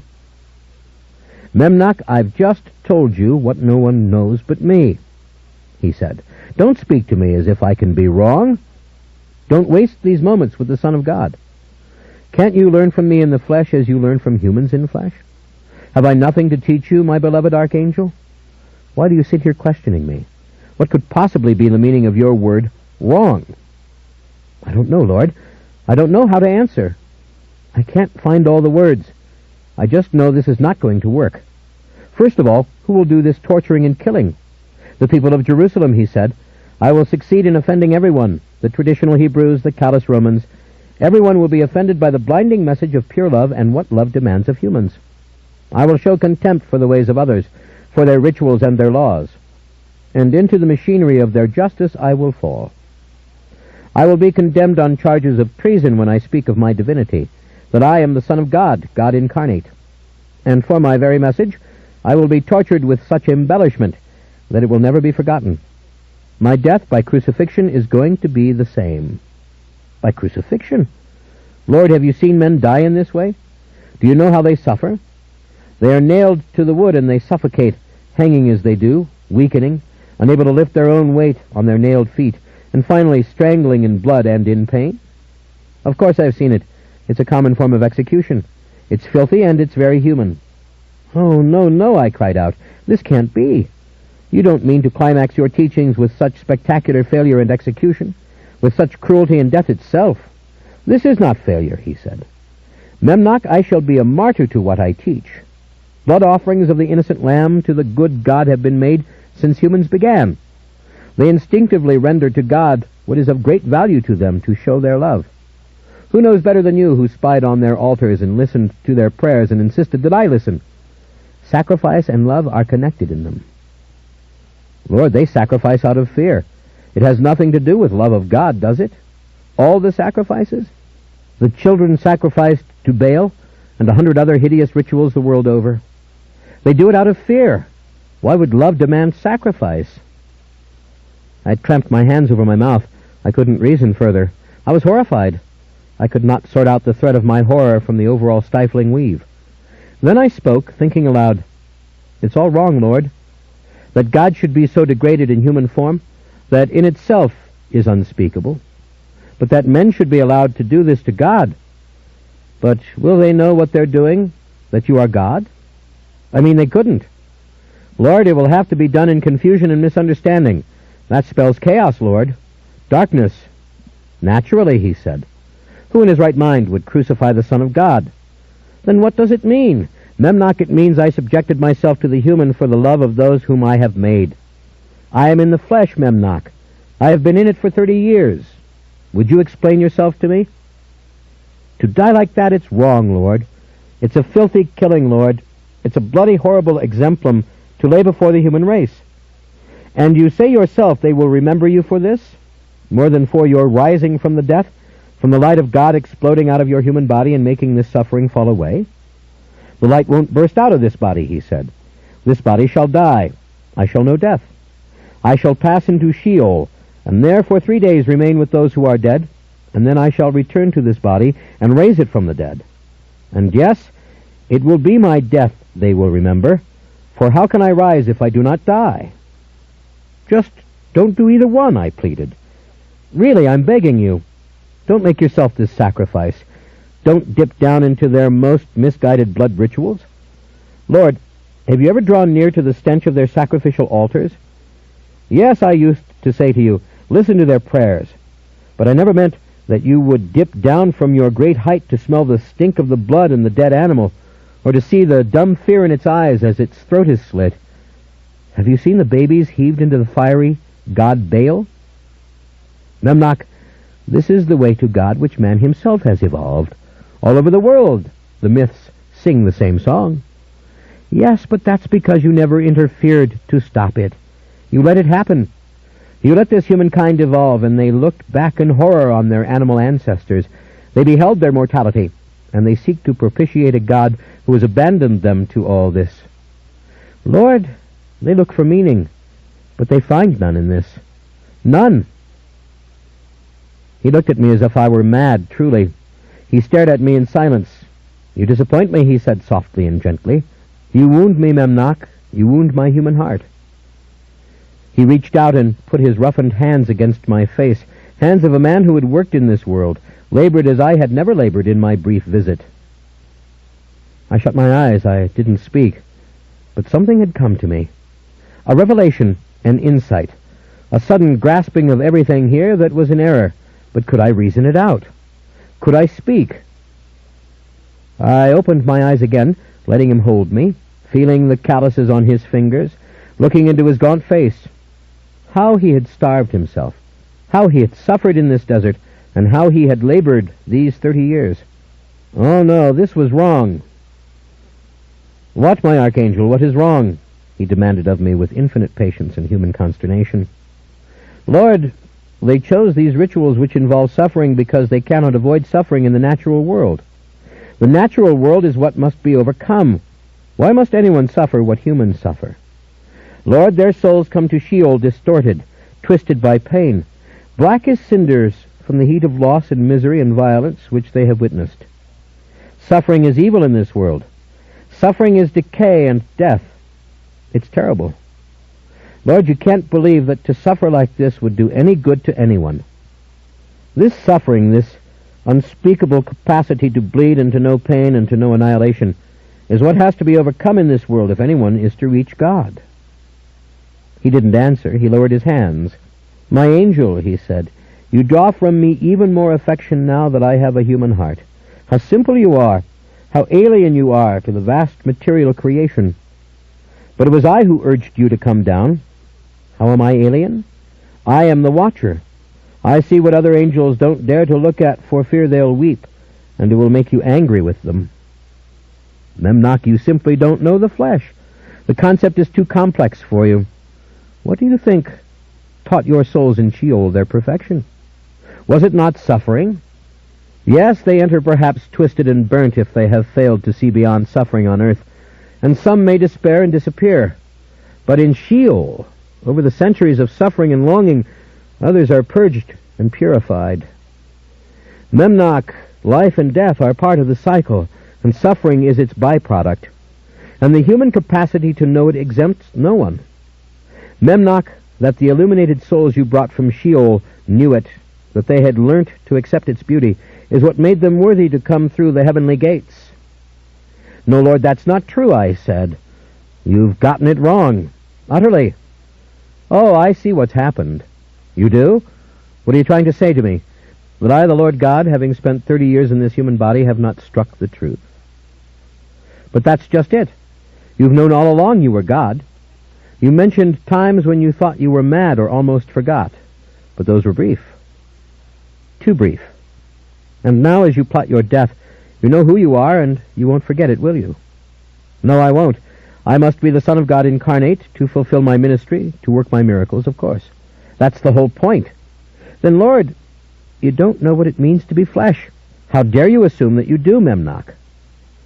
When you left me in that fleshly body, when you cast me down for the daughters of men to heal and care for, in the early centuries of this very land, I had no promise you would take me back to heaven. Lord, you're not playing fair in this experiment. You've known all along you're going back. You're going back to be God. And who better than I can understand what this flesh feels, he demanded. Somebody who doesn't fully rest assured that he is the immortal creator of the universe, I said. Any mortal man hanging on a cross now on Golgotha outside Jerusalem would know better than you. His eyes grew wide as he stared at me, but he didn't challenge me. His silence unnerved me, and once again the power of his expression, the radiance of God in man, dazzled me, and drew upon the angel in me to simply shut up and fall at his feet. But I wouldn't do it. Lord, even when I went to Sheol, I said, I didn't know whether or not I'd ever come back to heaven. Don't you see? I don't claim to have your understanding of anything. We wouldn't be talking here if I did. But I didn't have any promise I would be allowed back into heaven. Don't you see? So the suffering and the darkness spoke to me and taught me, because I took the risk that I might never overcome it. Don't you see? He considered this a long time, and then he shook his head sadly. Memnoch, you are the one who has failed to understand. When is humankind closest to God than when they suffer for the love of another, when they die so that another might live, when they plunge towards certain death for the protection of those they leave behind, or those truths about life which creation has taught them? But the world doesn't need all that, Lord. No, no, no. It doesn't need the blood, the suffering, the war. That wasn't what taught humans to love. Animals already did all that bloody, horrible catastrophe to one another. What taught humans was the warmth and affection of another, the love for a child, the love in a mate's arms, the capacity to understand another's suffering and want to protect that other, to rise above savagery into the formation of family and clan and tribe that would mean peace and security for all. There came a long silence, and then very tenderly he laughed. Memnoch, my angel, what you learnt of life you learnt in bed. I didn't answer for a moment. The comment was charged with contempt and humor, of course. Then I spoke. That's true, Lord. And suffering is so terrible for humans, injustice is so terrible for the balance of their minds, that it can destroy those lessons learnt in bed, magnificent as they are. Oh, but when love is reached through suffering, Memnoch, it has a power it can never gain through innocence. Why do you say that? I don't believe it. I don't think you grasp it. Lord, listen to me. There's one chance for this to be proven my way. One chance. If you think for one moment you will interfere with my ministry and my sacrifice, if you think you can turn the tide of the vast forces already moving towards this event, then you are no more an angel, but a demon, he said. I don't ask that, I said. Go through with it. Minister, outrage them. Be arrested, tried, and executed on the cross. Yes, do all of it. But do it as a man. I intend to. No, you'll know the whole time you're God. I'm saying forget that you are God. Bury your divinity in the flesh the way it's been buried intermittently. Bury it, Lord, leaving yourself only your faith and your belief in heaven, as if it had come to you through revelation immense and undeniable. But bury in this desert the true certainty that you are God. Then you'll suffer it all as a man suffers it. Then you'll know what this suffering is at its heart. Then will all the glory be stripped from agony, and you will see what men see when flesh is ripped and torn, and blood flows, and it is your own. It's filth. Memnoch men die on Golgotha every day. What is important is that the Son of God knowingly dies on Golgotha in the body of a man. Oh, no, no, I cried out. This is disaster. He seemed so sad suddenly that I thought he might weep for me. His lips were parched and cracked from the desert. His hands were so thin I could see the veins. He was not even a great specimen of a man, only an ordinary one, worn down by years of toil. Look at you, I said, starving, thirsting, suffering, tired, lost in all the darkness of life, the true spontaneous evils of nature, and dreaming of glory when you exit this body. What kind of lesson can such suffering be? And who will you leave with the guilt for your murder? What will become of all those mere mortals who denied you? No, please, Lord, listen to me. If you won't leave your divinity, then don't do it. Change this plan. Don't die. Above all, don't be murdered. Don't hang from a tree like the god of the wood in the Greek stories. Come with me into Jerusalem, and know women and wine and singing and dancing and the birth of little ones, and all the joy the human heart can contain and express. Lord, there are times when the hardest men hold infants in their arms, their own children, and the happiness and satisfaction of those moments is so sublime that there is no horror on earth that can destroy the peace they feel. That is the human capacity for love and understanding. When one can achieve harmony in spite of everything, and men and women do this, Lord, they do. Come, dance with your people, sing with them, feast with them, throw your arms around the women and the men and know them in the flesh. I feel pity for you, Memnoch, he said. I pity you as I pity the mortals who will kill me and those who will inevitably misunderstand my laws. But I dream of those who will be touched to the core by my suffering, and who will never forget it, and will know what love I felt for mortals that I would let myself die among them before opening the gates of Sheol. I pity you. Feeling as you do, your guilt will become too terrible to bear. My guilt? What guilt? You're the cause of all this, Memnoch. You're the one who said I should come down in the flesh. You're the one who urged me on to do it, who challenged me, and now you fail to see the miracle of my sacrifice. And when you do see it, when you do see souls perfected by suffering ascending to heaven, what will you think then of your paltry little discoveries made in the arms of the daughters of men? What will you think? Don't you see? I will redeem suffering, Memnoch. I will give it its greatest and fullest potential within the cycle. I will bring it to fruition.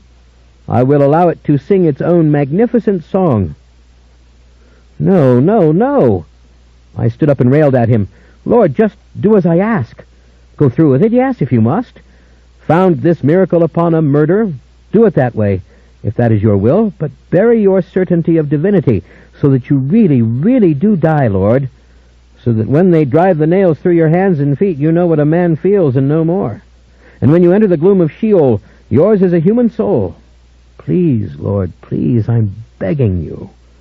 I can't see the future, but I have never been more frightened of it than I am now. Memnoch broke off. We stood alone in the sands, Memnoch looking into the distance and me beside him, shaken. He didn't do it, did he? I asked. Memnoch, God died knowing he was God. He died and rose knowing the whole time.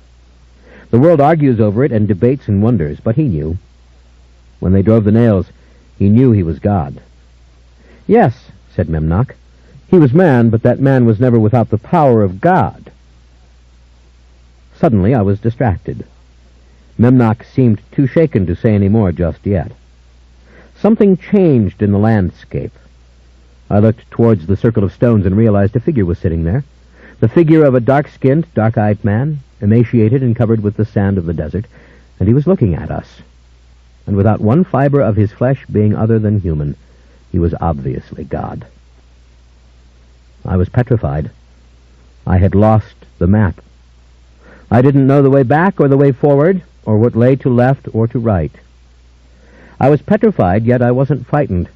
And this man, this dark-eyed one, was merely looking at us with the softest sympathy in his face, and the same unbounded acceptance of us that I had seen in him in heaven when he'd turned and taken me by the arms. The Son of God. "Come here, Lestat," he called now softly over the desert wind in a human voice. "Come closer." I looked at Memnoch. Memnoch was looking at him too, now, and he gave a bitter smile. "Lestat, it is always a good idea, no matter how he is behaving, to do exactly what he says." Blasphemy. I turned, shivering. I went directly towards the figure, conscious of each shuffling step through the boiling sand. The dark, thin form coming ever more clear to me, a tired and suffering man. I sank down on my knees in front of him, looking up into his face. "The living Lord," I whispered. "I want you to come into Jerusalem," he said. He reached out and brushed back my hair, and the hand was as Memnoch described it, dry, calloused, darkened from the sun as his brow was darkened. But the voice hovered somewhere between natural and sublime. It struck a timbre beyond the angelic. It was the voice that had spoken to me in heaven, only confined to human sounds. I couldn't answer. I couldn't do anything. I knew that I would do nothing until I was told. Memnoch stood off, arms folded, watching. And I knelt, looking into the eyes of God incarnate, and I knelt before him completely alone. "Come into Jerusalem," he said. "It won't take you long, no more perhaps than a few moments, but come into Jerusalem with Memnoch on the day of my death, and glimpse my passion. See me crowned with thorns and carrying my cross. Do this for me before you make your decision whether or not to serve Memnoch or the Lord God." Every part of me knew I couldn't do it. I couldn't stand it. I couldn't watch it. I couldn't. I was paralyzed. Disobedience, blasphemy, those weren't the issues. I couldn't endure the thought of it. I stared at him, at his sunburnt face, at his soft and loving eyes, at the sand clinging to the edge of his cheek. His dark hair was neglected, wind-torn, swept back from his face. "No, I can't do it. I can't bear it." "Oh, yes, you can," he said reassuringly. "Lestat, my brave bringer of death to so many. Would you really return to earth without this glimpse of what I offer? Would you really give up this chance to glimpse me crowned with thorns? When have you ever passed up a challenge and think what I am offering to you now? No, you wouldn't back off from it, even if Memnoch urged you to do it." I knew he was right, yet I knew I couldn't stand it. I could not go into Jerusalem and see the actual Christ carrying his cross. I couldn't. I didn't have the strength. I was silent. A riot of thought within me condemned me to utter confusion and continued paralysis. "Can I look at this?" I said. I closed my eyes. Then I opened them and looked at him again and at Memnoch, who had come near and looked down with a near, cold expression at me, cold as his face could be, which wasn't cold at all so much as serene. "Memnoch," said God incarnate, "bring him, show him the way, let him but glimpse it. You be his guide, and then go on with your examination and your appeal." He looked at me. He smiled. How frail a vessel he seemed for his own magnificence. A man with lines around his eyes from the hot sun, with worn teeth. A man. "Remember, Lestat," God said to me, "this is only the world, and you know the world. Sheol awaits. You have seen the world and heaven, but you have not seen hell." 18.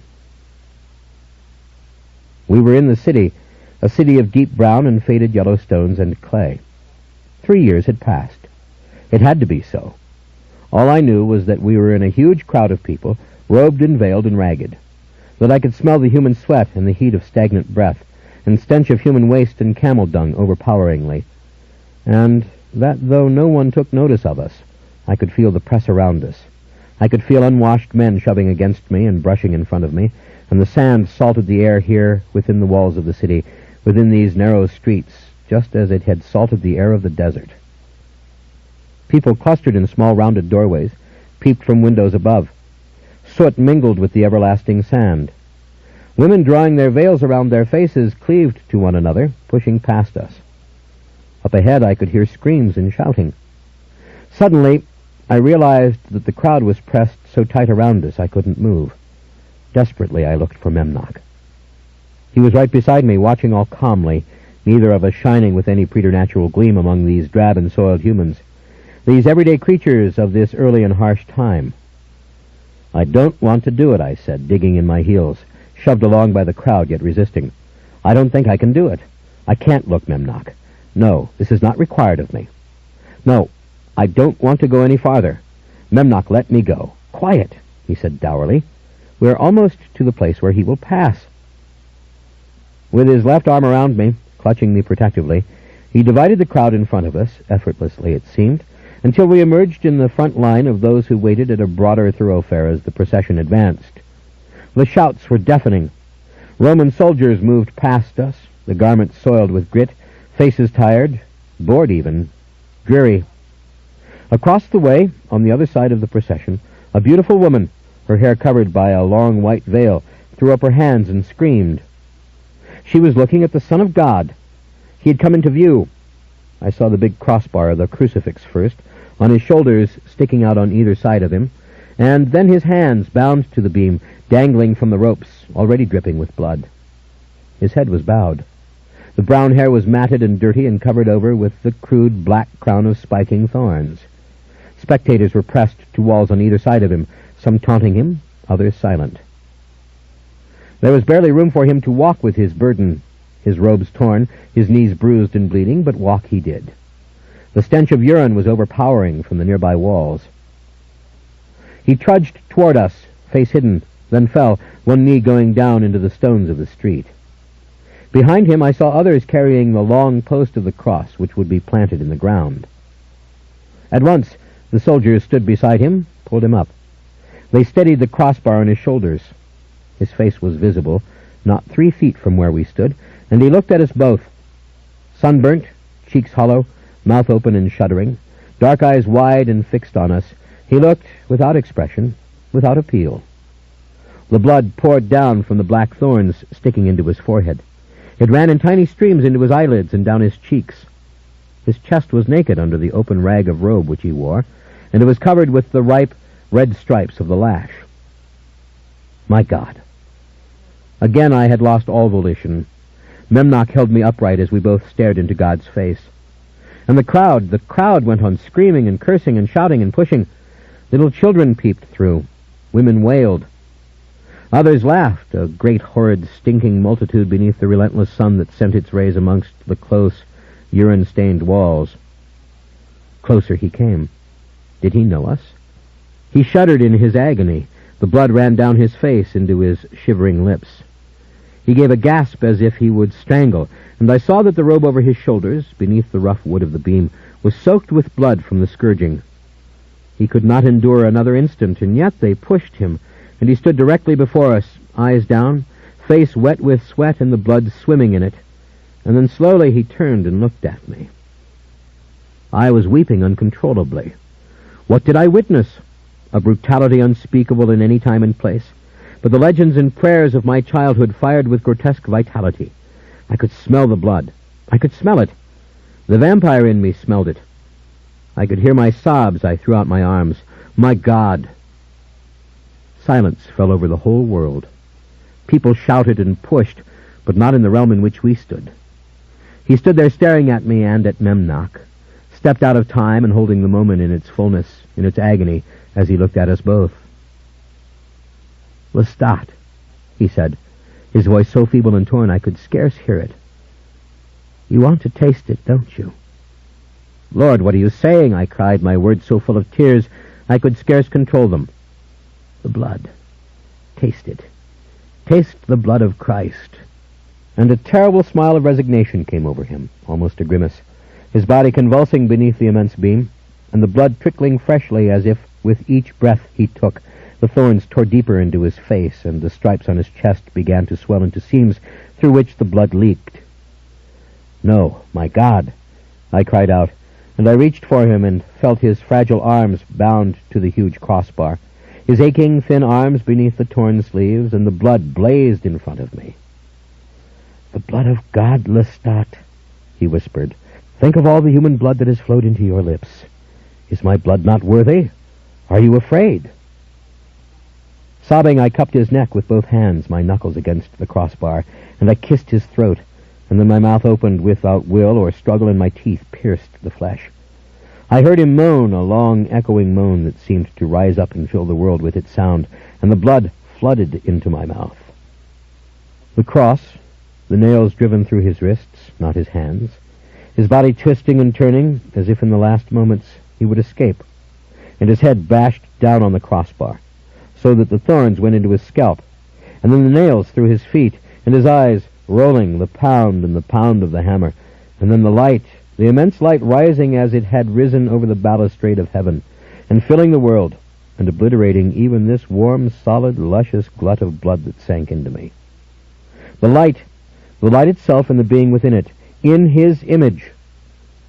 The light receded, swift, soundless, and leaving behind a long tunnel or path, and I knew the path was straight from earth to the light. Pain. The light was disappearing. The separation was unspeakable. A swift blow struck my entire body with full force. I was flung back into the crowd. Sand stung my eyes. The screams rose all around me. The blood was on my tongue. It flowed from my lips. Time pressed in with suffocating heat. And he was before us, staring at us, and tears spilled down out of his eyes through the blood that already covered him. "My God, my God, my God," I cried, swallowing the last of the blood. I sobbed. The woman across the way blazed into visibility. Suddenly her voice rose above the babble and the cursing, the horrid cacophony of coarse and feelingless humans everywhere struggling to witness. "My God!" she screamed, and her voice was like a trumpet. She stepped into his path. She stood before him and drew the fine white veil from her hair and put it up with both hands before his face. "Lord God, this is Veronica," she cried. "Remember Veronica. 12 years I suffered a flow of blood, and when I touched the hem of your garment I was healed." "Unclean! Filth!" came the cries. "Lawbreaker! Blasphemer! Son of God, you dare! Unclean! Unclean! Unclean!" The cries grew frantic. People reached out for her, yet seemed loath to touch her.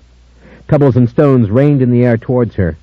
The soldiers were undecided, baffled, and belligerent. But God incarnate, shoulders bent under the beam, only looked at her, and then he said, "Yes, Veronica, gently, your veil, my beloved, your veil." The white cloth, virgin and fine, she spread over his face to blot the blood, the sweat, to soothe, to comfort, his profile clear beneath its whiteness for an instant, and then, as she meant to wipe gently, the soldiers drew her back, and she stood, holding up the veil for all to see in both hands. His face was on it. "Memnoch, look!" I cried. "Look at the veil of Veronica." The face had been transferred flawlessly and perfectly, sealed into the cloth as no painter could have rendered it, as if the veil had taken the perfect print of Christ's countenance like a modern camera, only even more vivid, as if a thin layer of flesh had made the flesh in the picture, and blood had made the blood, and the eyes had blazed into the cloth their duplicates, and the lips had left their incarnate imprint as well. Everyone nearest it saw the likeness. People shoved and pushed against us to see it. Screams rose. The hand of Christ slipped loose from the rope that bound it to the crossbar, and reached out and took the veil from her, and she fell on her knees crying, her hands to her face. The soldiers were stupefied, confused, shoving at the crowd with their elbows, snarling at those who pressed in. Christ turned and handed the veil to me. "Take it. Keep it. "Hide it. Take it with you," he whispered. I grasped the cloth, terrified that I might damage or smear the image. Hands reached for it. I closed it tight against my chest. "He's got the veil," someone shouted. I was shoved backwards. "Get the veil!" An arm struggled to snatch it from me. Those who lunged toward us were blocked suddenly by those who came from behind to see the spectacle, and shoved us thoughtlessly out of their path. We were pushed backwards by the sheer swell, tumbling through the filthy, ragged bodies, through the din and the shouts and the curses. All sight of the procession was gone. The cries of "the veil" were hopelessly distant. I folded it tight and turned and ran. I didn't know where Memnoch was. I didn't know where I was going. I ran down the narrow street and through another and another and another, people streaming by me, indifferent to me, on the way to the crucifixion or simply trudging their accustomed path. My chest burnt from my running. My feet were bruised and torn. I tasted his blood again and saw the light in a blinding flash. Unable to see, I clutched the cloth. I lifted it and shoved it inside my robe and clutched it tight there. No one would get it. No one. A terrible wailing came from my lips. I looked upwards. The sky shifted. The blue sky over Jerusalem, the sand-filled air shifted. The whirlwind had mercifully surrounded me, and the blood of Christ sank into my chest and my heart, circling my heart, the light filling my eyes, both my hands pressed tight to the folded veil. The whirlwind carried me in silence and stillness. With all my will, I forced myself to look down, to reach inside my robe, which was not my robe now, but my coat and my shirt, the suit I'd worn in the snows of New York, and under the cloth of my vest, next to my shirt, I felt the folded veil. It seemed the wind would tear off my clothes. It would rip the hair from my head, but I clutched tight to the folded cloth that lay safe against my heart. Smoke rose from the earth. Cries and screams again. Were they more terrible than the cries surrounding Christ on the road to Calvary? With a hard shattering blow, I struck a wall and a floor. Horses went by, the hooves barely missing my head, sparks flying from the stones. A woman lay bleeding and dying before me, her neck obviously broken, blood pouring out of her nose and ears. People fled in all directions. Again, the smell of excrement mixed with blood. It was a city at war, the soldiers looting and dragging the innocents from out of archways, screams echoing as if off endless ceilings, the flames coming so close they singed my hair. The veil, I said, and felt it with my hand, secure, still tucked between my vest and shirt. A soldier's foot came up and kicked the side of my face hard, and I went sprawling on the stones. I looked up. I wasn't in a street at all. I was in a huge, domed church with gallery upon gallery of Roman arches and columns. All around me, against the glitter of gold mosaics, men and women were being cut down. Horses were trampling them. The body of a child struck the wall above me, the skull crushed and the tiny limbs dropping like debris at my feet. Horsemen slashed at those fleeing, with broadswords hacking through shoulders and arms. A violent explosion of flames made it as light as midday. Through the portals, men and women fled, but the soldiers went after them. Blood soaked the ground. Blood soaked the world.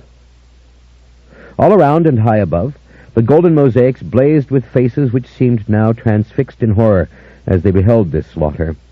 Saints and saints and saints. Flames rose and danced. Piles of books were burning. Icons were smashed into pieces and statuary lay in heaps, smoldering and blackened, the gold gleaming as it was eaten by the flames. "Where are we?" I cried out. Memnoch's voice was right beside me. He was sitting, collected, against the stone wall. "Hagia Sophia, my friend," he said. "It's nothing, really. It's only the Fourth Crusade." I reached out with my left hand for him, unwilling to let go of the veil with my right. "What you see is the Roman Christians slaughtering the Greek Christians. That's all there is to it.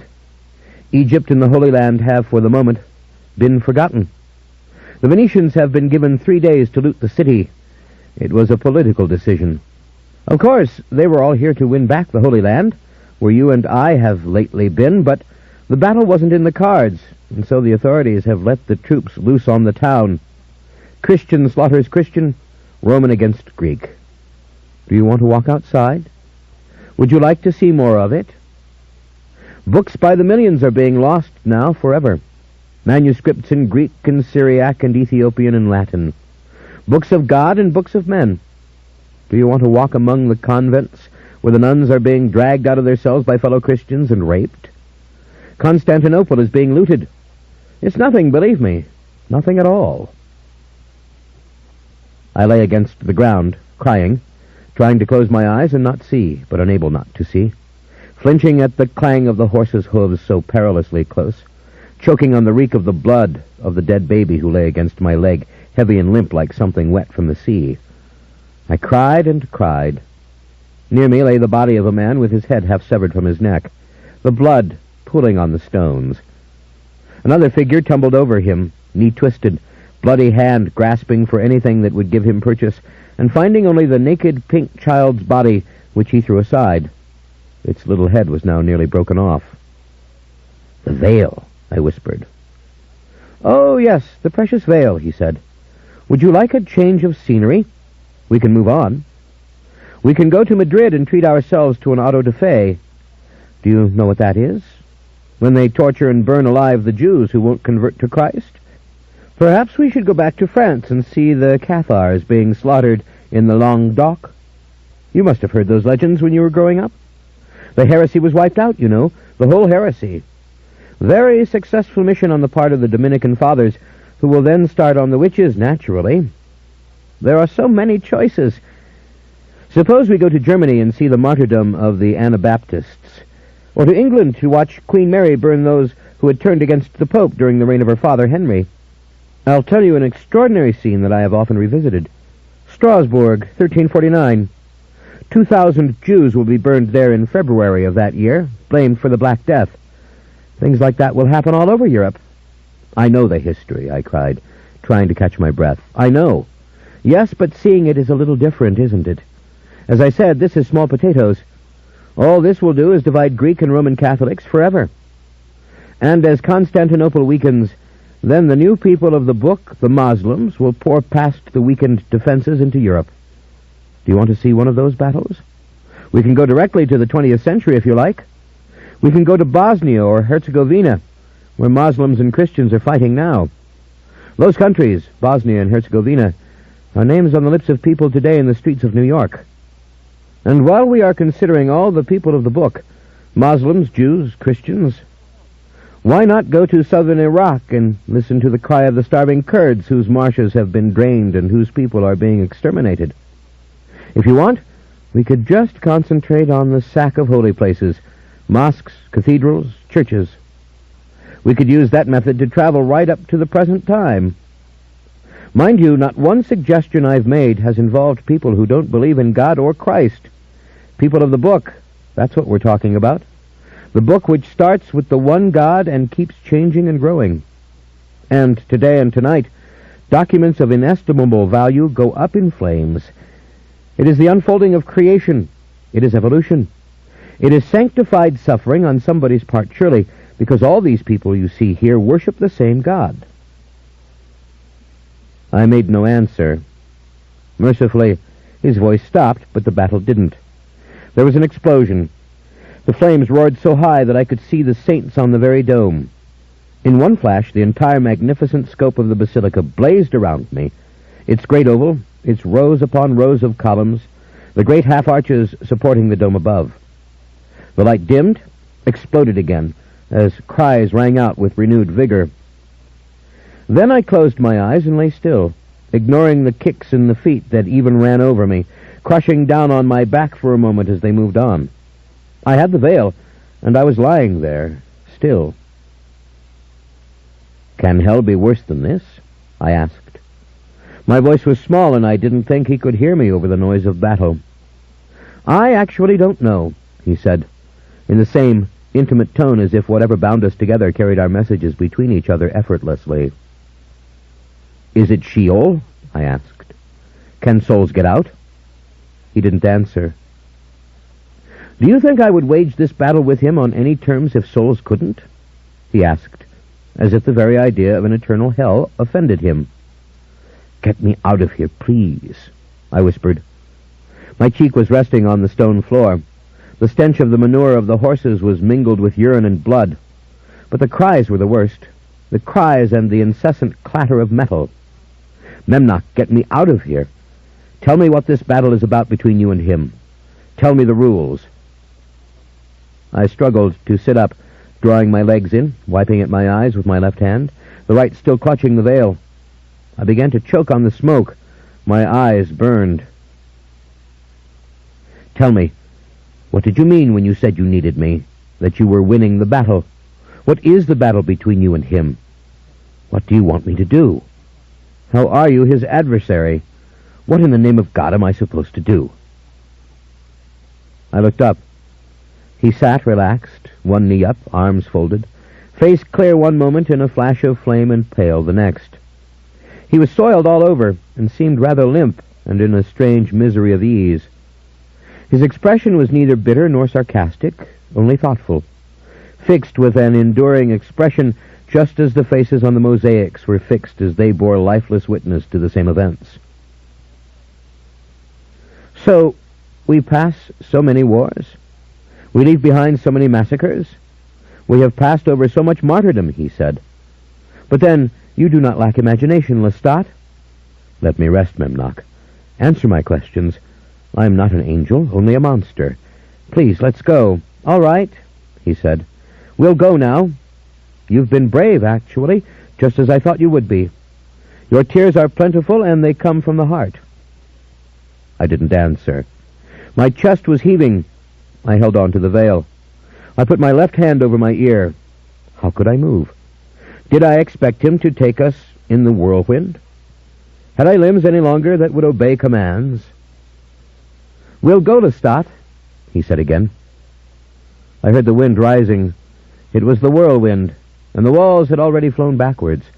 I pressed my hand against the veil. I heard his voice in my ear. Rest now. The souls whirled around us in the dimness.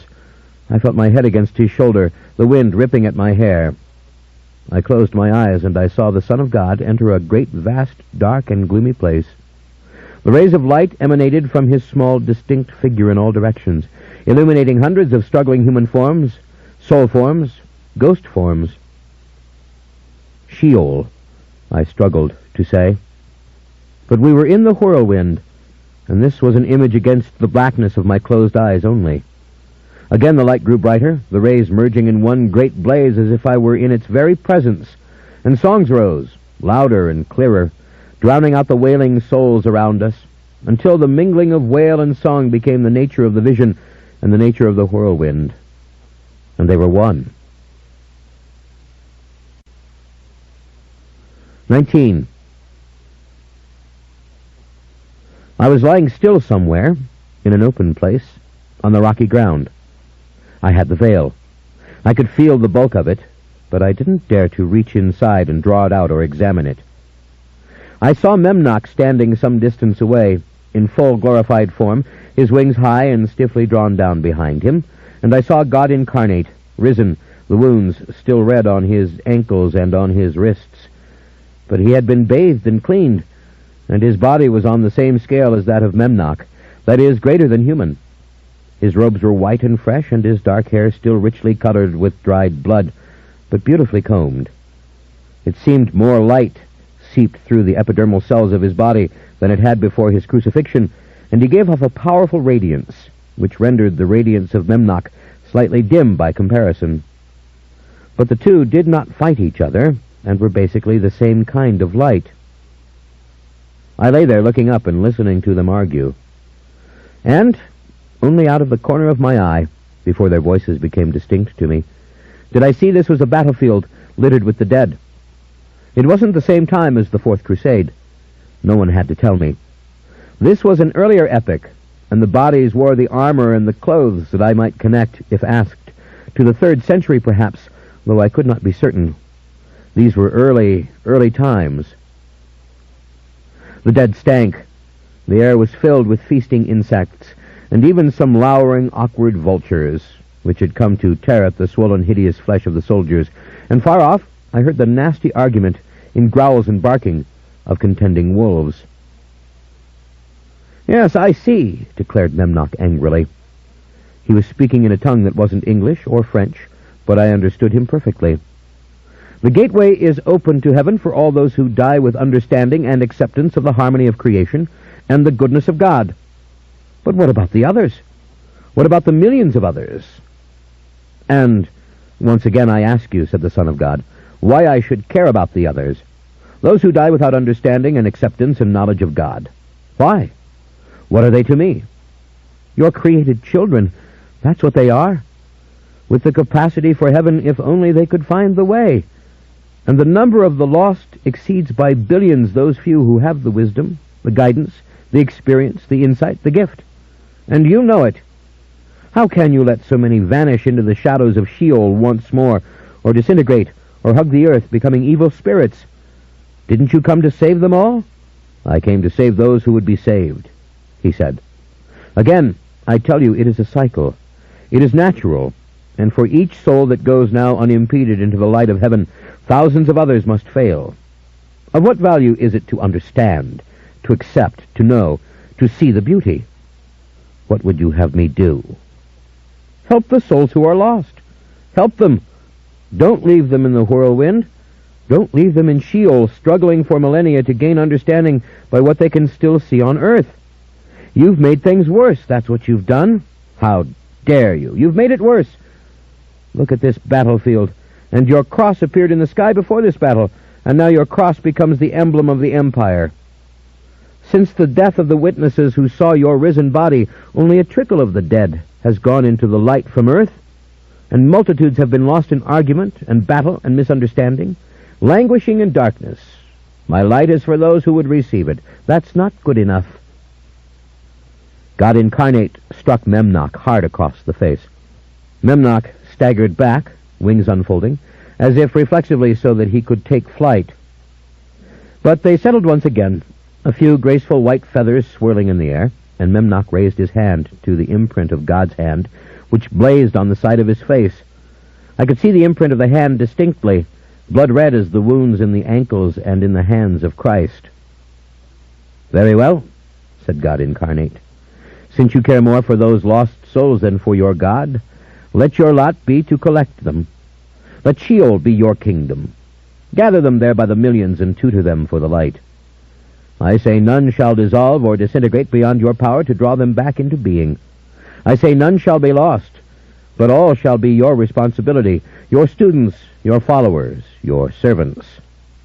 And until such a day as Sheol is empty, until such a day as all souls go directly to the heavenly gates, you are my adversary, you are my devil, you are damned to spend no less than 1/3 of your existence on earth, which you love so much, and no less than 1/3 in Sheol, or hell, whichever you choose to call it, your kingdom. And only now and then, by my grace, may you come into heaven, and see to it that when you do, you have your angelic form. On the earth, let them see you as the demon, the beast god, the god of the dance and the drink and the feast and the flesh and all the things you love enough to challenge me. Let them see you as that, if you would have power. And your wings shall be the color of soot and ashes, and your legs shall be as a goat's legs, as if you were Pan himself. Or as a man only, yes, I give you that mercy, that you may be a man among them, since you think it is such a worthy enterprise to be human. But an angel among them, no, never. You will not use your angelic form to confuse and mislead them, to dazzle them or humble them. You and your watchers did that enough. But see that when you come through my gates, you are attired properly for me, that your wings are like snow, and so are your robes. Remember to be yourself in my realm. I can do it, Memnoch said. I can teach them. I can guide them. You let me run hell as I choose to run it, and I can reclaim them for heaven.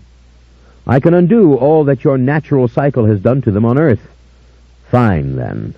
I should like to see you do it, said the Son of God. Send me more souls, then, through your purgation. Go ahead. Increase my glory. Increase the B'nai Ha-Elohim. Heaven is endless and welcomes your efforts. But you don't come home forever until the task is finished, until the passage from earth to heaven includes all those who die, or until the world itself is destroyed. until evolution has unfolded to the point where Sheol, for one reason or another, is empty. And mark my words, Memnoch, that time may never come. I have promised no ending to the unfolding of the universe, so you have a long tenure among the damned. And on Earth? What are my powers? Goat god or man? What can I do? What you should do. Warn humans. Warn them so that they come to me and not to Sheol. And I can do that my way, by telling them what a merciless God you are, and that to kill in your name is wicked, and that suffering warps and twists and damns its victims more often than redeems them. I can tell them the truth, that if they would go to you, they would abandon your religions and your holy wars and your magnificent martyrdom. They would seek to understand what the mystery of the flesh tells them, the ecstasy of love tells them. You give me permission? You give me permission to tell them the truth? Tell them what you will. And in each case that you draw them away from my churches, my revelations, misunderstood and garbled though they may be, in every case that you turn them away, you risk another pupil in your hellish school, another soul which you must reform. Your hell will be crammed to overflowing. Not through my doings, Lord, Memnoch said. It will be full to overflowing, but that will be thanks to you. You dare. Let it unfold, my Lord, as you have said it always should. Only now I am part of it, and hell is part of it. And will you give to me those angels who believe as I do and will work for me, and endure the same darkness with me? No, I will not give you one angelic spirit. Recruit your helpers from the earthbound souls themselves. Make those your demons. The watchers who fell with you are contrite. I will not give you anyone. You are an angel. Stand alone. Very well, I stand alone. Hobble me in my earthly form, if you will, but still I will triumph. I will bring more souls through Sheol to heaven than you will bring by your direct gate. I will bring more reformed souls singing of paradise than you will ever gather through your narrow tunnel. It is I who will fill heaven and magnify your glory. You will see. They fell silent, Memnoch in a fury, and God incarnate in a fury, or so it seemed. The two figures facing each other, both of equal size, except that Memnoch's wings spread back and out in the semblance of a form of power, and from God incarnate came the more powerful, heart-rendingly beautiful light. Suddenly, God incarnate smiled. Either way, I triumph, don't I? God asked. I curse you, said Memnoch. No, you don't, said God sadly and gently. He reached out, and he touched Memnoch's face, and the imprint of his angry hand vanished off the angelic skin. God incarnate leant forward and kissed Memnoch on the mouth. I love you, my brave adversary, he said. It is good that I made you, as good as all else I've made. Bring souls to me. You are only part of the cycle, part of nature, as wondrous as a bolt of lightning or the eruption of a great volcano, as a star exploding suddenly, miles and miles out in the galaxies, so that thousands of years pass before those on Earth see its light. You're a merciless God, Memnoch said, refusing to give an inch. I shall teach them to forgive you what you are. Majestic, infinitely creative, and imperfect. God incarnate laughed softly and kissed Memnoch again on the forehead. I am a wise God and a patient God, he said. I am the one who made you. The images vanished. They did not even fade. They simply disappeared. I lay on the battlefield alone. The stench was a layer of gases hanging over me, poisoning every breath I drew. For, as far as I could see, were dead men. A noise startled me. The thin, panting figure of a wolf drew near to me, bearing down on me with its lowered head. I stiffened. I saw its narrow, up-tilted eyes as it pushed its snout arrogantly at me. I smelt its hot, rank breath. I turned my face away. I heard it sniff at my ear, my hair. I heard a deep growl come out of it. I just shut my eyes, and with my right hand in my coat, I felt the veil. Its teeth grazed my neck. Instantly, I turned, rose and knocked the wolf backwards and sent it tumbling and yelping and finally scuttling away from me. Off it ran over the bodies of the dead. I took a deep breath. I realized the sky overhead was the daytime sky of Earth, and I looked at the white clouds, the simple white clouds and the dim faraway horizon beneath them, and I listened to the storm of the insects, the gnats and the flies rising and swirling here and there over the bodies, and the big, humpish, ugly vultures tiptoeing through the feast. From far away came the sound of human weeping, but the sky was magnificently clear. The clouds moved so that they released the sun in all its power, and down came the warmth on my hands and face, on the gaseous and exploding bodies around me. I think I must have lost consciousness. I wanted to. I wanted to fall backwards again on the earth and roll over and lie with my forehead against it, and slip my hand into my coat and feel that the veil was there. 20. The Garden of Waiting, the tranquil and radiant place before the heavenly gates, a place from which souls return from time to time when death brings them into it, and they are then told that it is not the moment, and they can go home again. In the distance, beneath the shining cobalt sky, I saw the newly dead greet the older dead. Gathering after gathering, I saw the embraces, heard the exclamations. Out of the corner of my eyes, I saw the dizzyingly high walls of heaven and heaven's gates. This time, I saw the angels, less solid than all the rest, chorus after chorus, moving through the skies, unbound and dipping down at will into the little crowds of mortals crossing the bridge. Shifting between visibility and invisibility, the angels moved, watched, drifted upwards to fade into the inexhaustible blue of the sky. The sounds of heaven were faint and achingly seductive as they came from beyond the walls. I could close my eyes and almost see the sapphirine colors. All songs sang the same refrain. Come in, come here. Come inside, be with us. Chaos is no more. This is heaven. But I was far from all this, in a little valley. I sat amid wildflowers, tiny white and yellow wildflowers, on the grass bank of the stream which all souls cross to get into heaven, only here it seemed no more than any magnificent rushing stream. Or rather, it sang a song that said, after smoke and war, after soot and blood, after stench and pain, all streams are as magnificent as this stream. Water sings in multiple voices as it slides over rocks and down through tiny gullies and rushes abruptly over rises in the earth, so that it may again tumble in a mingling of fugue and cannon, while the grass bends its head to watch. I rested against the trunk of a tree, what the peach tree might be if she bloomed forever, both blossoms and fruit, so that she was never bare of either, and her limbs hung down not in submission, but with this richness, this fragrance, this offering, this fusion of two cycles into one eternal abundance. Above, amid fluttering petals, the supply of which seemed inexhaustible and never alarming, I saw the fleeting movement of tiny birds, and beyond that, angels and angels and angels, as if they were made of air, the light luminous glittering spirits so faint as to vanish at times in one brilliant breath of the sky. The paradise of murals, the paradise of mosaics. Only no form of art can touch this.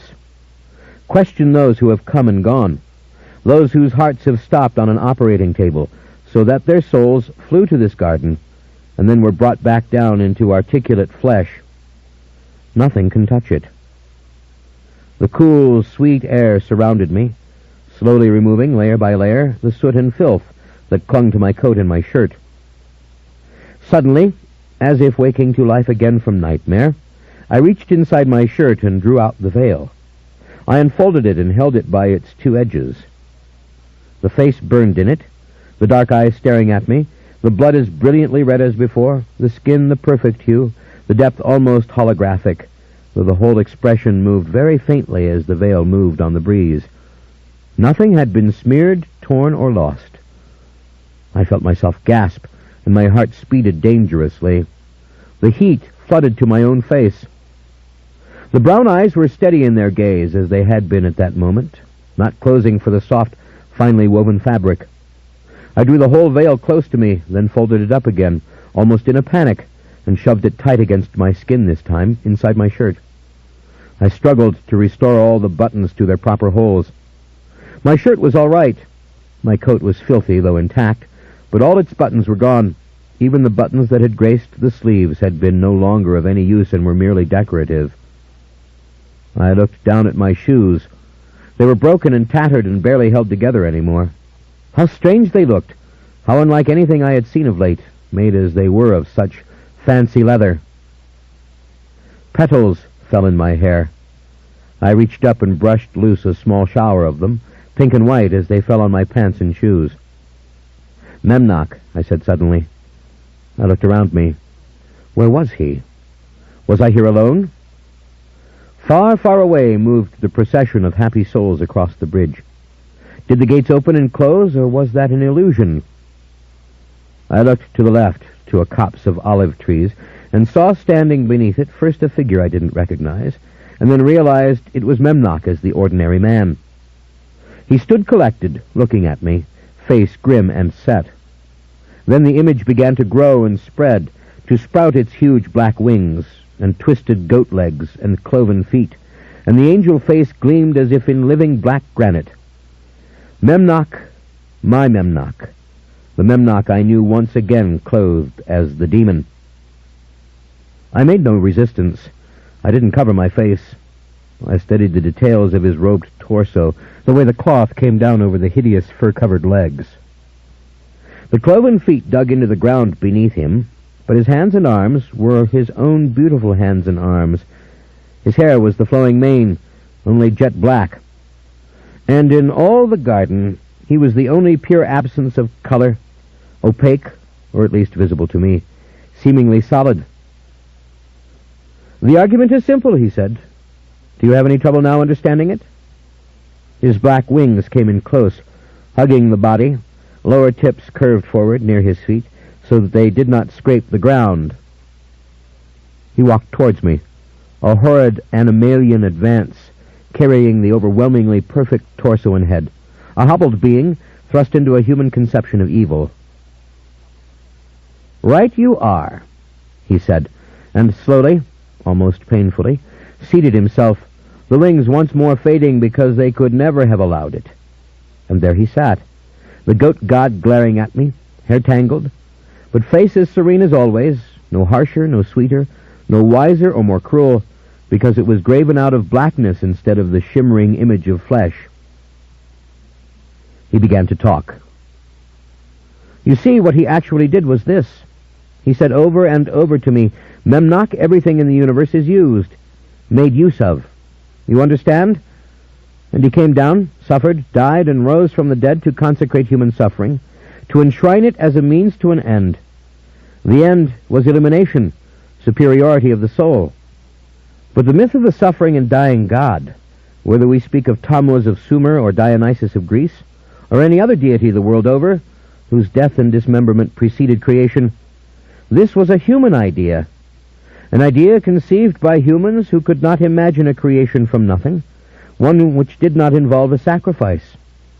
The dying god who gives birth to man was a young idea in the minds of those too primitive to conceive of anything absolute and perfect. So he grafted himself, God incarnate, upon human myths that try to explain things as if they had meaning, when perhaps they don't. Yes. Where was his sacrifice in making the world? Memnoch asked. He was not Tiamat slain by Marduk. He is not Osiris chopped into pieces. What did he, Almighty God, give up to make the material universe? I do not remember seeing anything taken from him. That it came out of him, this is true, but I do not remember him being lessened or decimated or maimed or decreased by the act of physical creation. He was after the creation of the planets and the stars, the same God. If anything, he was increased, or seemed to be in the eyes of his angels, as they sang of new and varying aspects of his creation. His very nature as creator grew and expanded in our perceptions as evolution took his path. But when he came as God incarnate, he imitated myths that men had made to try to sanctify all suffering, to try to say that history is not horror, but has meaning. He plunged down into man-made religion and brought his divine grace to those images, and he sanctified suffering by his death, whereas it had not been sanctified in his creation. You understand? It was a bloodless creation and without sacrifice, I said. My voice was dull, but my mind had never been more alert. That is what you're saying. But he does believe suffering is sacrosanct, or can be. Nothing is wasted. All things are used. Yes, but my position is that he took the awful flaw in his cosmos, human pain, misery, the capacity to suffer unspeakable injustice, and he found a place for it, using the worst superstitious beliefs of men. But when people die, what happens? Do his believers find the tunnel and the light and loved ones? In the places where they have lived in peace and prosperity, generally, yes. They rise without hate or resentment directly into heaven. And so do some who have no belief in him whatsoever or his teachings, because they too are illuminated. Yes. And this gratifies him and expands his heaven. And heaven is ever enhanced and enriched by these new souls from all quarters of the world. But hell is also full of souls. Hell so far exceeds the size of heaven as to be laughable. Where on the planet has he ruled where there has not been self-sacrifice, injustice, persecution, torment, war? Every day my confused and embittered pupils are increased in number. There are times of such privation and horror that few souls ascend to him in peace at all. And he does not care. Precisely. He says that suffering of sentient beings is like decay. It fertilizes the growth of their souls. He looks from his lofty height upon a massacre, and he sees magnificence. He sees men and women never loving so much as when they lose their loved ones, never loving so much as when they sacrifice for others for some abstract notion of him, never loving so much as when the conquering army comes down to lay waste the hearth, divide the flock, and catch up the bodies of infants on their spears. His justification? It's in nature. It's what he created. And if battered and embittered souls must fall into my hands first and suffer my tutelage in hell, so much the greater will they become. And your job grows heavier all the time. Yes and no. I am winning, but I have to win on his terms. Hell is a place of suffering, but let's go over it carefully. Look at it. What he did. When he threw open the gates of Sheol, when he went down into the gloom of Sheol, like the god Tammuz into the Sumerian hell, the souls flocked to him and saw his redemption, and saw the wounds in his hands and feet, and that he should die for them gave a focus to their confusion, and of course they flooded with him into the gates of heaven. For everything they had suffered seemed suddenly to have a meaning. But did it have a meaning? Can you give a sacred meaning to the cycle of nature simply by immersing your divine self in it? Is that enough? What about the souls who shrink in bitterness, who never flower as the heels of warriors walk over them? What about the souls warped and twisted by unspeakable injustice, who go into eternity cursing? What about a whole modern world which is personally angry with God, angry enough to curse Jesus Christ and God himself, as Luther did, as Dora did, as you have done, as all have done? People in your modern world of the late 20th century have never stopped believing in him. It's that they hate him. They resent him. They are furious with him. They feel superior to him, I said quietly, keenly aware that he was saying now some of the very words I myself had said to Dora. We hate God. We hate him. Yes, he said. Yes, you feel superior to him. And you feel superior. Yes, I can't show them his wounds in hell. That isn't going to win them over, these victims, these grieving, furious sufferers of pain beyond his imagining. I can just tell them that it was the Dominican fathers in his name who burnt their bodies alive, thinking them witches, or that when their families and clans and villages were annihilated by Spanish soldiers, it was all right because his bleeding hands and feet were on the banner which the men carried to the New World. You think that would get somebody out of hell, finding out that he let it happen, and lets other souls ascend without suffering one drop of pain? If I were to begin their education with that image, Christ has died for you, how long do you think the hellish education of a soul would take? You haven't told me what hell is, or how you do teach there. I run it my way. Of that I can assure you. I have put my throne above his throne, as the poets and the redactors of Scripture say it, because I know that for souls to attain heaven, suffering was never necessary, that full understanding and receptivity to God never required a fast, a scourging, a crucifixion, a death. I know that the human soul transcended nature and needed no more than an eye for beauty to do this. Job was Job before he suffered, just as after. What did the suffering teach Job that he didn't know before? But how do you make up for it in hell? I don't begin by telling them that, for him, the human eye expresses the perfection of creation when it looks with horror upon a maimed body, just as it expresses the perfection of creation when it looks in peace upon a garden. And he persists that it's all there. Your savage garden, Lestat, is his version of perfection. It all evolved from the same seed, and I, Memnoch, the devil, failed to see it. I have an angel's simple mind. How do you fight him in hell and still win heaven for the damned, then? How? What do you think hell is? He asked. You must have a surmise by now. First of all, it is what we call purgatory, I said. No one is beyond redemption. I understood from your argument on the battlefield. So what must the souls of hell suffer to be fully qualified for heaven? What do you think they should suffer? I don't know. I'm frightened. We're about to go there, aren't we? Yes, but I'd like to know what you expect. I don't know what to expect.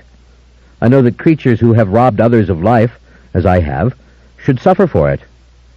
Suffer or pay for it? What would be the difference? Well, suppose you had a chance to forgive Magnus, the vampire who brought you into this. Suppose he stood before you and said, Lestat, forgive me for taking you out of your mortal life and putting you outside nature, and making you drink blood to live. Do with me what you will, so that you can forgive me. What would you do? You chose a bad example, I said. I don't know that I haven't forgiven him. I don't think he knew what he was doing. I don't care about him. He was mad. He was an old-world monster. He started me on the devil's road on some warped, impersonal impulse. I don't even think about him. I don't care about him. If he has to seek forgiveness from someone, then let it be from the mortals he killed when he was in existence. In his tower was a dungeon filled with slain mortal men, young men who resembled me, men he'd brought there to test, apparently, and then killed rather than initiated. I remember them still. But it's just one form of massacre, heaps of bodies of young men, all with blonde hair and blue eyes, young beings robbed of potential and of life itself. His forgiveness would have to come from all those whom he robbed of life in any fashion. He would have to gain the forgiveness of each one. I was beginning to tremble again. My anger was so familiar to me, and how angry I had become many a time when others had accused me of my various flamboyant attacks upon mortal men and women, and children, helpless children. And you, he said to me, for you to get into heaven, what do you think would be necessary? Well, apparently working for you will do it, I said defiantly. At least I think it would from what you've said to me. But you haven't really told me precisely what you do. You've told me the story of creation and the passion, of your way and his way. You've described how you oppose him on earth, and I can imagine the ramifications of that opposition. We are both sensualists. We are both believers in the wisdom of the flesh. Amen to that. But you have not gotten to a full explanation of what you do in hell. And how can you be winning? Are you sending them speedily to his arms? Speedily and with powerful acceptance, he said. But I am not speaking to you now about my offer to you, or my earthly opposition to him. I am asking you this. Given all that you have seen, what do you think hell should be? I'm afraid to answer, because I belong there. You're never really that afraid of anything. Go on, make a statement. What do you think hell ought to be? What should a soul have to endure to be worthy of heaven? Is it enough to say, I believe in God? Jesus, I believe in your suffering?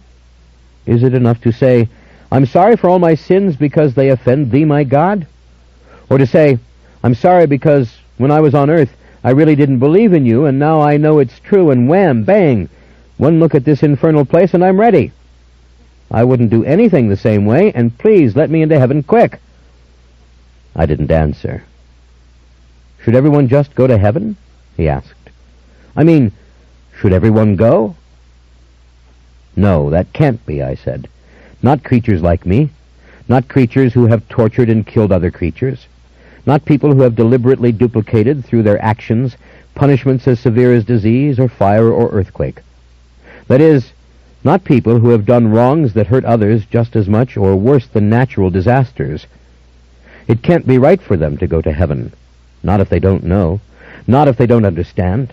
Not if they haven't begun to comprehend what they've done. Heaven would be hell in no time if every cruel, selfish, vicious soul went to heaven. I don't want to meet the unreformed monsters of earth in heaven.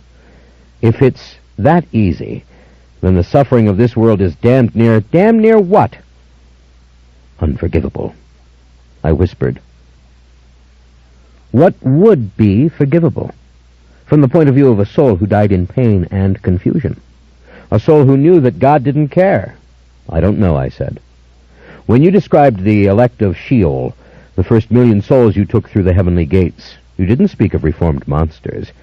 You spoke of people who had forgiven God for an unjust world, didn't you? That's right, I did. That's what I found. That's what I took with me with certainty to heaven's gates, yes. But you spoke entirely as if these people had been victims of God's injustice. You didn't touch upon the souls of the guilty, those like me, the transgressors, those who were the doers of injustice. Don't you think they have their story? Some may have their excuses, ingrained in their stupidity and their simplicity and their fear of authority. I don't know. But many evildoers must be just like me. They know how bad they are. They don't care. They do what they do because they love it. I love making vampires. I love drinking blood. I love taking life. I always have. Is that really why you drink blood? Just because you love it? Or isn't it because you were made into a perfect preternatural mechanism for craving blood eternally and thriving only on blood? Snatched out of life and made a gleaming child of the night by an unjust world that cared no more for you and your destiny than it cared for any infant who starved that night in Paris? I don't justify what I do or what I am. If you think I do, if that's why you want me to run hell with you or accuse God, then you picked the wrong person. I deserve to pay for what I've taken from people. Where are their souls, those I've slain? Were they ready for heaven? Have they gone to hell? Did those souls loosen in their identity, and are they still in the whirlwind between hell and heaven? Souls are there, I know, I saw them. Souls who have yet to find either place. Yes, true. I could have sent souls into the whirlwind. I am the embodiment of greed and cruelty. I devoured the mortals I've killed like so much food and drink. I cannot justify it. Do you think I want you to justify it? Memnoch asked. What violence have I justified so far? What makes you think I would like you if you justified or defended your actions? Have I ever defended anyone who made anyone else suffer? No, you haven't. Well then, what is hell? And how can you run it? You don't want people to suffer. You don't even seem to want me to suffer. You can't point to God and say, He makes it all good and meaningful. You can't. You're His opposition. So what is hell? What do you think it is? He asked me again. What would you morally settle for before rejecting me out of hand, before fleeing from me? What sort of hell could you believe in, and would you, if you were in my place, create? A place where people realize what they've done to others, where they face every detail of it, and realize every particle of it, so that they would never do the same thing again. A place where souls are reformed, literally, by knowledge of what they'd done wrong and how they could have avoided it, and what they should have done. When they understand, as you said of the elect of Sheol, when they can forgive not only God for this big mess, but themselves for their own failures, their own horrible angry reactions, their own spite and meanness, when they love everyone totally in complete forgiveness, then they would be worthy of heaven. Hell would have to be where they see the consequences of their actions, but with a full, merciful comprehension of how little they themselves knew. Precisely. To know what has hurt others, to realize that you didn't know, that nobody gave you the knowledge, yet still you had the power. And to forgive that, and forgive your victims, and forgive God, and forgive yourself. Yes, that would be it. That would terminate my anger, my outrage. I couldn't shake my fist anymore. If only I could forgive God and others and myself. He didn't say anything. He sat with his arms folded, eyes wide, his dark, smooth brow barely touched with the moisture of the air. That's what it is, isn't it? I asked fearfully.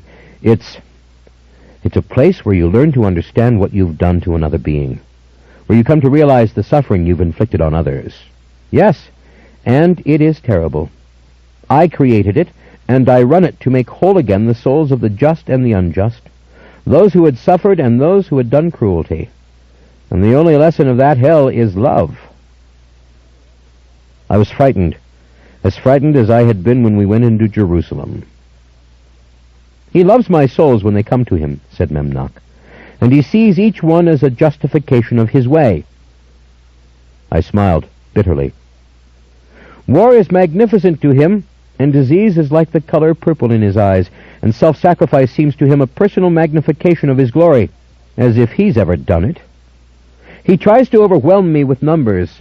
In the name of the cross, more injustice has been perpetrated than for any other single cause or emblem or philosophy or creed on earth. And I empty hell so fast, soul by soul, by speaking truth about what humans suffer and humans know and what humans can do, that my souls go flooding through his gates. And who do you think comes into hell feeling most cheated, most angry and unforgiving? The child who died in a gas chamber in an extermination camp? Or a warrior with blood up to his elbows, who was told that if he exterminated the enemies of the state, he would find his place in Valhalla, paradise, or heaven? I didn't answer. I was quiet, listening to him, watching him.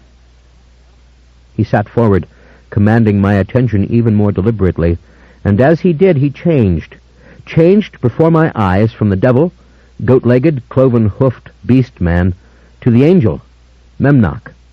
Memnoch in his loose and unimportant robe, his fair eyes beaming at me beneath his golden, scowling brows. Hell is where I straighten things out that he has made wrong, he said.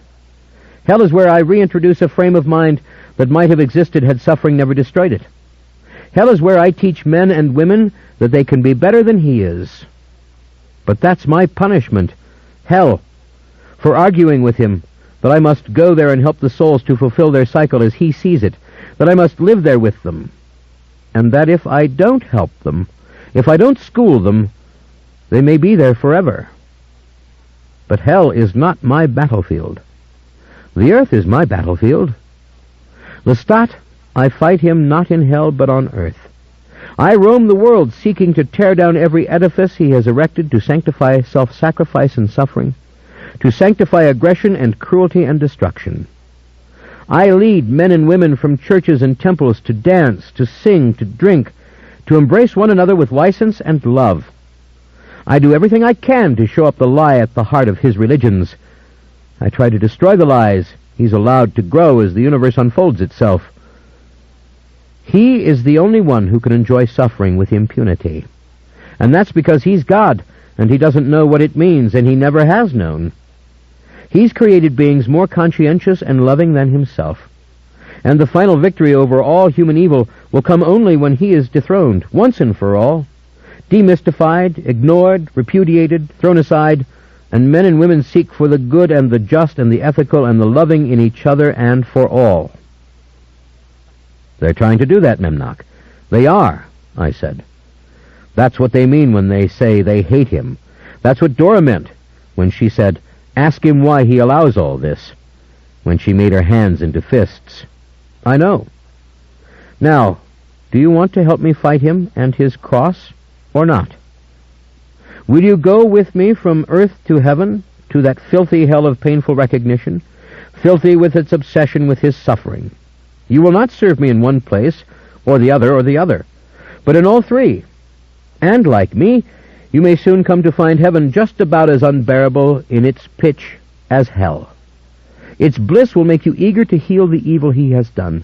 You will seek hell to work on those tortured, confused souls, to help them up from the morass and into the light. When you're in the light, you can't forget them. That's what it means to serve me." He paused. Then he asked, "Do you have the courage to see it?" "I want to see it. I warn you, it's hell.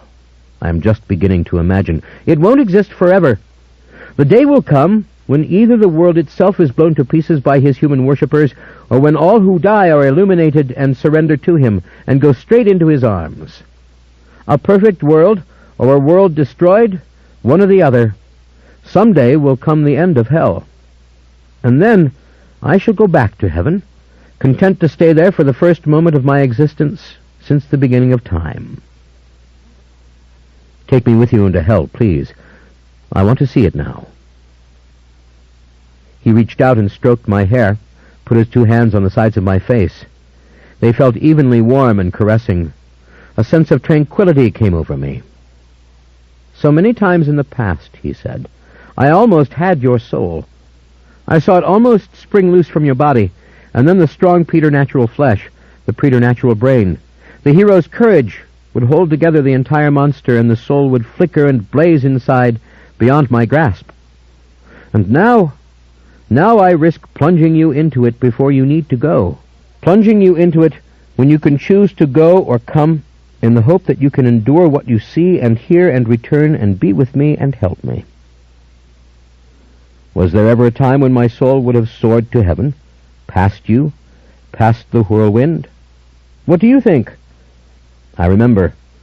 Once, when I was alive." "Yes?" "A golden moment, when I was drinking and talking with my good friend Nicholas, and we were in an inn together in my village in France. And there came this golden moment when everything seemed tolerable and independently beautiful of any horror that could be or ever had been done. Just a moment, a drunken moment. I described it once in writing. I tried to re-invoke it. It was a moment in which I could have forgiven anything and given anything, and perhaps when I didn't even exist, when all I saw was beyond me, outside me. I don't know. Maybe if death had come at that very moment. But fear came. Fear when you realized that even if you died you might not understand anything, that there might be nothing. Yes. And now I fear something worse. That there is something, certainly, and it may be worse than nothing at all. You're right to think so. It doesn't take much of a thumbscrew or the nails or the fire to make men and women wish for oblivion. Not much at all. Imagine to wish that you had never lived. I know the concept. I fear knowing the feeling again. You're wise to fear, but you've never been more ready for what I have to reveal. 21. The wind swept the rocky field, the great centrifugal force dissolving and releasing those souls who struggled to be free of it at last, as they assumed distinct human shape and pounded on the gates of hell, or wandered along the impossibly high walls, amid the flicker of fires within, reaching out for and imploring each other. All voices were lost in the sound of the wind. Souls in human shape fought and struggled. Others roamed as if in search of something small and lost, and then lifted their arms and let the whirlwind once again take hold of them. The shape of a woman, thin and pale, reached out to gather a wandering, weeping flock of baby souls, some not old enough yet to walk on 2 legs. The spirits of children wandered, crying piteously. We drew near the gates, near narrow broken arches rising as black and fine as onyx, worked by medieval craftsmen. The air was filled with soft and bleating cries. Everywhere spirit hands reached to take hold of us. Whispers covered us like the gnats and flies of the battlefield. Ghosts tore at my hair and coat. Help us. Let us in, damn you. Curse you. Cursed. Take me back. Free me. I curse you forever. Damn you. Help me. Help. A rising roar of opprobrium. I struggled to clear the way for my eyes. Tender faces drifted before me, mouths issuing hot and mournful gasps against my skin. The gates weren't solid gates at all, but gateways. And beyond stood the helpful dead, seemingly more solid, only more vividly colored and distinct, but diaphanous still, beckoning to the lost souls, calling to them by name, howling over the fierce wind that they must find the way inside, that this was not perdition. Torches were held high, lamps burnt atop the walls. The sky was torn with streaks of lightning, and the great mystic shower of sparks that comes from cannons both modern and ancient. The smell of gunpowder and blood filled the air. Again and again the lights flared as if in some magical display to enchant a Chinese court of old, and then the blackness rolled back, thin and substanceless and cold all around us. "Come inside," sang the helpful dead, the well-formed, well-proportioned ghosts. Ghosts as determined as Roger had been, in garbs of all times and all nations, men and women, children, old ones, no body opaque, yet none weak, all reaching past us into the valley beyond, trying to assist the struggling, the cursing, the foundering. The helpful dead of India in their silk saris, of Egypt in cotton robes, of kingdoms long gone bequeathing jeweled and magnificent courtly garments. Costumes of all the world, the feathered confections we call savage, the dark robes of priests, self-conceptions of all the world, from the crudest to the most magnificent. I clung to Memnoch. Was this beautiful, or was it not hideous, this throng of all nations and times?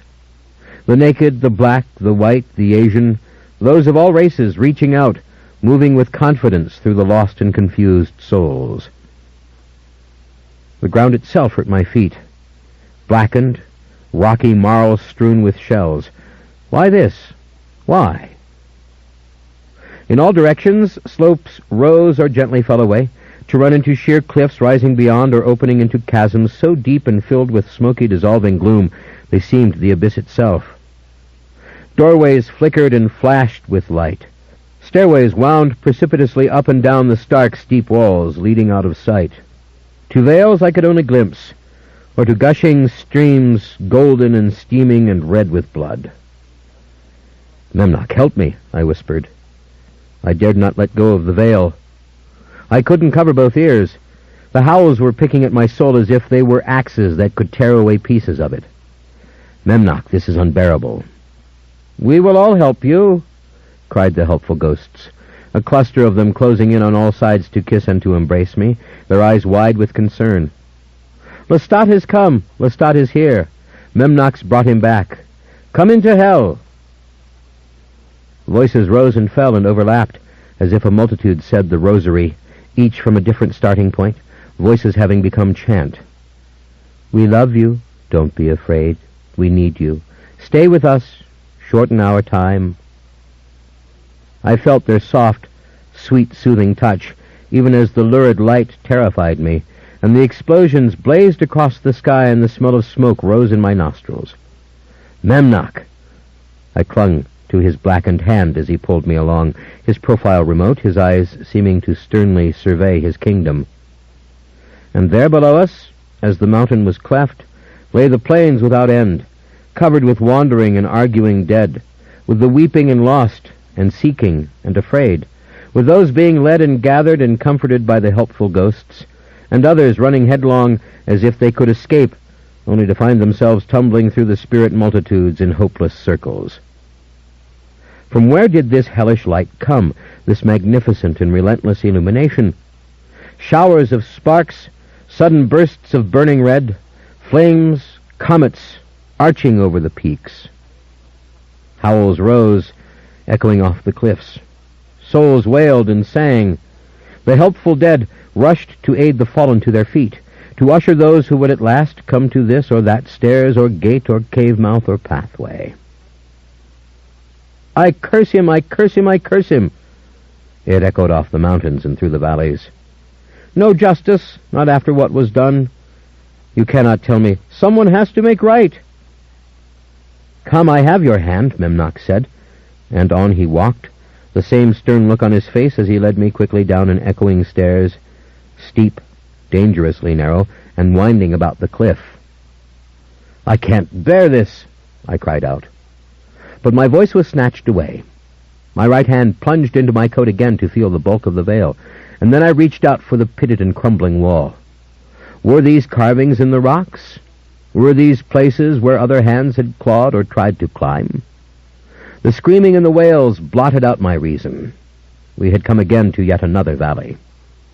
Or was it a world as vast and complex in its own right as heaven?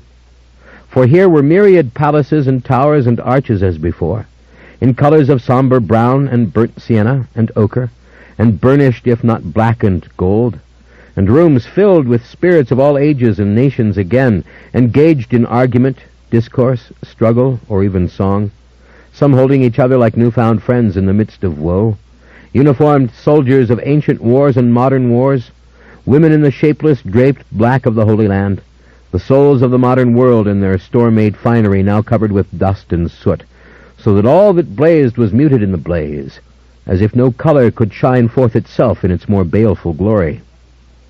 They wept and patted each other's faces, and others nodded as they screamed their wrath, fists clenched.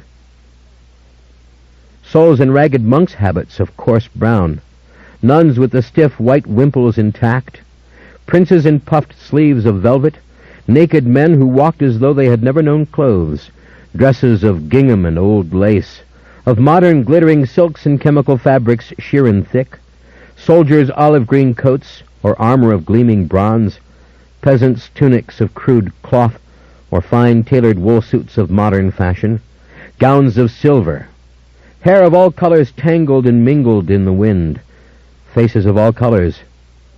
The old knelt with hands clasped, bald heads pink and tenderly wrinkled at the neck, and the thin white soul bodies of those who had starved in life drank out of the streams as dogs might do it, with their mouths, and others lay back, eyes half shut against the rocks and gnarled trees, singing and dreaming and praying.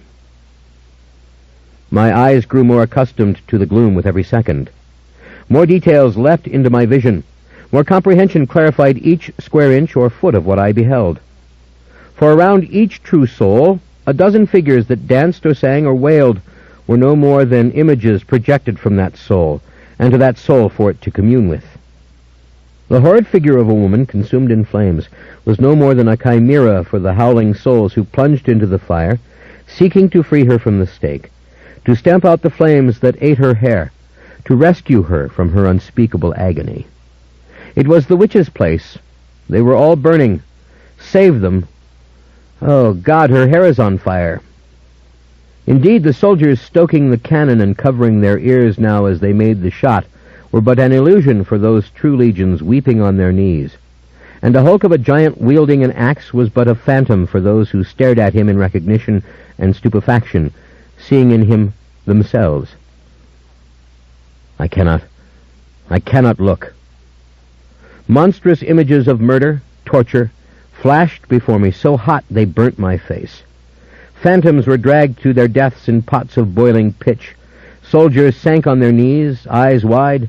A prince of some lost Persian kingdom screamed and leapt into the air, his arms out, his black eyes full of reflected fire. The wails, the whispers, took on the urgency of protest and question and discovery. All around were particular voices if only one had the courage to hear, to pick the theme's finest steel thread from the raging dirge.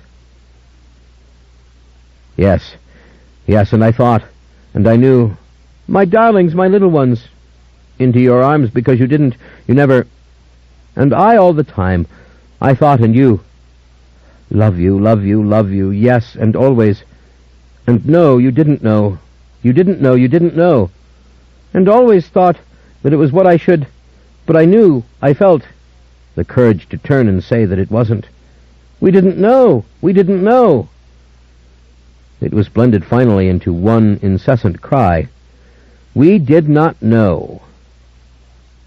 Before me the wall of a mosque rose, crowded with those screaming and covering their heads as the plaster came down upon them, the roar of the artillery deafening, phantoms all. We didn't know. The voices of the souls wailed. The helpful dead gathered on their knees, tears streaming down their faces. Yes, we understand. You understand. And that year, just to go home then and be with... Yes.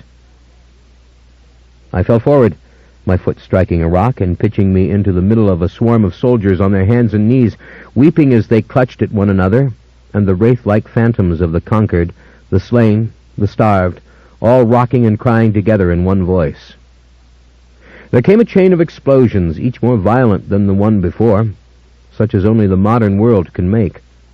The sky was light as day, if day could be colorless and merciless, and then dissolve into flickering darkness. Darkness visible. Help! Help me out of this, I cried.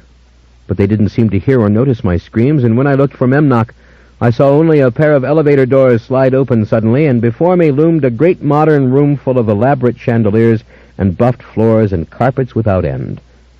The hard-polished glitter of our machine-made world. Roger came running towards me. Roger, in all his dandified finery of purple silk jacket and tightly tailored pants, of perfumed hair and manicured hands. "Lestat," he cried. "Terry is here. They are here. Lestat." He clung to my coat, the very eyes I'd seen in the ghost and in the human in my arms, staring at me, breath on my face, the room dissolving into smoke, the dim spirit of Terry with her bright bottle-blonde hair, throwing her arms about his neck, her face open with amazement, her pink lips speechless, Memnoch's wing touching down, shutting me off from them, the floor cracking open. "I wanted to tell him about the veil," I insisted. I struggled. Memnoch held me. "This way!" The heavens opened with another fiery shower of sparks, and the clouds burst above, clashing together, the lightning touching down over our heads, and on came a thunderous deluge of cold and chilling rain. "Oh God, oh God, oh God!" I cried. "This cannot be your school. God, I say no. Look! Look!" He pointed to the figure of Roger on his hands and knees, turning like a dog, amongst those he'd slain, men imploring him with outstretched arms, women tearing open the cloth of their dresses to show the wounds, the chatter of voices rising perilously, as if the sound of hell itself would suddenly explode, and Terry, the very same Terry, with her arms still around his neck. Roger lay on the ground, his shirt torn open, his feet naked, the jungle rising around him. Shots rang out in the dark, crack of automatic guns spitting their numberless fatal bullets in unstinted fury. The lights of a house flickered among vines, amid monstrous trees. Roger turned to me, trying to rise, sinking back on his leg, crying, the tears streaming down his face. And each and every act, in its own way, Lestat, and I didn't know. I didn't know. Distinct and ghastly and demanding, he rose before me only to recede into the countless others. In all directions I saw them, the others, scenario lapping into scenario, ashen colors brightening, or dying in a murky haze, and rising here and there from the horrid, furious, turbulent fields of hell, the purified souls. There came the beat of drums, there came the piercing shrieks of some unendurable torture, a mass of men in crude white robes shoved into the blazing logs, their arms appealing to the souls who shrank and howled and screamed in remorse, in awful recognition. My God, we are both forgiven! What was this sudden whirl of the filthy, stinking wind? Upward souls went with arms out, garments suddenly stripped or faded away into the indistinguishable robes of the saved, the tunnel opening. I saw the light, saw the myriad spirits flying loose up the tunnel towards the celestial blaze, the tunnel perfectly round and widening as they rose, and for one blessed moment, one blessed tiny instant, the songs of heaven resounded down the tunnel as if its curves were not made of wind, but of something solid that could echo these ethereal songs and their organized rhythm, their heartbreaking beauty piercing the catastrophic suffering of this place. I didn't know. The voices rose. The tunnel closed. I stumbled, turning this way and that. Here soldiers tortured a young woman with their spears, while others wept and sought to throw themselves between her writhing form and her tormentors. Here babies ran on chubby legs with little hands outstretched to be gathered in the arms of weeping fathers, mothers, murderers. And pinned to the ground, his body covered in armor, his beard long and red, his mouth open in a howl, lay one cursing God, cursing the devil, and cursing all fate. I will not, I will not, I will not. And who stands behind those doors? Said a somber, helpful ghost, her beautiful hair shimmering around her in ethereal whiteness, her soft hand on my face. See there! The double door is about to open, the walls lined with books. You're dead, my beloved. You're dead. All those you've killed. I stared at the soldier on his back, roaring from his red-bearded mouth. Never, never will I say it was right. Never, never. Not my dead, I cried. I turned and ran. I stumbled and fell again on my face in the soft press of bodies. Beyond, the ruins of a city withered in fire. Walls crumbled on all sides. The cannon exploded again, and once more a noxious gas filled the air. People fell coughing and choking for breath. The chorus of I did not know blended all in one instant of order that was worse than none. Help me! I cried and cried. I never knew such release and screaming, such pure and abandoned cowardice, to shout to high heaven in this God-forsaken place where cries were the very air itself, and no one heard, no one but the smiling, helpful dead. Learn, my dearest. Learn. Whispers like kisses. A wraith, an Indian man, turbaned head, darkened face. Learn, my young one. Look up. See the blossoms. See the sky. A helpful ghost danced in circles, her white dress passing in and out of the clouds and spurts of soot and filth, her feet sinking into the marl but turning still with certainty. Don't fool me. There is no garden here, I shouted. I was on my knees. My clothes were torn, but in my shirt I had the veil. I had it. Take my hands. No, let me go. I slipped my hand in my coat to cover the veil. Staggering towards me, a dim figure rose, hand outstretched. You cursed boy, you filthy boy, you in the Paris streets, like Lucifer himself, full of golden light, you. Think what you did to me. The tavern took form, the boy falling backwards from the blow of my mortal fist, the barrels going over and the growl of the disheveled and drunken men who closed in on me. No, stop it, I roared. Get him away from me. I don't remember him. I never killed him. I don't remember, I tell you. I can't.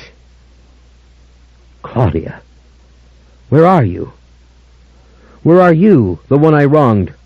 Claudia, Nicholas, help me. But were they here, lost in this torrent, or gone, long gone through the tunnel to the blazing glory above, to the blessed songs that wove the silence into their very chords and melodies? Pray gone. Pray there, above. My own cries had lost all dignity, and yet how defiant they sounded in my own ears. Help me, someone, help! Must you die first to serve me? Memnoch asked.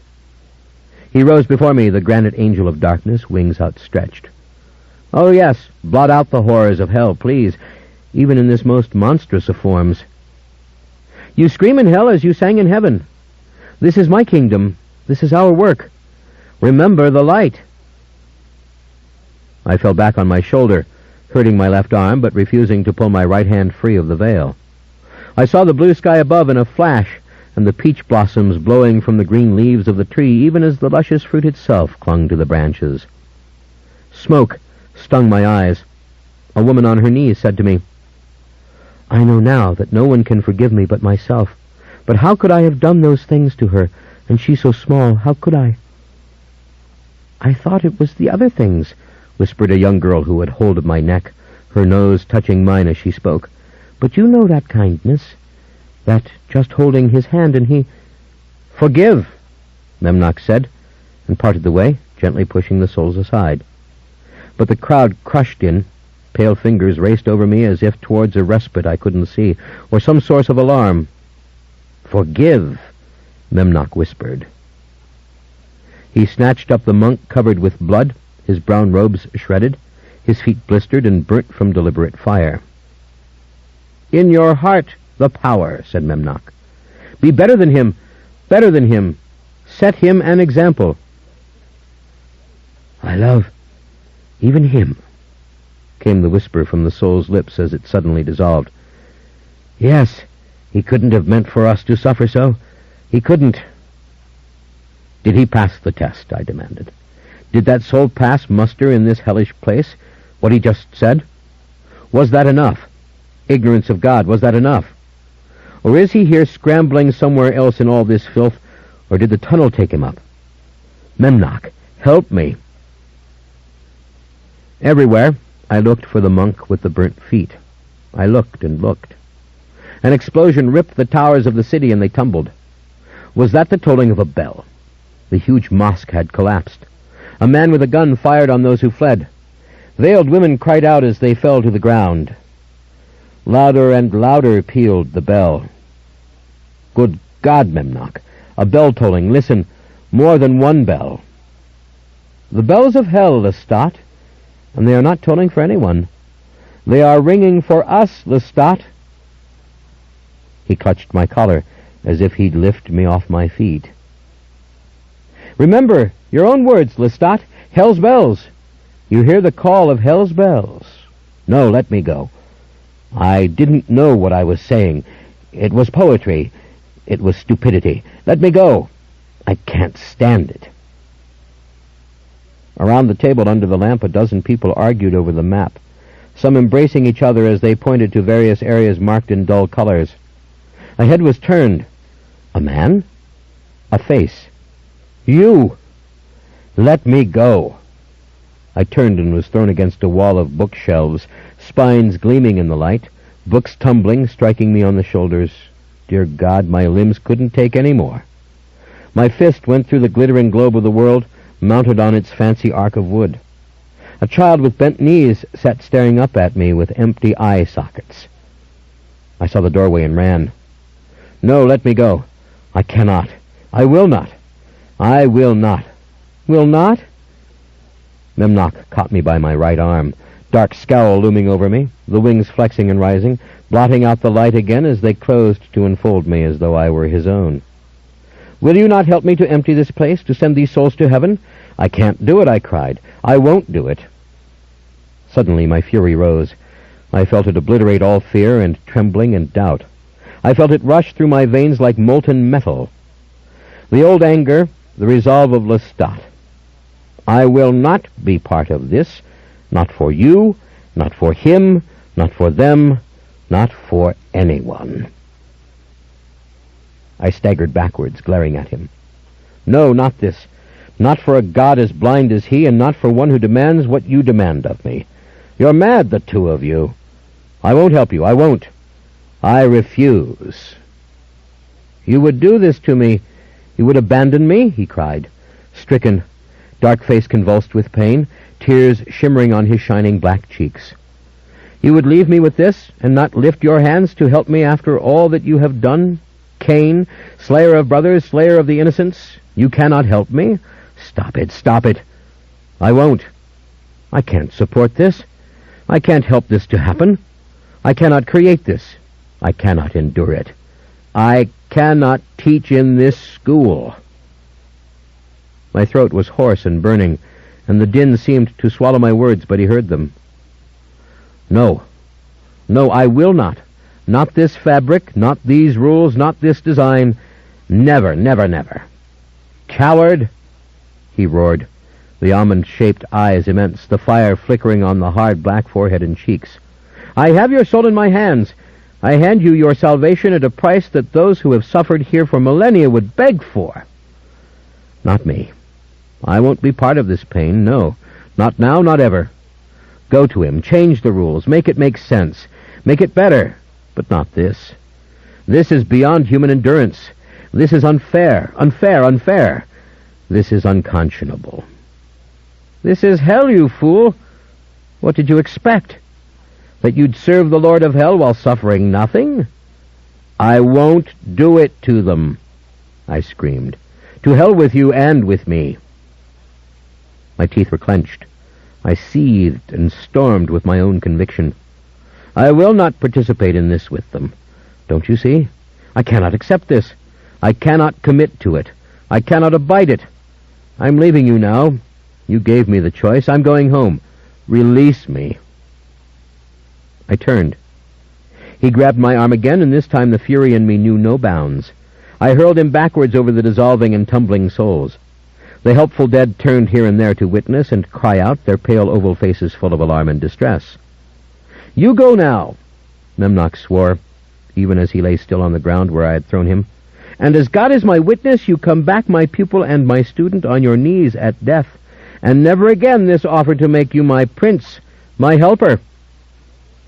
I froze, staring over my shoulder at him, at his fallen figure, his elbow digging into the soft black underdown of his wing as he rose to his cloven feet and came at me again in that hobbled, monstrous walk. Do you hear me? I cannot serve you. I roared at the top of my lungs. I cannot do it. Then I turned for the last time, knowing I would not look back with only one thought in my mind: escape. I ran and ran, sliding down the loose marl and the slippery bank, and stomping through the shallow streams and through the clumps of astonished, helpful dead, and over wailing souls. Where is the stairs? Where are the gates? You can't deny it to me. You have no right. Death has not taken me. I shouted, but I never looked back, and I never stopped running. Dora! David, help me! I called. And there came Memnoch's voice, almost at my ear. Lestat! Don't do this thing. Don't go. Don't return. Lestat, don't do it. It's folly. Don't you see? Please, for the love of God, if you can love him at all and love them, help me. No. I turned and gave him a great shove, seeing him stumble backwards down the steep stairs, the dazed figure amid the huge fluttering wings awkward and grotesque. I pivoted, turning my back on him. Ahead, I could see the light at the very top, the open door. I ran for it. Stop him! Memnoch cried. Don't let him out. Don't let him take the veil with him. He has Veronica's veil, cried one of the helpful dead, lunging at me through the gloom. My foot nearly slipped, yet on I ran, step after step, bounding, legs aching. I could feel them closing in, the helpful dead. Stop him! Don't let him go. Stop him!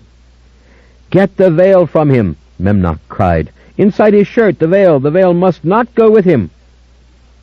I waved my left hand, driving the helpful dead in a soft, shapeless clatter against the cliff. High above loomed the door. I could see the light. I could see the light, and I knew it was the light of earth, brilliant and natural. Memnoch's hands clamped on my shoulders, and he spun me around. No, you don't, I snarled. God forgive me. You forgive me, but you're not taking me or the veil, I roared. I raised my left arm to stave off his reaching, clawing hands and shoved him again, but against me he flew as if his wings now came to his aid, and he almost pressed me back against the steps. I felt his fingers plunge into my left eye. I felt them drive open the lids, smashing my eye back into my head in an explosion of pain, and then the gelatinous mass slipped down my cheek through my trembling fingers. I heard Memnoch gasp. "Oh, no!" he wailed, his fingers to his lips, staring in horror at the same object at which I stared. My round blue eye, shivering and gleaming on the stair. All the helpful dead stared at the eye. "Step on it, crush it!" cried one of the helpful dead, and rushed forward. "Yes, crush it, step on it, smear it!" cried another, swooping down upon the sight. "No! Don't do that, don't! Stop, all of you!" Memnoch wailed. "Not in my kingdom, you will not! Step on the eye!" That was my moment. That was my chance. I flew upwards, feet scarcely touching the steps. I felt my head and shoulders plunge through the light and the silence and into the snow. And I was free. I was on earth. My feet struck the frozen ground, the slippery sludge of snow. I was running, one-eyed and bleeding, with the veil in my shirt, running through the driving storm, through the drifts of snow, my cries echoing up the buildings I knew, the dark, obdurate skyscrapers of the city I knew. Home. Earth. The sun had only just set behind the dark gray veil of the descending storm, the winter twilight eaten up in darkness by the whiteness of the snow. Dora, Dora, Dora! On and on I ran. Shadowy mortals slouched through the storm. Shadowy humans hurried through small, slippery paths. Automobiles crawled through the blizzard, beams searching the rising, collecting whiteness. The snow was in such thick drifts that I fell and then scrambled to my knees. Yet on I went. The arches and the spires of St. Patrick's rose before me. St. Patrick's. And beyond the wall of the Olympic Tower, driving upwards, its glass like polished stone, seemingly invincible, its height monstrous, as if, like the Tower of Babel, it was trying to reach directly to heaven. I stopped, my heart about to burst. Dora! Dora! I reached the doors of the lobby, the dizzying lights, the slick floors, the press of mortals, solid mortals everywhere, turning to see what moved too swiftly to be seen. Woozy music and lulling lights, the gush of artificial warmth. I found the stairwell and rose like a cinder going up a chimney in my flight, and crashed through the wooden door of the apartment, staggering into the room. Dora. I saw her, smelled the blood from between her legs again, saw her tender little face, white and stricken, and on either side of her, like goblins out of nursery rhymes and tales of hell, Armand and David, vampires, monsters, both staring at me in the same stark wonder. I struggled to open the left eye that was no longer there, then turned my head this way and that to see the three of them distinctly with the one eye, the right eye, that I still had. I could feel a sharp, tiny pain like so many needles in the empty tissues where my left eye had been. Oh, the horror on Armand's face. In his old finery he stood, heavy shop window velvet coat, modern lace, boots spiffed like glass. His face the Botticelli angel still, torn with pain as he looked at me. And David, the pity, the sympathy, both figures transfixed in one, the elder Englishman and the young fine body into which he'd been locked, smothered in the tweed and cashmere garments of winter. Monsters, clothed as men but earthbound, real. And the shining gammon figure of my Dora, my slender, yearning Dora with her huge black eyes. "Darling, darling," Dora cried, "I am here." Her small, warm arms went round my aching shoulders, oblivious to the snow falling from my hair, from my clothes. I went down on my knees, my face buried in her skirts, near to the blood between her legs, the blood of the living womb, the blood of earth, the blood of Dora that the body could give, and then I fell backwards onto the floor. I could neither speak nor move. I felt her lips touch mine. "You're safe now, Lestat," she said. Or was it David's voice? "You're with us," she said. Or was it Armand? "We're here. Look at his feet. He's got only one shoe left. At his coat, torn. The buttons are gone. Darling, darling." She kissed me. I rolled her over gently, careful not to press her with my weight, and I pulled up her skirt and I lay my face against her hot, naked thighs. The smell of the blood flooded my brain. "Forgive me. Forgive me," I whispered, and my tongue broke through the thin cotton of her panties, tearing the cloth back from the soft down of pubic hair, pushing aside the blood-stained pad she wore, and I lapped at the blood just inside her young pink vaginal lips, just coming from the mouth of her womb. Not pure blood, but blood from her strong young body, blood all over the tight hot cells of her vaginal flesh, blood that brought no pain, no sacrifice, only her gentle forbearance with me, with my unspeakable act, my tongue going deep into her, drawing out the blood that was yet to come, gently, gently lapping the blood from the soft hair on her pubic lips, sucking each tiny droplet of it. Unclean, unclean. They cried on the road to Golgotha when Veronica had said, "Lord, I touched the hem of your garment and my hemorrhage was healed." Unclean, unclean. "Unclean, thank God, unclean," I whispered, my tongue licking at the secret blood-stained place, taste and smell of blood, her sweet blood, a place where blood flows free and no wound is made or ever needs to be made, the entrance to her blood open to me in her forgiveness. Snow beat against the glass. I could hear it, smell it, the blinding white snow of a terrible blizzard for New York, a deep white winter, freezing all beneath its mantle. "My darling, my angel," she whispered. I lay panting against her. The blood was all gone inside me now. I had drawn all of it from her womb that was meant to come. I had licked away even what had collected on the pad that had lain against her skin. She sat up, modestly covering me with her crossed arms, bending forward as if to shield me from their eyes, David's, Armand's, never once having pushed at me, or cried out, or recoiled, and she held my head now as I cried. "You're safe," she said again. They said we were safe. They all said safe, as if it had a magic charm. Safe, safe, safe. "Oh no," I cried. I wept. "No, none of us are safe. And we will never be. Never. Ever again. Ever." 22. I wouldn't let them touch me. I mean, I wouldn't give up anything just yet. Not my torn shoe, nothing. Keep away your combs, your towels, your comfort. I clung to the secret inside my coat. A shroud, that's what I asked for. Some heavy thing to wrap about myself. They found it, a blanket, soft, woolen. Didn't matter. The place was almost empty. They had been steadily moving Roger's treasures south. They told me.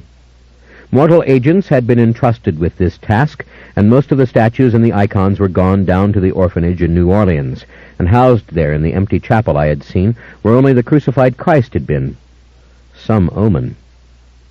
They had not quite finished these tasks. A few precious things remained, a trunk or two, boxes of papers, files. I'd been gone the space of 3 days. The news was filled with tales of Roger's death, though they would not tell me how it had been discovered. The scramble for power in the world of the dark, criminal drug cartels, was well underway. The reporters had stopped calling the TV station about Dora. No one knew about this place. No one knew she was here.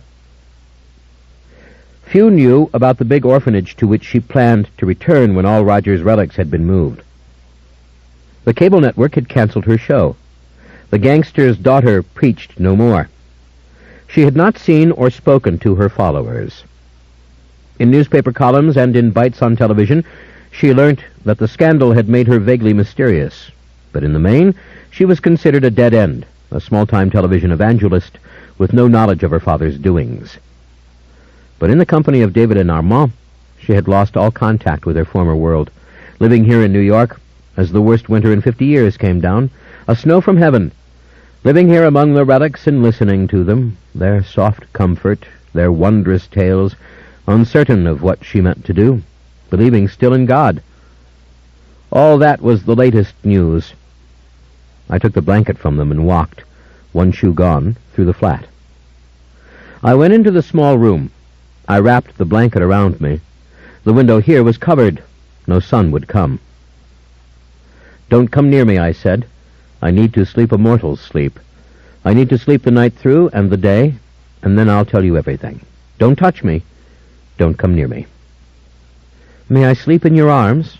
Dora asked, a white and vibrant, blood-filled thing standing in the doorway, her vampiric angels behind her. The room was dark. Only a chest was left with some relics in it, but there were statues still in the hall. "No. Once the sun rises, my body will do whatever it will to protect itself from any mortal intrusion. You can't come with me into that sleep. It's not possible." "Then let me lie with you now." The other two stared over her shoulders at my empty left eyelids, fluttering painfully against each other. There must have been blood, but our blood is staunched fast. The eye had been torn out by the root. What was its root? I could still smell the soft, delicious blood I had from her. It laid on my lips, her blood. "Let me sleep," I said. I locked the door and lay on the floor, knees drawn up, warm and safe in the thick folds of the blanket, smelling the pine needles and the soil that clung to my clothes, and the smoke, and the bits and pieces of dried excrement, and the blood, of course, the human blood, blood from battlefields, and blood from Hagia Sophia, when the dead infant had fallen on me, and the smell of the horse manure, and the smell of the marl of hell. All of it was wrapped up with me in this blanket, my hand on the bulk of the unfolded veil against my bare chest. "Don't come near me," I whispered one more time for the ears of the immortals outside, who were so confounded and confused. Then I slept. Sweet rest. Sweet darkness. Would that death were like this. Would that one would sleep and sleep and sleep forever. 23. I remained unconscious the full 24 hours, waking only as the sun died behind the winter sky the next evening. There was a fine outlay of my own good clothes for me displayed on the wooden chest, and a pair of my own shoes. I tried to imagine who had made this selection from amongst all that David had earlier sent here for me from the nearby hotel. Surely he was the logical choice. And I smiled, thinking of how often in our lives David and I had been utterly entangled in the adventure of clothes. But you see, if a vampire leaves out details like clothes, the story doesn't make sense. Even the most grandiose mythic characters, if they are flesh and blood, do have to worry about the latchets on sandals. It struck me with full force that I was back from the realm where clothes changed shape through the will of the clothed, that I was covered in dirt and did have only one shoe. I stood up, fully alert, removed the veil carefully without unfolding it or chancing to look at it, though I thought I could see the dark image through the cloth. I removed all my garments with care, and then stacked them together on the blanket, so that not one pine needle would be lost that didn't have to be lost. And then I went into the nearby bathroom, the customary chamber of tile and ferocious steam, and bathed like a man being baptized in the Jordan. David had laid out for me all the requisite toys, combs, brushes, scissors. Vampires need almost nothing else, really. All the while, I had the door of the bathroom open. Had anyone dared to step into the bedroom, I would have leapt from the steamy downpour and ordered that person out. At last I myself emerged, wet and clean, combed my hair, dried carefully, and put on all of my own fresh garments from the inside out, that is, from silk shorts and undershirt and black socks, to the clean wool pants, shirt, vest, and double-breasted blazer of a blue suit. Then I bent down and picked up the folded veil. I held it, not daring to open it. But I could see the darkness on the other side of the fabric. This time I was sure. I put the veil inside my vest, buttoning the vest tight. I looked in the mirror. It was a madman in a Brooks Brothers suit, a demon with wild, frenzied blonde locks, his collar open, staring with one horrible eye at himself in the mirror. The eye. Good God, the eye. My fingers moved up to examine the empty socket, the slightly wrinkled lids that tried to close it off. What to do, what to do? If only I had a black patch, a gentleman's patch. But I didn't. My face was desecrated by the missing eye. I realized I was shaking violently. David had left for me one of my broad, scarf-like ties of violet silk, and this I wrapped around my collar, making it stand up like a collar of old, very stiff, the scarf surrounding it with layer after layer, as one might see in some portrait of Beethoven. I tucked the tails of the scarf down into the vest. In the mirror, my eye burnt violet with the violet of the scarf. I saw the blackness on the left side, made myself look at it, rather than simply compensate for it. I slipped on my shoes, stared back at the ruined clothes, picked up a few bits of dust and dried leaf, and laid all that carefully on the blanket, so that as little as possible would be lost, and then I went outside into the hallway. The flat was sweetly warm, and full of a popular but not overpowering incense, something that made me think of Catholic churches of old, when the altar boy swung the silver censer at the end of his chain. As I came into the living room, I saw the three of them very distinctly, ranged about the cheerfully lighted space, the even illumination making a mirror of the night walls beyond which the snow continued to descend upon New York. I wanted to see the snow. I walked past them and put my eye up against the glass. The whole roof of St. Patrick's was white with fresh snow, the steep spires shaking off as much as they could, though every speck of ornament was decorated in white. The street was an impassable valley of white. Had they ceased to plow it? People of New York moved below. Were these only the living? I stared with my right eye. I could see only what seemed to be the living. I scanned the roof of the church in a near panic, suddenly, expecting to see a gargoyle wound into the artwork, and discover that the gargoyle was alive and watching me. But I had no feeling of anyone except those in the room whom I loved, who were patiently waiting upon me and my melodramatic and self-indulgent silence. I turned around. Armand had once again decked himself out in high-fashion velvet and embroidered lace, the kind of romantic new look one could find at any of the shops in the deep crevasse below us. His auburn hair was free and uncut and hung down in the way it used to do in ages long past, when, as Satan's saint of the vampires of Paris, he would not have allowed himself the vanity to cut one lock of it. Only it was clean, shining clean, auburn in the light, and against the dark blood red of his coat. And there were his sad and always youthful eyes looking at me, the smooth, boyish cheeks, the angel's mouth. He sat at the table, reserved, filled with love and curiosity, and even a vague kind of humility which seemed to say, "Put aside all our disputes. I am here for you." "Yes," I said aloud. "Thank you." David sat there, the robust, brown-haired young Anglo-Indian, juicy and succulent to behold as he had been since the night I made him one of us. He wore his English tweed with leather-patched elbows, and a vest as tightly buttoned as my own, and a cashmere scarf protecting his neck from the cold to which, perhaps for all his strength, he wasn't yet really accustomed. It's strange how we feel cold. You can ignore it. And then, very suddenly, you can take it personally. My radiant Dora sat next, opposite Armand, and David sat facing me between them. This left me the chair with its back to the glass and the sky if I wanted it. I stared at it. Such a simple object, a black lacquered chair, oriental design, vaguely Chinese, mostly functional, obviously expensive. Dora rose, her legs seeming to unfold beneath her. She wore a thin, long gown of burgundy silk, just a simple dress, the artificial warmth surrounding her obviously and keeping her safe. Her arms were bare and white. Her face was filled with worry, her cap of shiny black hair making 2 points on either side of her face, mid-cheek, the fashionable bob of 80 years ago and of today.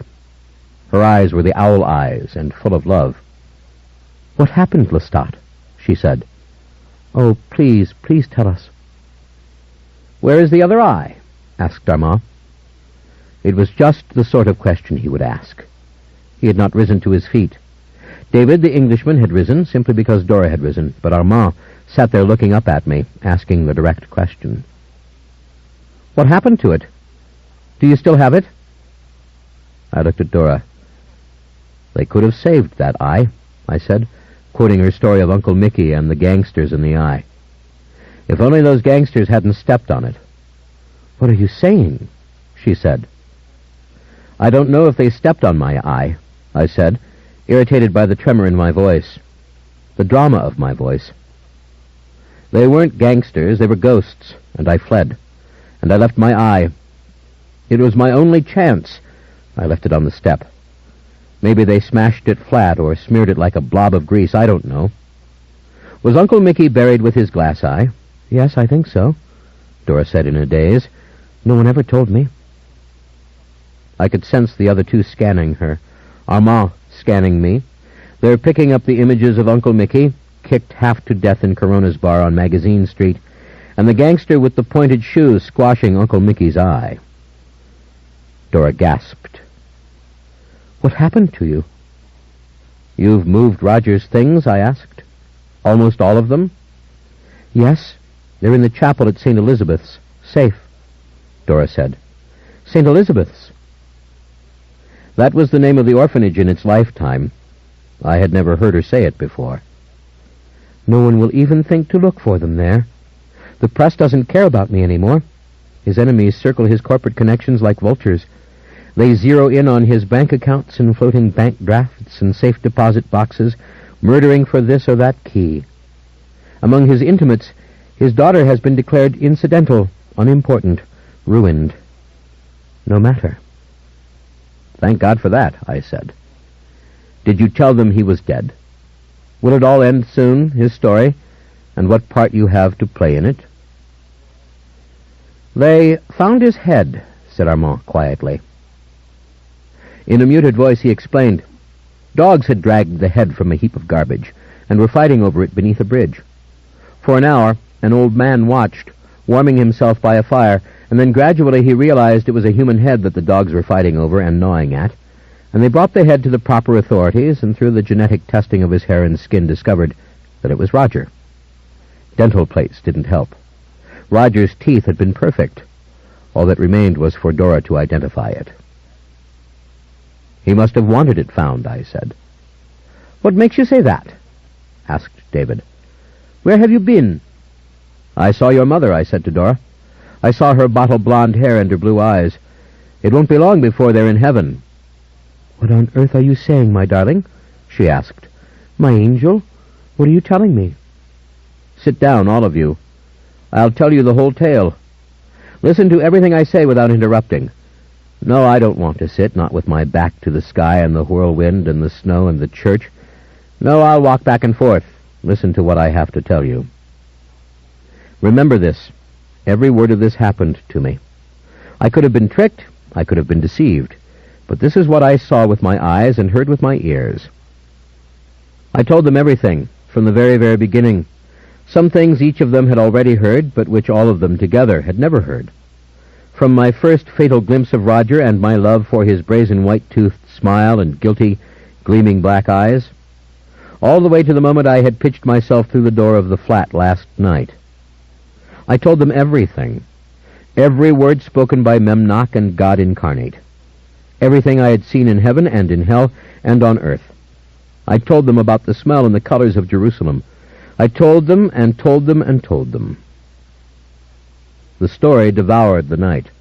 It ate the hours as I paced, raving, repeating those parts I wanted to get exactly right, the stages of evolution which had shocked the angels, and the vast libraries of heaven, and the peach tree with both bloom and fruit, and God, and the soldier lying on his back in hell, refusing to give in. I described to them the details of the interior of Hagia Sophia. I talked about the naked men on the battlefield. Over and over I described hell. I described heaven. I repeated my final speech, but I couldn't help Memnoch. I couldn't teach in this school. They stared at me in utter silence. "Do you have the veil?" Dora asked, her lip quivering. "Do you still have it?" So tender was the tilt of her head, as if she'd forgiven me in an instant if I said, "No, I lost it in the street. I gave it to a beggar." "The veil proves nothing," I said. "Whatever is on the veil means nothing. Anyone who can make illusions like that can make a veil. It proves neither truth nor lies, neither trickery nor witchery, nor theophany." "When you were in hell," she asked, so kindly, so gently, her white face shining in the warmth of the lamp, "did you tell Roger you had the veil?" "No, Memnoch wouldn't let me. And I only saw him for a minute, you see. 1 second it was one way, and then it was another. But he's going up, I know he is. He's going because he's clever and he's figured it out. And Terry will go with him. They will be in the arms of God unless God is a cheap magician, and all of this was a lie. But a lie for what? For what purpose? You don't believe what Memnoch asked of you?" asked Armand. Only at this moment did I realize how shaken he was, how like the boy he must have been when made a vampire, how young and full of earthly grace. He wanted it to be true. "Oh, yes, I do," I said. "I believed him, but it could all be a lie, don't you see?" "Didn't you feel it was true?" asked Armand. "That he needed you?" "What?" I demanded. "Are we back to that, arguing whether or not when we serve Satan we serve God? You and we, arguing about that in the theater of the vampires? If we are children of Satan, are we children of God?" "Yes," said Armand. "Did you believe him?" "Yes." "No." "I don't know," I said. "I don't know." I shouted it. "I hate God as much as I ever did. I resent them both, damn them." "And Christ?" Dora asked, her eyes filled with tears. "Was he sorry for us?" "Yes, in his own way. Yes. Perhaps. Maybe. Who knows? But he didn't go through the passion as a man alone, as Memnoch had begged him to do. He carried his cross as God incarnate. I tell you, their rules are not our rules. We have conceived of better rules. We are in the hands of mad things." She broke into soft, sorrowful cries. "Why are we never to know?" she cried. "I don't know," I declared. "I know they were there, that they appeared to me, that they let me see them, and I still don't know." David was scowling rather like Memnoch could scowl, deep in thought. Then he asked, "And if it was all a series of images and tricks, things drawn from your heart and your mind, what was the purpose? If it was not a straight proposition that you become his lieutenant or prince, then what could have been the motive?" "What do you think?" I asked. "They have my eye. I tell you, not a word of it is a lie from me. They've got my bloody eye, damn it.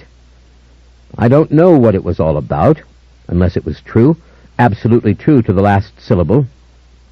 "We know you believe it's true," said Armand. "Yes, you believe it completely. You bore witness. I believe it's true.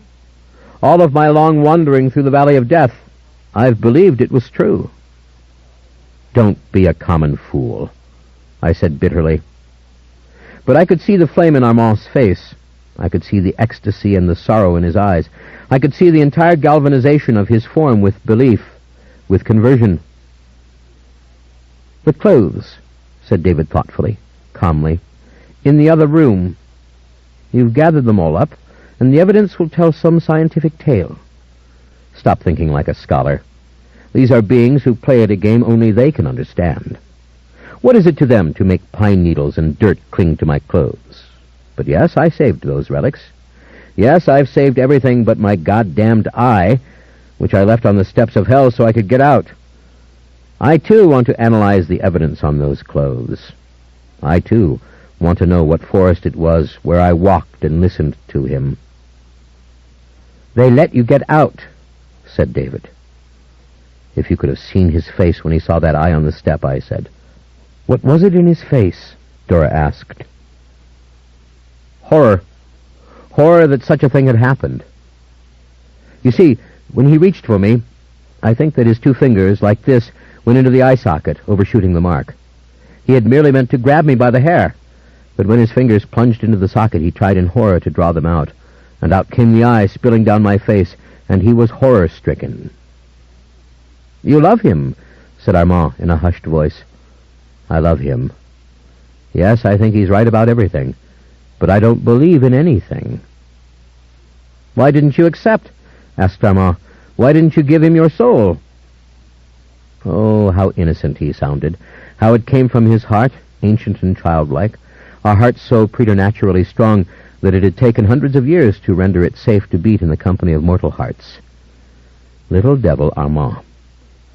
"Why didn't you accept?" he implored. "They let you escape, and they had a purpose," said David. "It was like the vision I saw in the cafe." "Yes, and they had a purpose," I said. "But did I defeat their purpose?" I looked to him for the answer, he, the wise one, the old one in human years.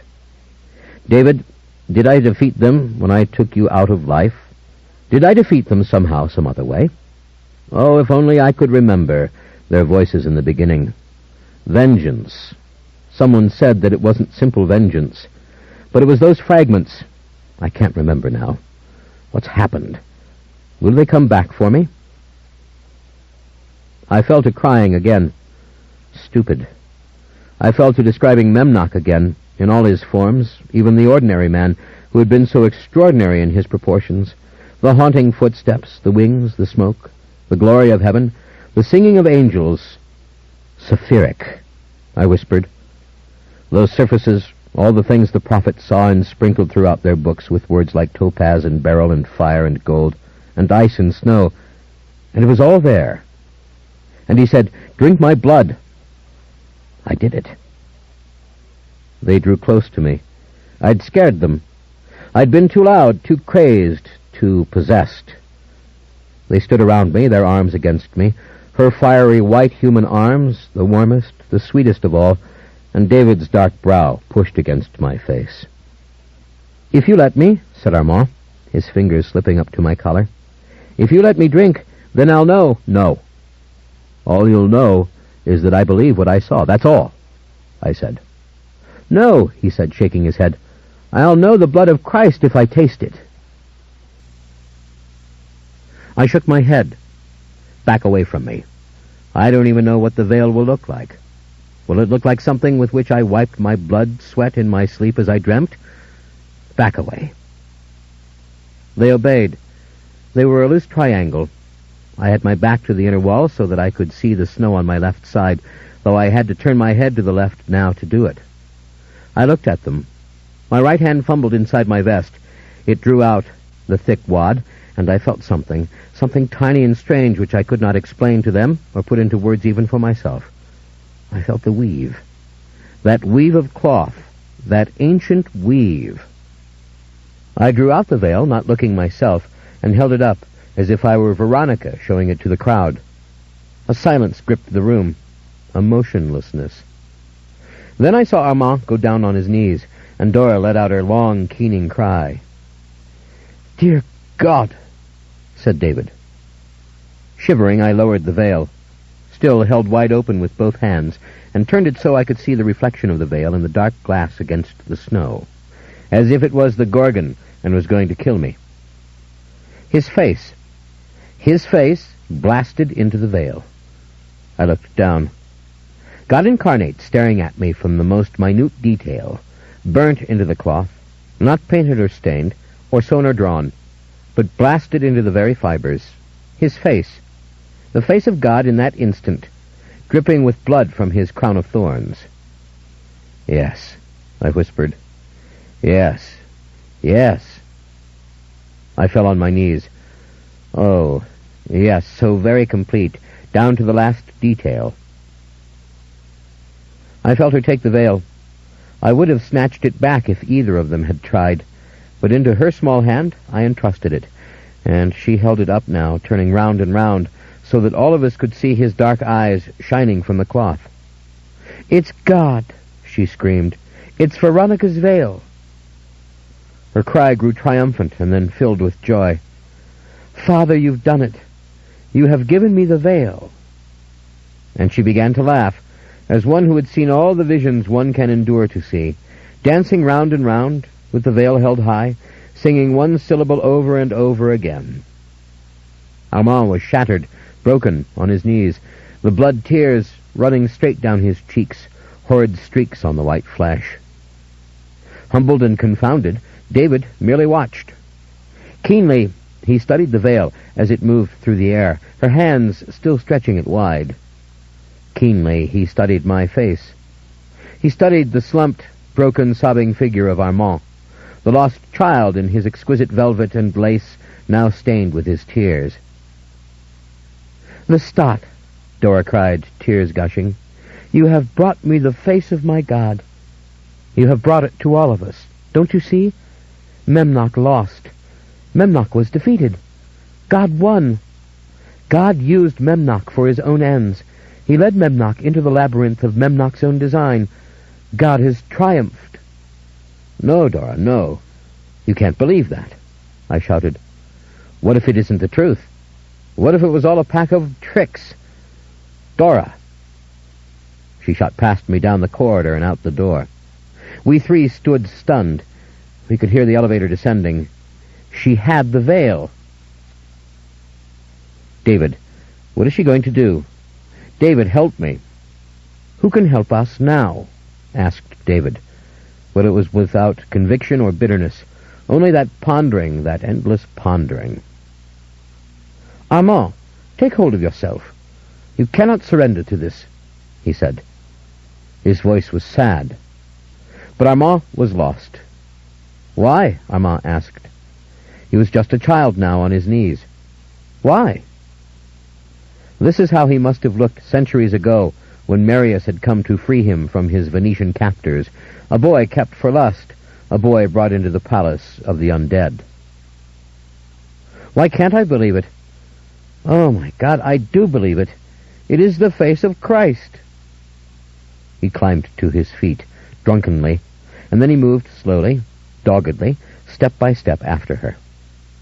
By the time we reached the street, she stood screaming before the doors of the cathedral. "Open the doors! Open the church. I have the veil." She kicked the bronze doors with her right foot. All around her gathered mortals, murmuring, "The veil! The veil!" They stared at it as she stopped to turn and show it once more. Then all pounded on the doors. The sky above grew light with the coming sun, far, far off in the maw of the winter, but nevertheless rising in its inevitable path to bring its fatal white light down on us if we didn't seek shelter. "Open the doors!" she screamed. From all directions humans came, gasping, falling on their knees when they saw the veil. "Go," said Armand. "Seek shelter now, before it's too late. David, take him. Go." "And you, what will you do?" I demanded. "I will bear witness. I will stand here with my arms outstretched," he cried. "And when the sun rises, my death shall confirm the miracle." The mighty doors were being opened at last. The dark-clad figures drew back in astonishment. The first gleam of silver light illuminated the veil, and then came the warmer, yellow electric lights from within, the lights of candles, the rush of the heated air. "The face of Christ!" she screamed. The priest fell down on his knees. The older man in black, brother, priest, whatever he was, stood open-mouthed, looking up at it. Dear God," he said, making the sign of the cross, "that in my lifetime, God, it's the Veronica." Humans rushed past us, stumbling and jostling to follow her into the church. I heard their steps echoing up the giant nave. "We have no time," David said in my ear. He had lifted me off my feet, strong as Memnoch, only there was no whirlwind, only the risen winter dawn and the falling snow, and more shouts and howls and cries as men and women flooded towards the church, and the bells above in the steeples began to ring. "Hurry, Lestat, with me." We ran together, already blinded by the light, and behind me I heard Armand's voice ring out over the crowd. "Bear witness, this sinner dies for him." The scent of fire came in a fierce explosion. I saw it blaze against the glass walls of the towers as we fled. I heard the screams. "Armand!" I cried out. David pulled me along, down metal steps, echoing and chiming like the bells pealing from the cathedral above. I went dizzy. I surrendered to him. I gave up my will to him. In my grief, crying, "Armand! Armand!" Slowly, I made out David's figure in the dark. We were in a damp, icy place, a cellar, beneath the high, shrieking hollow of an empty, wind-torn building. He was digging through the broken earth. "Help me," he cried. "I'm losing all feeling. The light's coming. The sun has risen. They'll find us." "No, they won't." I kicked and dug out the grave, carrying him with me deeper and deeper, and closing the soft clods of earth behind us. Not even the sounds of the city above could penetrate this darkness, not even the bells of the church. Had the tunnel opened for Armand? Had his soul gone up, or was he wandering through the gates of hell? "Armand," I whispered. And as I closed my eyes, I saw Memnoch's stricken face. "Lestat, help me." With my last bit of feeling, I reached to make sure the veil was there. But no, the veil was gone. I'd given Dora the veil. Dora had the veil, and Dora had taken it into the church. You would never be my adversary. 24. We sat together on the low wall, 5th Avenue, edge of Central Park. 3 nights had passed like this. We had watched. For as far as we could see uptown, the line formed, 5 and 6 deep, men and women and children, singing, stamping their feet to keep warm, nuns and priests hurrying back and forth, offering hot chocolate and tea to those who were freezing. Fires burned in large drums at intervals of so many feet, as far as the eye could see. And downtown, on and on it went, past the glittering displays of Bergdorf Goodman and Henry Bendel, the furriers, the jewelers, the bookstores of Midtown, until it wound its way into the cathedral. David stood with folded arms, barely leaning on the wall, his ankles crossed. I was the one who sat like a kid, with my knee up, my ravaged, one-eyed face upturned, my chin on my knuckled fist, resting my elbow on my knee, just listening to them. Far ahead one could hear screams and shouts. Someone else had no doubt touched a clean napkin to the veil, and once again the image had been transferred. And so it would be again sometime tomorrow night, and maybe once the night after, and how many times nobody knew, except that the icon made the Vera icon out of the cloth touched to it, and the face blazed from cloth to cloth like flame touched from wick to wick. "Come on," David said. "We're getting cold here. Come, let's walk." We walked. "Why?" I asked. "Up there, to see the same thing we saw last night and the night before. So that I can struggle to get to her again, knowing that any show of force, any preternatural gift only confirms the entire miracle. She won't listen to me ever again. You know she won't. And who is gathered on the steps now? Who will immolate himself at dawn to confirm the miracle? Moyle is there." "Ah, yes, the Druid priest. Once a priest, always a priest. And so this will be his morning to fall like Lucifer in a blaze." Last night it had been some ragged vagabond blood-drinker, come from God knows where, unknown to us, but becoming a preternatural torch at dawn for the banks of video cameras and newspaper photographers. The papers were filled with the pictures of the blaze, filled with the pictures of the veil itself. "Here, wait," I said. We had come to Central Park South. The crowd here was all singing in concert that old, solemn, militant hymn. "Holy God, we praise thy name, Lord of all. We bow before thee." I stood staring at them, dazed. The pain in my left eye socket seemed worse, but what could be changing there, except that with each passing hour I felt the depth. "You're fools, all of you," I shouted. "Christianity is the bloodiest religion that ever existed in the world. I can bear witness."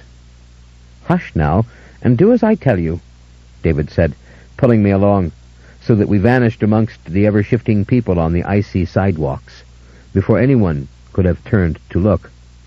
Over and over he had restrained me this way. He was weary of it. I didn't blame him. Once, policemen had laid hands on me. They had caught me and tried to pull me out of the cathedral as I was trying to talk to her. And then, when they had me outside, slowly, they had all backed away. They had sensed I wasn't alive, the way mortals do. They had sensed, and they had muttered about the veil and the miraculous, and there it had been, my impotence. Policemen were all over. Policemen everywhere stood on guard to help, to give out the warm tea, to put their pale, shivering hands out over the flames and the drums. Nobody noticed us. Why should they? We were just two men, drab, part of the crowd.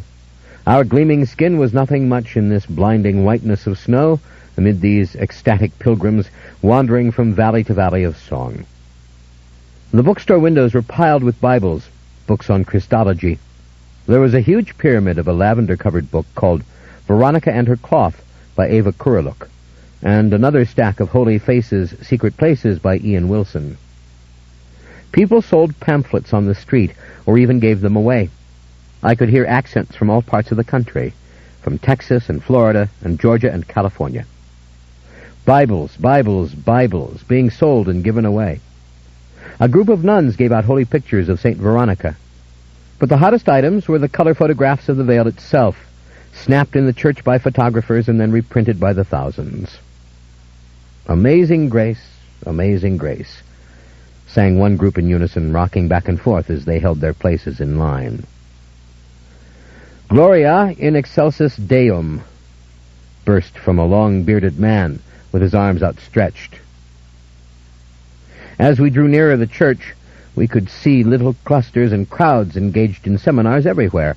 In the midst of one, a young man spoke, rapid, sincere.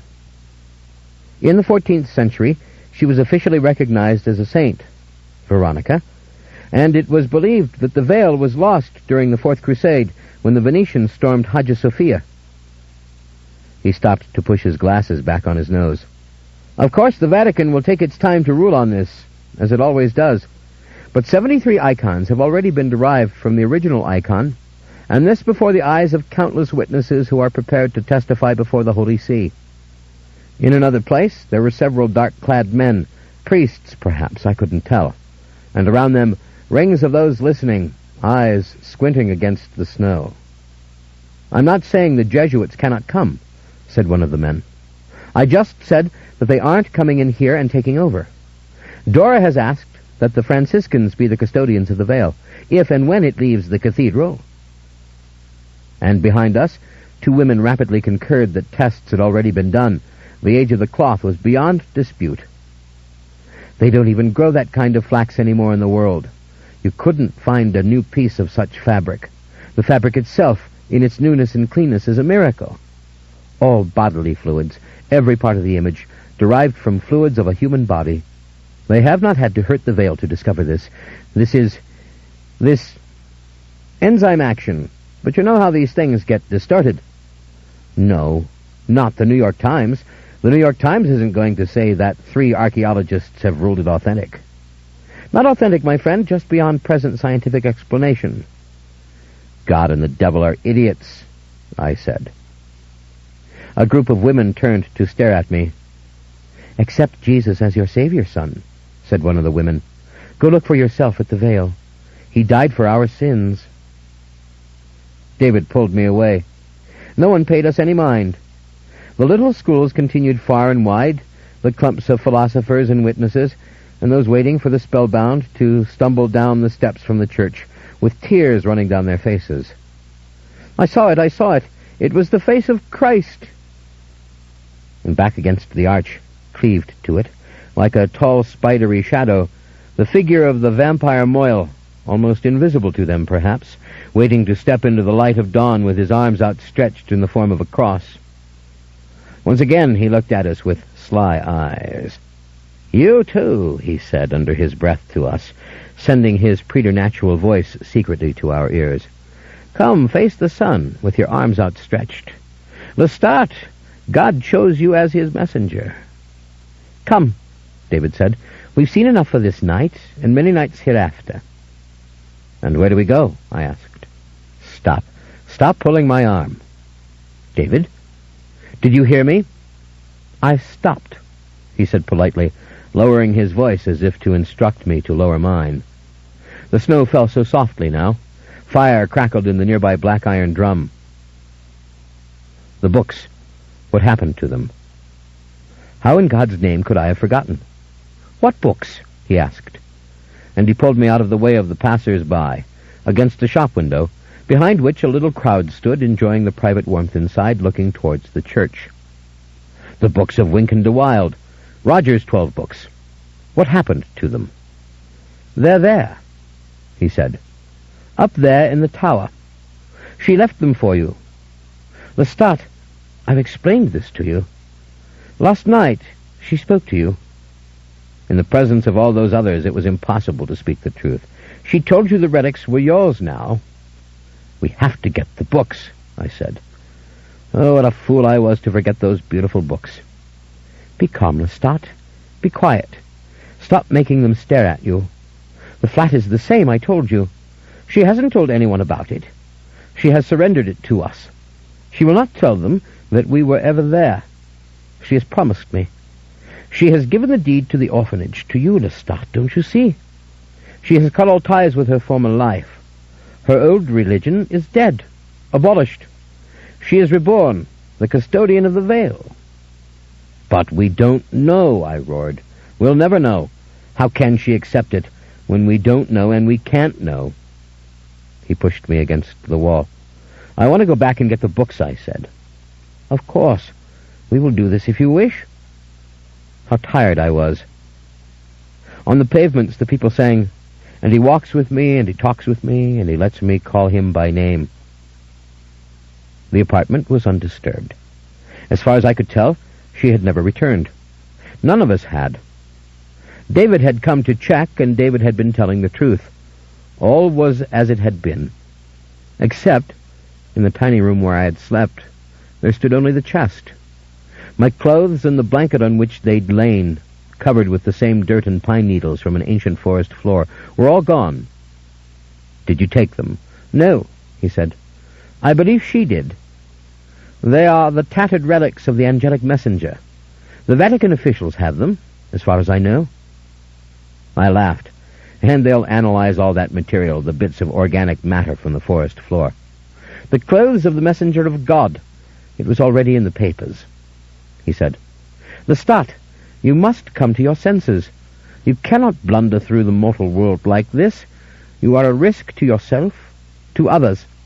You are a risk to everything out there. You must contain your power." Risk?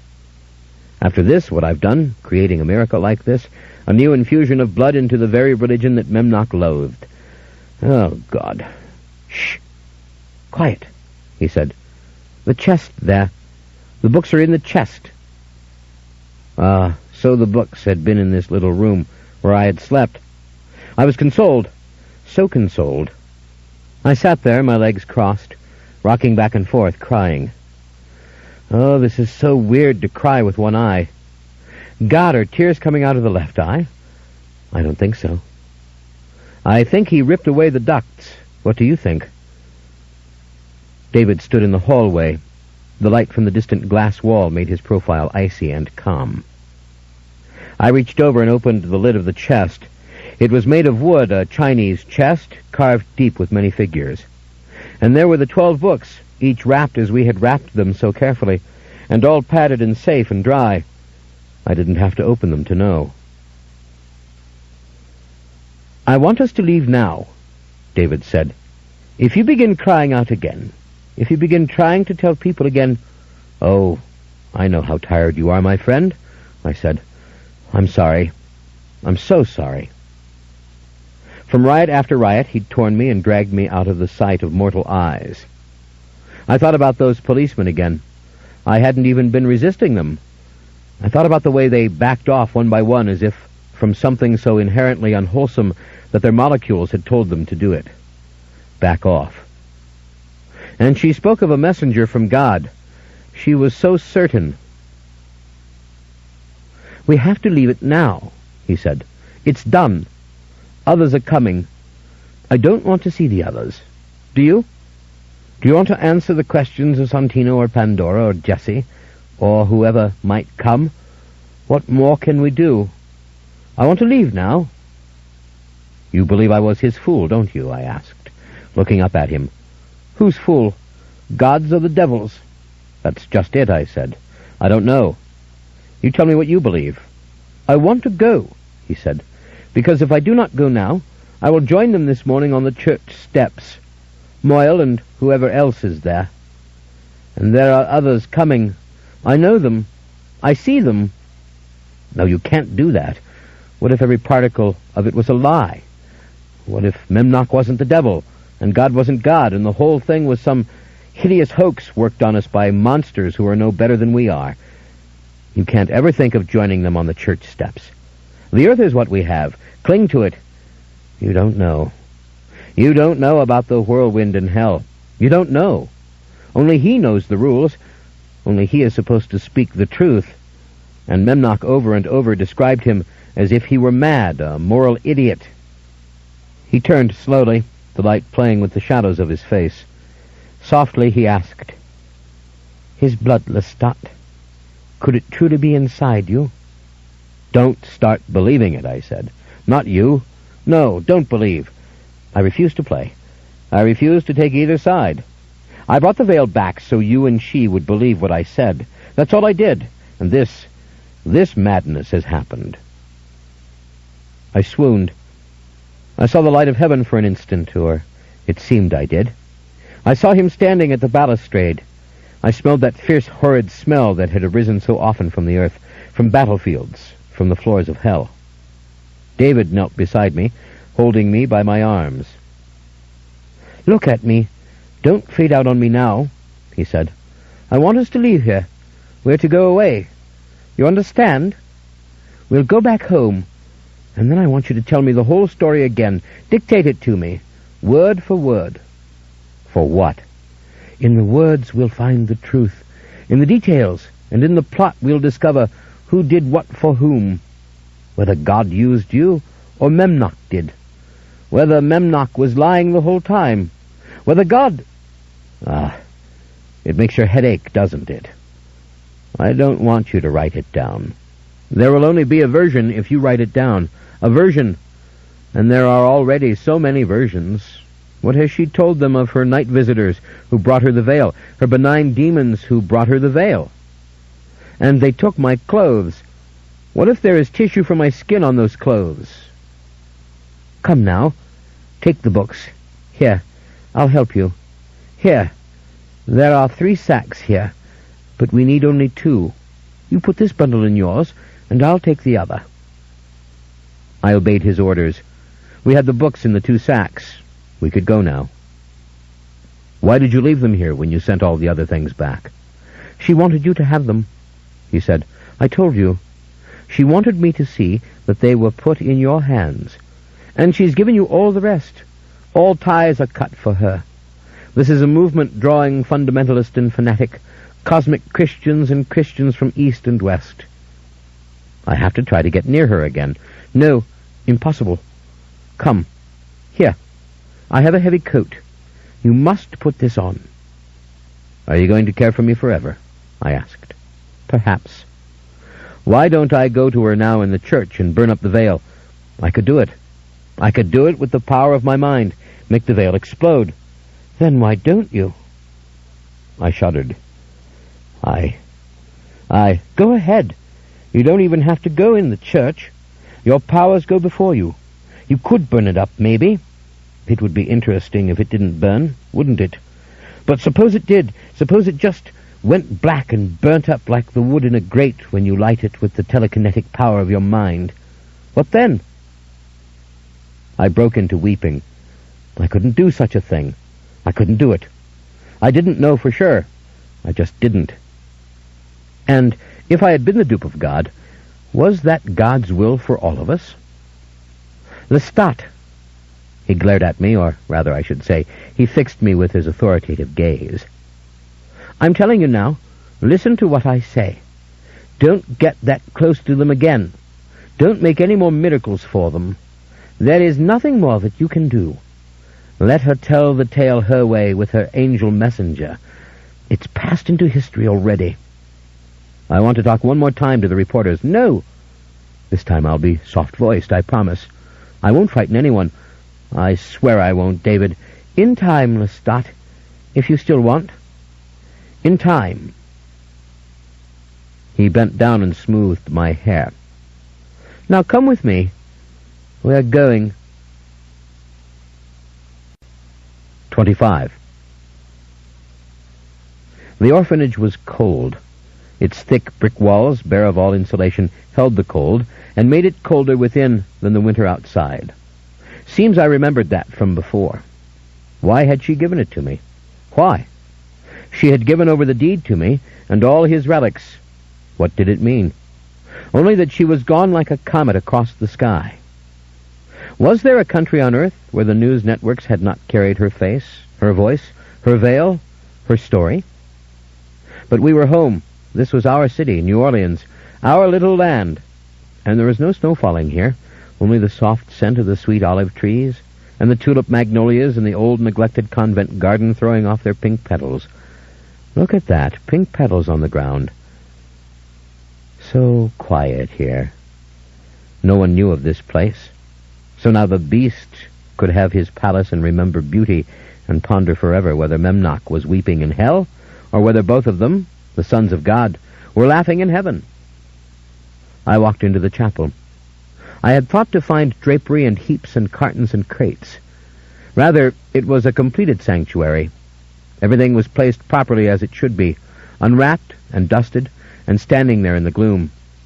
Statues of St. Anthony, St. Lucy with her eyes on a plate, the infant Jesus of Prague in his Spanish finery, and the icons hanging on the walls between the windows. Look, all neatly hung. But who has done this? David was gone. Where? He'd be back. It didn't matter. I had the 12 books. I needed a warm place to sit perhaps on the altar steps, and I needed light. With this one eye, I needed just a little more than the night's light leaking in through the tall stained glass windows. A figure stood in the vestibule, scentless. Vampire. My fledgling. Has to be. Young. Louis. Inevitable. "Did you do all of this?" I asked. "Arrange things here in the church so beautifully?" "It seemed the right thing to do," he said. He walked towards me. I saw him clearly, though I had to turn my head to focus the one eye on him and stop trying to open a left eye which wasn't there. Tall, pale, starved a bit, black hair short, green eyes very soft, graceful walk of one who does not like to make noise or make a fuss or be seen. Plain black clothes like the Jews in New York who had gathered outside the cathedral, watching the whole spectacle, and like the Amish who had come by train, plain and simple like the expression on his face. "Come home with me," he said. Such a human voice, so kind. "There's time to come here and reflect. Wouldn't you rather be home, in the quarter, amongst our things?" If anything in the world could have truly comforted me, he would have been the thing. With just the beguiling tilt of his narrow head, or the way that he kept looking at me, protecting me obviously with a confidential calm from what he must have feared for me, and for him, and perhaps for all of us. My old familiar gentleman friend, my tender enduring pupil, educated as truly by Victorian ways of courtesy as ever by me in the ways of being a monster. What if Memnoch had called upon him? Why didn't Memnoch do that? "What have I done?" I asked. "Was it the will of God?" "I don't know," he said. He laid his soft hand on mine. His slow voice was a balm to my nerves. "Come home. I've listened for hours to the radio, to the television, to the story of the angel of the night who brought the veil. The angel's tattered clothes have been given over to the hands of priests and scientists. Dora is laying on hands. The veil has made cures. People are pouring into New York from all over the world. I'm glad you're back. I want you here. Did I serve God? Is that possible? A God I still hate? I haven't heard your tale," he said. "Will you tell me?" Just that direct, without emotion. "Or is it too much of an agony to say it all again?" "Let David write it down," I said. "From memory." I tapped my temple. We have such good memories. I think some of the others can remember things that never actually happened. I looked around. Where are we? Oh, my God, I forgot. We're in the chapel. There's the angel with the basin in its hands, and that crucifix. That was there already. How stiff and lifeless it looked. How unlike the shining veil. Do they show the veil on the evening news? Over and over. He smiled. No mockery, only love. What did you think, Lee, when you saw the veil? That it was the Christ I once believed in. That it was the Son of God I knew when I was a boy, and this was swampland. His voice was patient. Come home. Let's go. There are things in this place. Are there? Spirits? Ghosts? He didn't seem afraid. They're small, but I feel them. And you know, Lestat, I don't have your powers. Again came his smile. So you must know. Don't you feel them?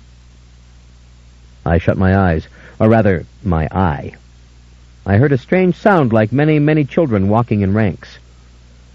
I think they're singing the times tables. And what are those?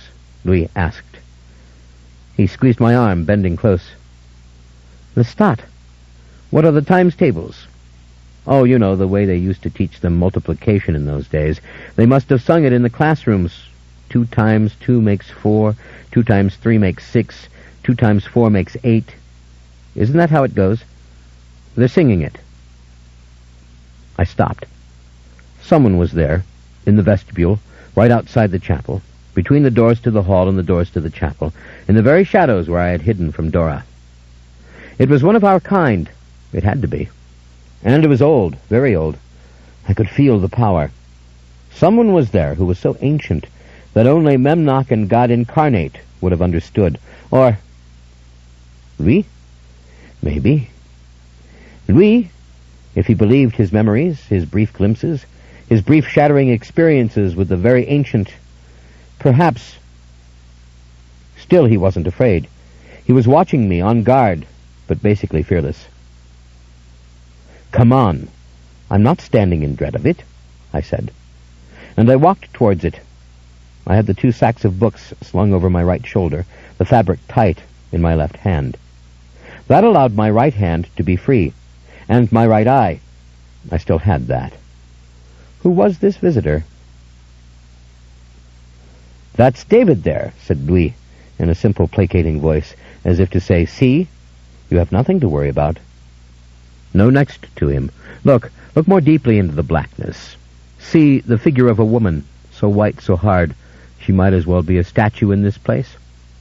"Maharet," I said. "I am here, Lestat," she said. I laughed. And wasn't that the answer of Isaiah when the Lord called? "I am here, Lord?" "Yes," she said. Her voice was barely audible, but clear and cleaned by time, all the thickness of the flesh long gone from it. I drew closer, moving out of the chapel proper and into the little vestibule. David stood beside her, like her anointed second in command, as if he would have done her will in an instant.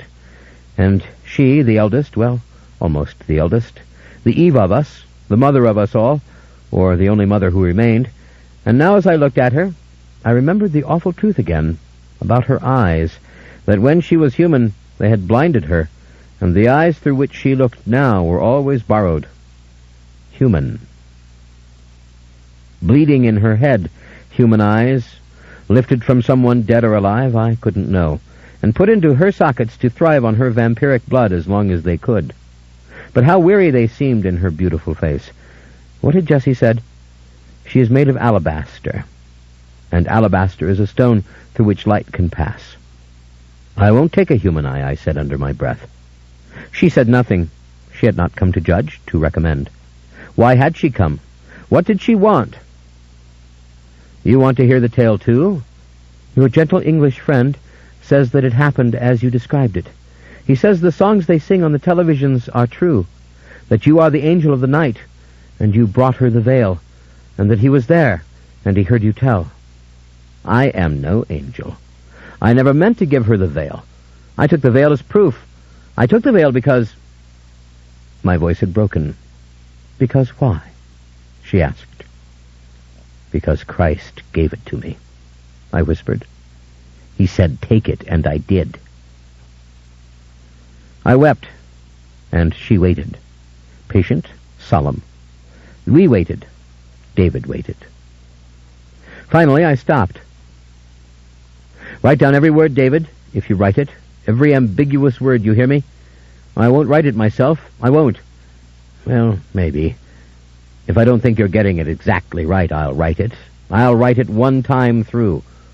What do you want? Why have you come? No, I won't write it. Why are you here, Maharet? Why have you shown yourself to me? Why have you come to the beast's new castle? For what? Answer me." She said nothing. Her long, pale red hair went down to her waist. She wore some simple fashion that could pass unnoticed in many lands, a long, loose coat belted around her tiny waist, a skirt that covered the tops of her small boots. The blood scent of the human eyes in her head was strong, and blazing in her head, these dead eyes looked ghastly to me, unsupportable. "I won't take a human eye," I said, but I had said that before. Was I being arrogant or insolent? She was so powerful. "I won't take a human life," I said. That had been what I meant. I will never, never, never, as long as I live and endure and starve and suffer, take a human life, nor raise my hand against a fellow creature, be he human or one of us. I do not care. I won't. I am. I will. With my last strength, I won't.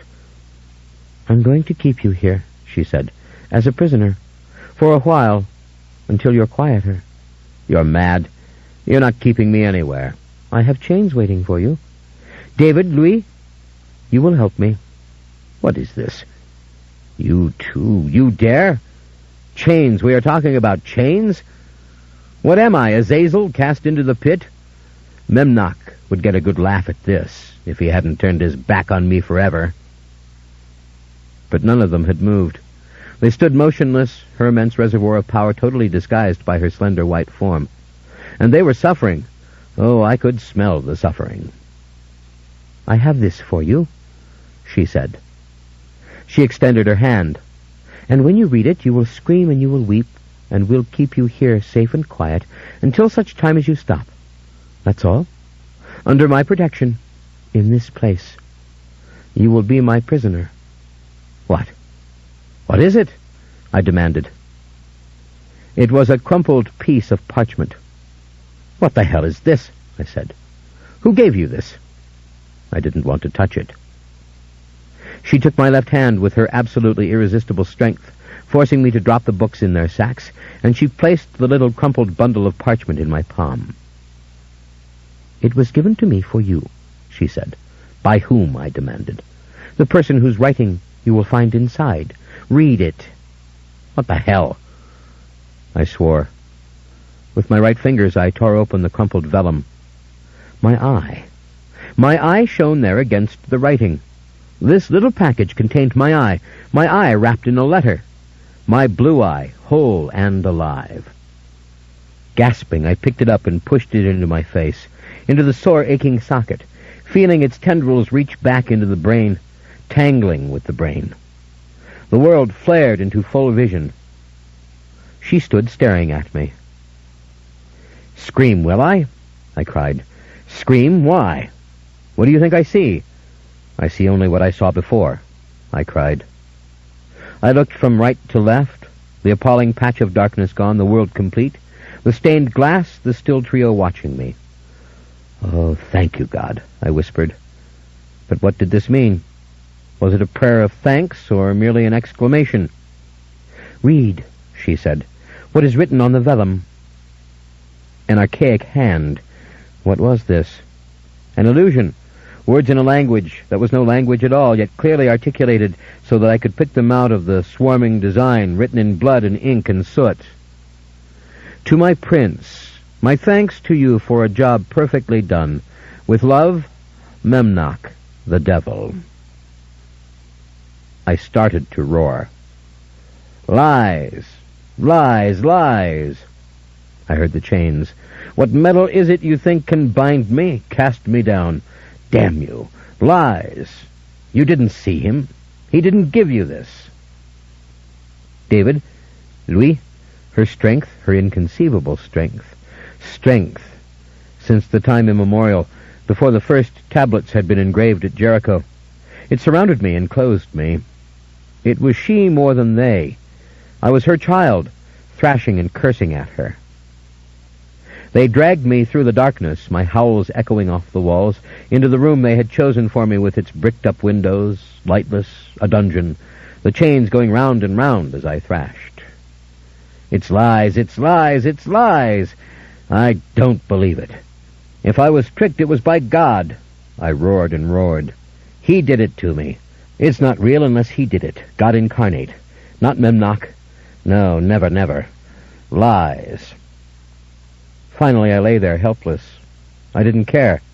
There was a comfort in being chained, in being unable to batter the walls with my fists till they were pulp, or smash my head against the bricks, or worse. Lies, lies. It's all a great big panorama of lies. That's all I saw. One more Circus Maximus of lies. "It's not all lies," she said. "Not all of it. That's the age-old dilemma." I fell silent. I could feel my left eye growing deeper and stronger into my brain. I had that. I had my eye. And to think of his face, his horror-stricken face when he looked at my eye, and the story of Uncle Mickey's eye. I couldn't grasp it. I'd start howling again. Dimly, I thought I heard Louis' gentle voice, protesting, pleading, arguing. I heard locks thrown. I heard nails going through wood. I heard Louis begging. "For a while, just a little while," she said. "He is too powerful for us to do anything else. It is either that, or we do away with him." "No!" Louis cried. I heard David protest. No, that she couldn't. I will not, she said calmly. But he will stay here until I say that he can leave. And they were gone. Sing, I whispered.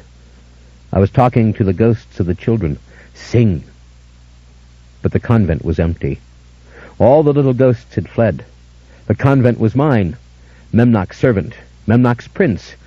I was alone in my prison. 26. 2 nights, 3 nights. Outside in the city of the modern world, the traffic ran along the broad avenue. Couples passed, whispering in the evening shadows. A dog howled. 4 nights, 5 nights. David sat by me reading me the manuscript of my story word for word, all I had said, as he remembered this, stopping over and over again to ask if this was correct, if these were the very words I'd used, if this was the image. And she would answer. From her place in the corner, she would say, Yes, that is what he saw. That is what he told you. That is what I see in his mind. Those are his words.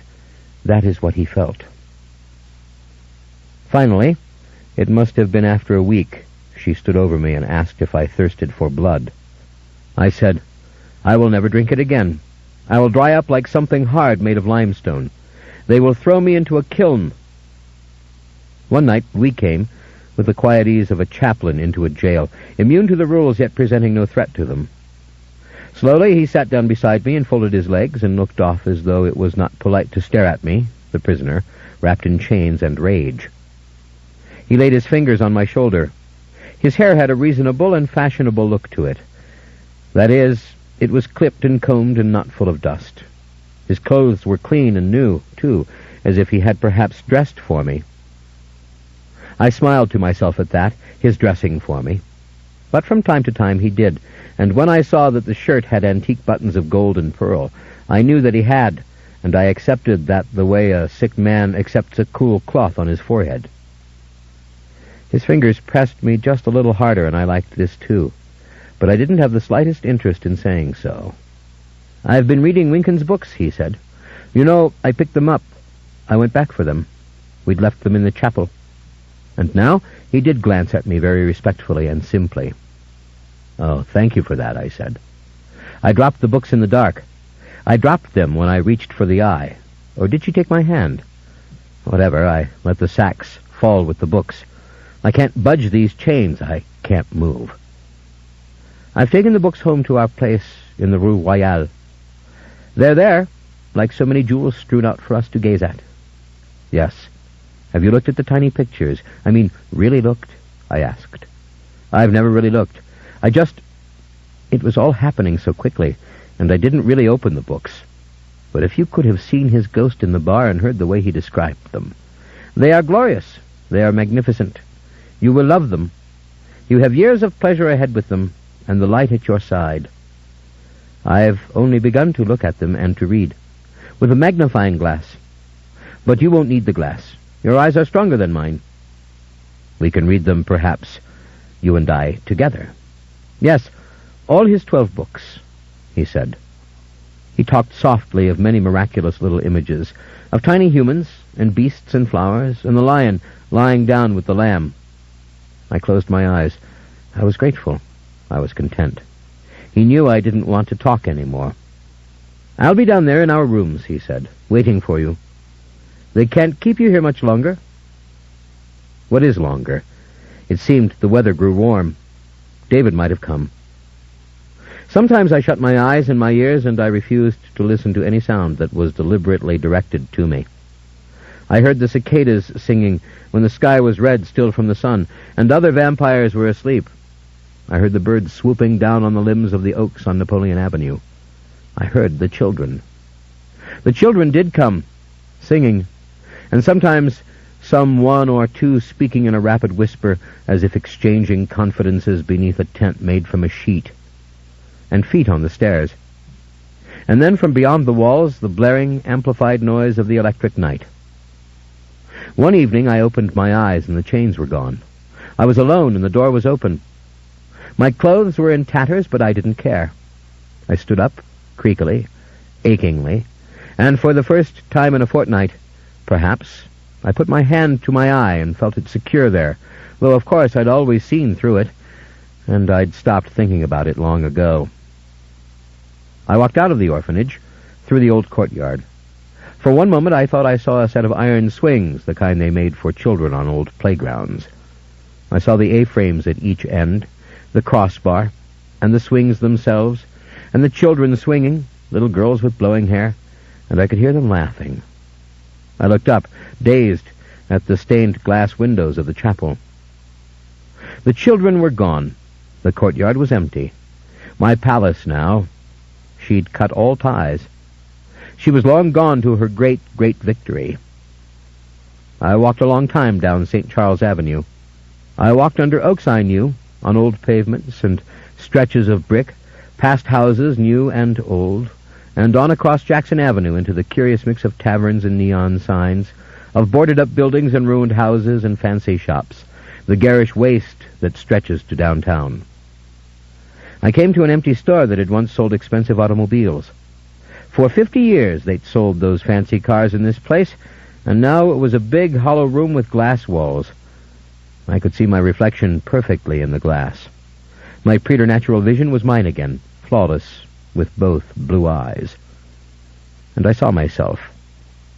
I want you to see me now.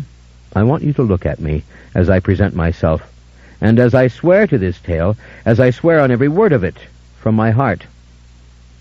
I am the vampire Lestat. This is what I saw. This is what I heard. This is what I know. This is all I know. Believe in me, in my words, in what I have said and what has been written down. I am here, still, the hero of my own dreams, and let me please keep my place in yours. I am the vampire Lestat. Let me pass now from fiction into legend. The End. 9:43, February 28th, 1994. Adieu, mon amour. The poems What God Did Not Plan On, The Offering, and Duet on Iberville Street by Stan Rice are reprinted by permission of Stan Rice. End of Memnoch the Devil, The Vampire Chronicles by Anne Rice.